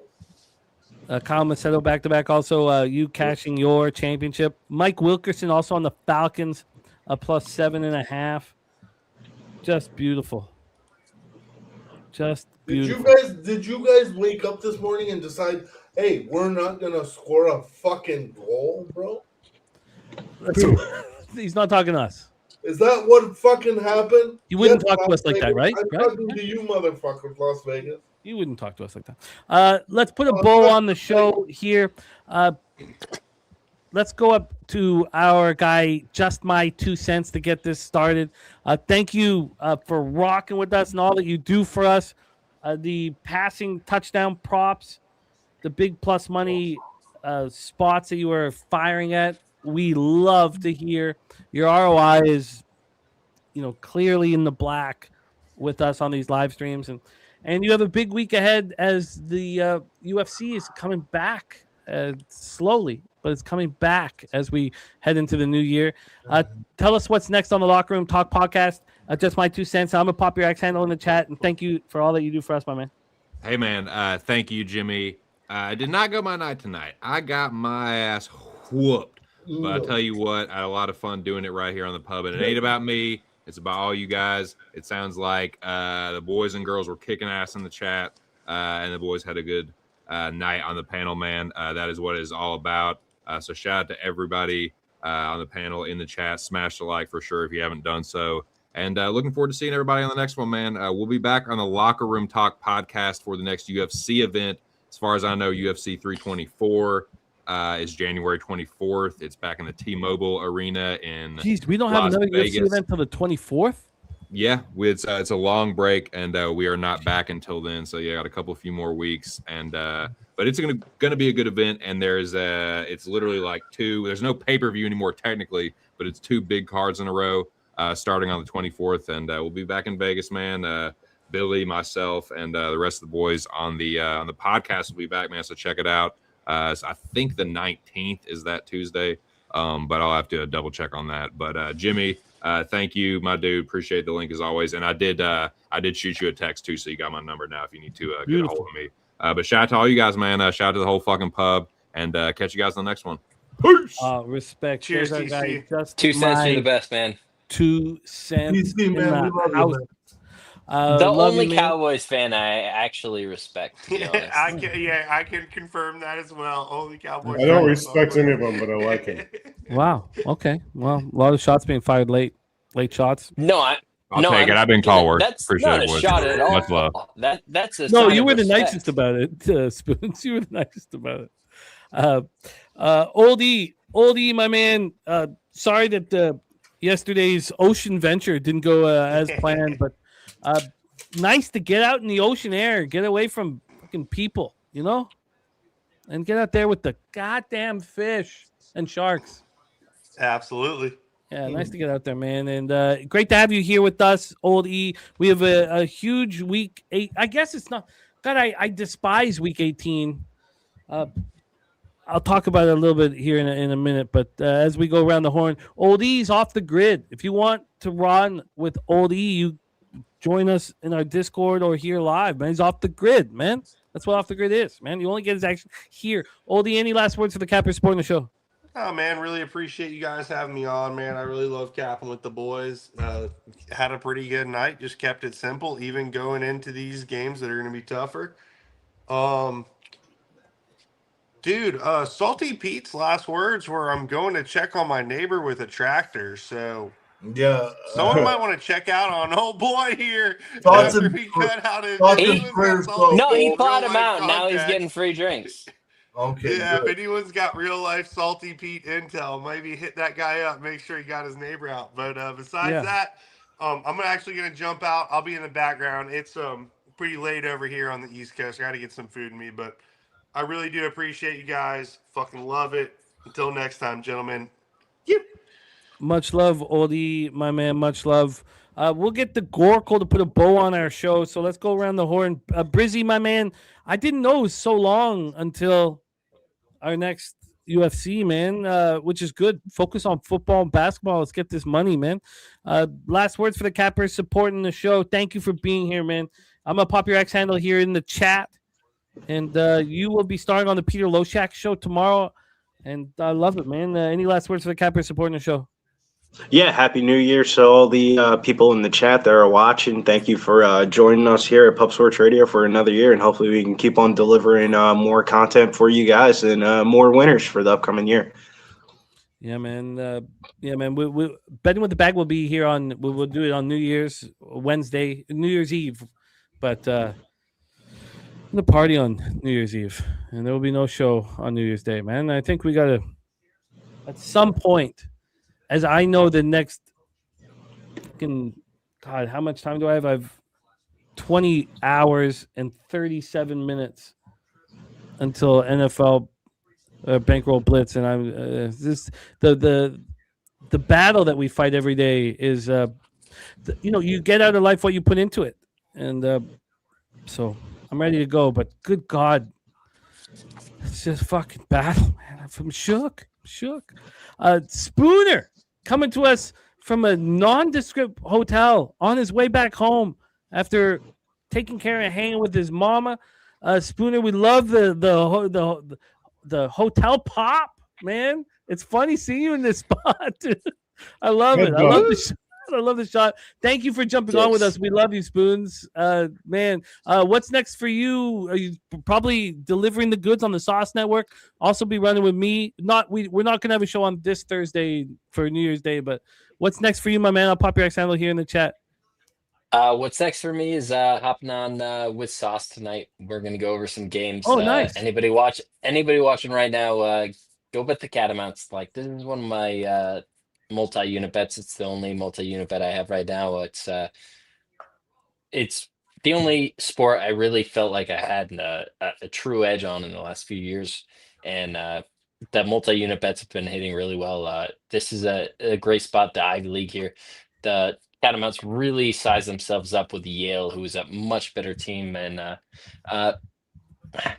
this line's so short. They're on the road. They're coming off a loss. It's a good buy low spot. It doesn't look beautiful on paper. I can't make it sound beautiful, but I love the spot. I got 2 units on it right now. I'll see where the line goes. It could expand from here, but good luck to everybody tomorrow. Good luck to everybody next year. I feel so blessed with this past year. Everybody here in the community has made a big part in that. So thank you. This has been an amazing year. Jimmy, TJ, everybody on screen, Billy Briz. Love to be a part of this. Can't wait for next year to see how we all grow together again. Can't believe the opportunities that have opened up in the last 12 months, and next 12 months I hope begin to be even better. Oh, I love it, Spoons. Fucking Jimmy, love it, man. I was totaling it up. I think I ate at 55 different restaurants in the last 30 days. Rather fun situation to be at. Never done that in my life. Anything close to it. Feel like I'm moving where I should. I love it. I love it, Spoons. I love it, man. I love everything about it. I love it, man. Yeah, it's I think it's very important for us to hold on to what brings us happiness, brings us joy, and this is important to our lives and our happiness, and we got to hold on to it, keep it tight. And God damn, I'm excited. I'm pumped up. I love capping with you, man, and I love it all. I love all of that, Spooner, and excited about 2026, and excited to finally break bread at Pubapalooza 5, man, with both you and our next capper. Gonna put a bow on the proceedings. TJ, spectacular work today. Love seeing it because we got plans, man. We got dreams. We got plans, and bankrolls need to grow, and that's exactly what you did. In the last 48 hours, monstrous, just under 20 units here live with us. Take it away, my man. Take it away. Oh, anybody in the chat, just follow everything you ever see from TJ. That's a fact, bro. That's pressure, man. Fucking pressure. TJ, my man. It's not pressure. It's not pressure. He's a 98% free throw shooter. Oh, he loves it. He's like screaming at me. I respect it. Of course. TJ, any last words, my man, for the Captain Sporting Show? I'll pop your X handle in the chat. It's a lot of pressure, but here's the thing, man. We've been coming through. I hate to say we, like, that's such a selfish thing to say, but honestly, like, the plays have been hitting, man, and You come on the show, you watch what you watch, cap the capper, play the plays you want. The plays have been hitting, so it's fun. I love capping with you guys, man. It's the highlight of my week. I love being on PubHub. I love being on the live streams. It's so much fun. And if Spoon says bet Vermont, then we have to bet Vermont. I believe that's the case. Yeah. Right? Wait, on top of that, don't wait to bet Vermont. If you can't find it on the book you have right now, look at a different book. So I see minus 1.5. I see They're- minus they're 1.5. not- So 118 was the cheapest number you could get. 122. By tomorrow morning, I expect this to be 3.5. So I see minus to 1.5 4 by the minus time. 1. I can get. Hold on. By I the can time get the game minus actually opens 1.5. up. So if you're a CLV guy, only ever bet Vermont the night before. Never bet the Catamounts the day of a game because I can get minus 1.5, minus 108. Should I bet it? Silver What's and the money gold line? Discord now. What's the money? Can you get a money line under 120? Well, hold on. Yeah, I can get 118. Do it. All right, I'll do that. But hey, shout out to the family. We made some money tonight. Get in the Discord, guys. We've been making a lot of money in there. I don't know how long I'll do it, but it's fun. So, Wait, does anybody want to do some like voice chat for the next day kind of Discord chats? I feel like going forward, obviously right now with the holidays coming up, it's not going to be the perfect time to implement it, but going forward, I feel like with some of these giant cards between the multiple sports, it would be kind of beneficial if people want to hop in. We're starting to get a large number of like some really sharp guys that I consider sharp in there. I think it'd be fun to go through some stuff. I think it might be fun to start a time where we might go through some cards, and obviously nobody's going to be able to hop in every night, but we could have a. So how would that work? Kind of thing. There's on Discord you can schedule a chat. You don't have to schedule anything. There's a voice chat. There's a voice chat that's always open. Go to the Group voice voice room, Jimmy. Oh, the war room, yeah, like the war room we have. Okay, yeah, you can just open the group chat anytime. schedule. Okay, that's cool. No, I like that too. You don't That makes schedule sense. nothing. You just Shout out to go Old E, the- man. He's been rocking in the Discord. He's been like. No, chatting Oldie's about been killing it in the Discord. I don't get to get in enough. I'm too busy, but I think that's the next step to make the Discord the next space, because all the cappers are here.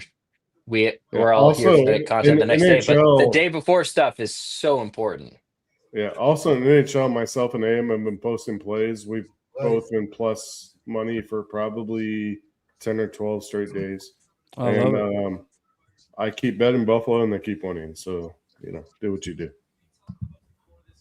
Oh, and yes, sweet. Yeah, let's talk about all this, man. Get in the Discord, man. Join Pub Sports. Pay whatever it is. What is it? $10 to get in the Discord? It's guys. Less than a cup of coffee a day. Guys, if you just you follow get to my break plays bread with a tonight, guy like TJ. you would have made getting if stuck you to just TJ put is worth it alone.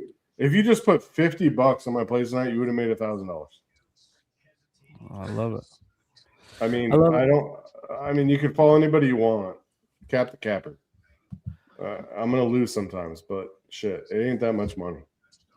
I love it. I have 20 hours and 28 minutes until Bankroll Blitz starts, And you'll crush it tomorrow, Jimmy. just Yeah, I hate this. I don't like Last this week of the feeling, season, man. I buddy. hate this feeling. Jimmy, I just- love it. Love it. I love even deal gambling. with You the work so hard. backups. This is You the got pinnacle. backups. This is the You pinnacle got of your so much NFL career. shit. It's Love You got it. so much shit to deal with. It's a lot. It's a lot. But, Oh, it's gonna be I tough. don't. I'm It's- just venting just to It's the say last to you round. guys. Yeah, it's You the guys last are round. actually gonna get shut out, huh? Hey, keep the bullets in the bag, Jimmy. Because Oh, I will. Don't worry. you don't wanna Look, pull I've another had. Ve- I you had don't want to the- pull another Vegas bet. I had the You're- week 18. I had the week. You're the one with the 18 premonition debacle. that knew that the tracks were going to come off on the roller coaster. This is Yeah, you got You don't want this. to bet another Vegas bet. Hey, look, I had a winning week. I know you still So there are won. going to be some despite losing that. bets. I'm not going to look.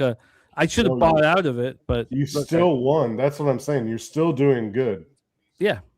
I mean, but I look, there were mistakes in there. Hallelujah! They scored. Hallelujah! Fucking A. What are you still watching? Shout out to the Wolfie Conservative. Thank you for the dono. Here he says, Vegas, Minnesota. Drake May Oh, playing oh, $1.10 to win the MVP. Do you think Mike Vrabel wins Coach of the Year? No, Paying double money. not a chance. Why? Who does? Coach of the Year? I It's not don't Vrabel. think that. Yeah. Canales He's for the under Panthers. I mean, who do you have? I don't know. I haven't even looked at the odds. I'm just off the top. I mean, I think that what Kellen has done in New Orleans is spectacular. Yeah, He but won't he's win not it. going to win it because they're not Yeah, good but enough. they're a five- Vrabel's not. No. Canales? Yeah, he's got a shot. What's the odds on Sean Payton? Johnson's got a. Oh yeah, Peyton's got to Chicago. be there. I'll check right now. I haven't looked, but we'll take. I don't know what the the odds are. Bro, they're under 500 Canales, or maybe like one game over. Yeah. No, they're 12-4. Canales? Oh no, I'm talking about Jacksonville. Sorry. Yeah, I don't have the coach. It's not available right now. Interesting. I think Vrabel's the favorite right now. I don't think Vrabel. With Shanahan right there. Mike McDonald's got to be there. Yeah. So right now I don't have all my books available. Like my odd shopping availability is not there. Liam Cohen's got to be there. What I use. Cohen, that's what I'm Yeah, talking that's a about. good one. Cohen, yeah. Liam Cohen's got to. I mean, Liam Cohen. I would right now thinking about what we've seen. Ben Johnson. I would say Cohen and Johnson should be the two favorites. I would think that Cohen should be the favorite. Vrabel, he said a plus 200 number. The numbers that I'm looking at from like the reduced numbers that I have are under that. So, and it looks like Vrabel is the current like. I just think favorite, so- people that know football know Vrabel is not the greatest coach. Vrabel, Shanahan, like, and then I'd he's say it's guys like Payton. He's a grunt, but he gets the most out of his play. I don't know. At the same time, like they don't want to give it to Shanahan again. Right. Well, no, I don't think Shanahan. I think Cohen or Johnson. Yeah, Cohen's a good shout. You Johnson. turn around that Chicago team, Right. like That's Ben Johnson. true. Yeah, To me, Ben Johnson deserves it. But same deal turning around Jacksonville. Yeah, he deserves it too. I would Not honestly have That's Liam the Cohen. only like dual coach of the year candidate you could ever have because those are like two of the worst teams we've had to deal with for so long. Yeah, I think both of those guys deserve it. And now it looks like Drake May will be MVP. Oh, he should be after this performance by Stafford. Now, but what about? Yeah, no, you're right. You're right. I have 45 to Like 1. clear ascension. I have 45 to 1 on him after week 5. I bet it. On Drake? Yeah. Jesus. Yeah, it's only $100, but Wow. You just like rocket to the top of the consideration, probably. Let's put a bow on the proceedings. Thank you guys so much for rocking with us in the chat. It means the world. Drinking hand, it means so much to me. We'll hook Braden up, man. When I go down to Pub 5, we'll bring back a bunch of stuff for Braden. And much love, drink. K Wolf, Old E, Chris Mack here. Also, before I give the rest of the shout outs to the chat and Gorky takes us home, I want to thank the cappers that aren't here right now that were here earlier. Thank you guys so much. We had the Nuke Worker, we had Salty Pete, we had LJ from H-Town and Troy Torrance. Susie Easton, love having you in the chat. Great work, 3-2 week. Oh, so we have the updated records. Let's take a quick look here. wait, did who's quarterback? Did Nuke Worker hit? No, because Cousins didn't throw a pick. Okay, all right. Sadly, yeah. Cousins actually played well. He played well. Yeah. He played smart. He played. Atlanta played a good game. So, there were some. So Morgan, you must have the Falcons. We both gained a point. No, I had the Giants. Oh yeah, the Giants. Okay, that was up there. Okay. So they put the Giants in. God damn it! So we're 2 points out of first, but Who's we're in tied first? for 8th. Who's in first? Jimmy, I love that because that means we have that many successful cappers in our community. That's no, beautiful, you don't want right? that. You want the money. No. That's a Look, beautiful no. story. Look at that record. Look at where you're sitting at. I bet every single one of those bets. Like I feel like that's a wonderful spot to be at, and I've gotten better number than those, so my record is actually better on those numbers than where it's at. Like I think the NFL community and pub sports this year is awesome. This is the sharpest market to try to beat. It's the hardest market to try to beat. I think it's really just like look at what we've done like across the board. Like there's not just like one way to just put that. I struggled with it because it's everybody across the board. It's not Jimmy. It's like you look at the cappers on your show that you bring on every Sunday. There's so many winners. It's hard to bring them all on. Yeah, it's the best, by far the best NFL pub of our 5 years, by far. This is so close. 2 points. 2 points are keeping the top 9 because we're tied for 8 to 47. A half point ahead of us is Solson and Luke Burrow. Luke Burrow in Australia, our guy who's in our childhood. And then a point ahead of them is Cale Reeves and Troy Torrance and F. Donahue, all tied for 3rd. And then tied for 1st is Earl Sports Bets and Peter Loshak. So you guys wild to think that people are out there doing better than Troy. Jimmy, you guys are going to have to go against the board a little bit next week. Yeah, that makes sense. Yeah, we're gonna. You guys are going to have to fade line moves a little bit. You guys are going to have to wait till Saturday at 8:00. You're going to have to fade a couple line moves. No, I'm waiting for Tuesday. I'm just going to fade everything that Jimmy says. No, that's my recommendation is to you see like a 2-point move against something because you know they're going that way against the circuit move. You're going to have to fade that and hope for the best. You're right. That's the only way to create a route. But that's the only way you can go in your position because they're going to play it safe. Yeah. Nobody's buying low in week 18. No, you guys in your position have to play aggressive because they're going to play safe. Why wouldn't they? Yeah. No, it's you know what? It's better to be the hunter than the hunted. Let's fucking hunt. Yeah, you got to hunt. You got to go balls to the wall and play it aggressive. I agree. It's fun. It's fun to throw a shot though. Yeah, throw a shot. Yeah. And hope it hits. Take a shot. No, you're absolutely right. You're absolutely right. I screwed up. I had a friend in a Survivor for 26,000, and there was 4 left. And if it pushed, like if no one it carries over to the next year, it's not like a very big group. And they all were on the Bucks. Okay. Like when they lost to the Saints. Yep. And I could have got him off of that.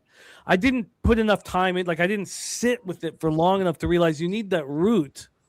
That was the day where the Vikings beat the Commanders by 30.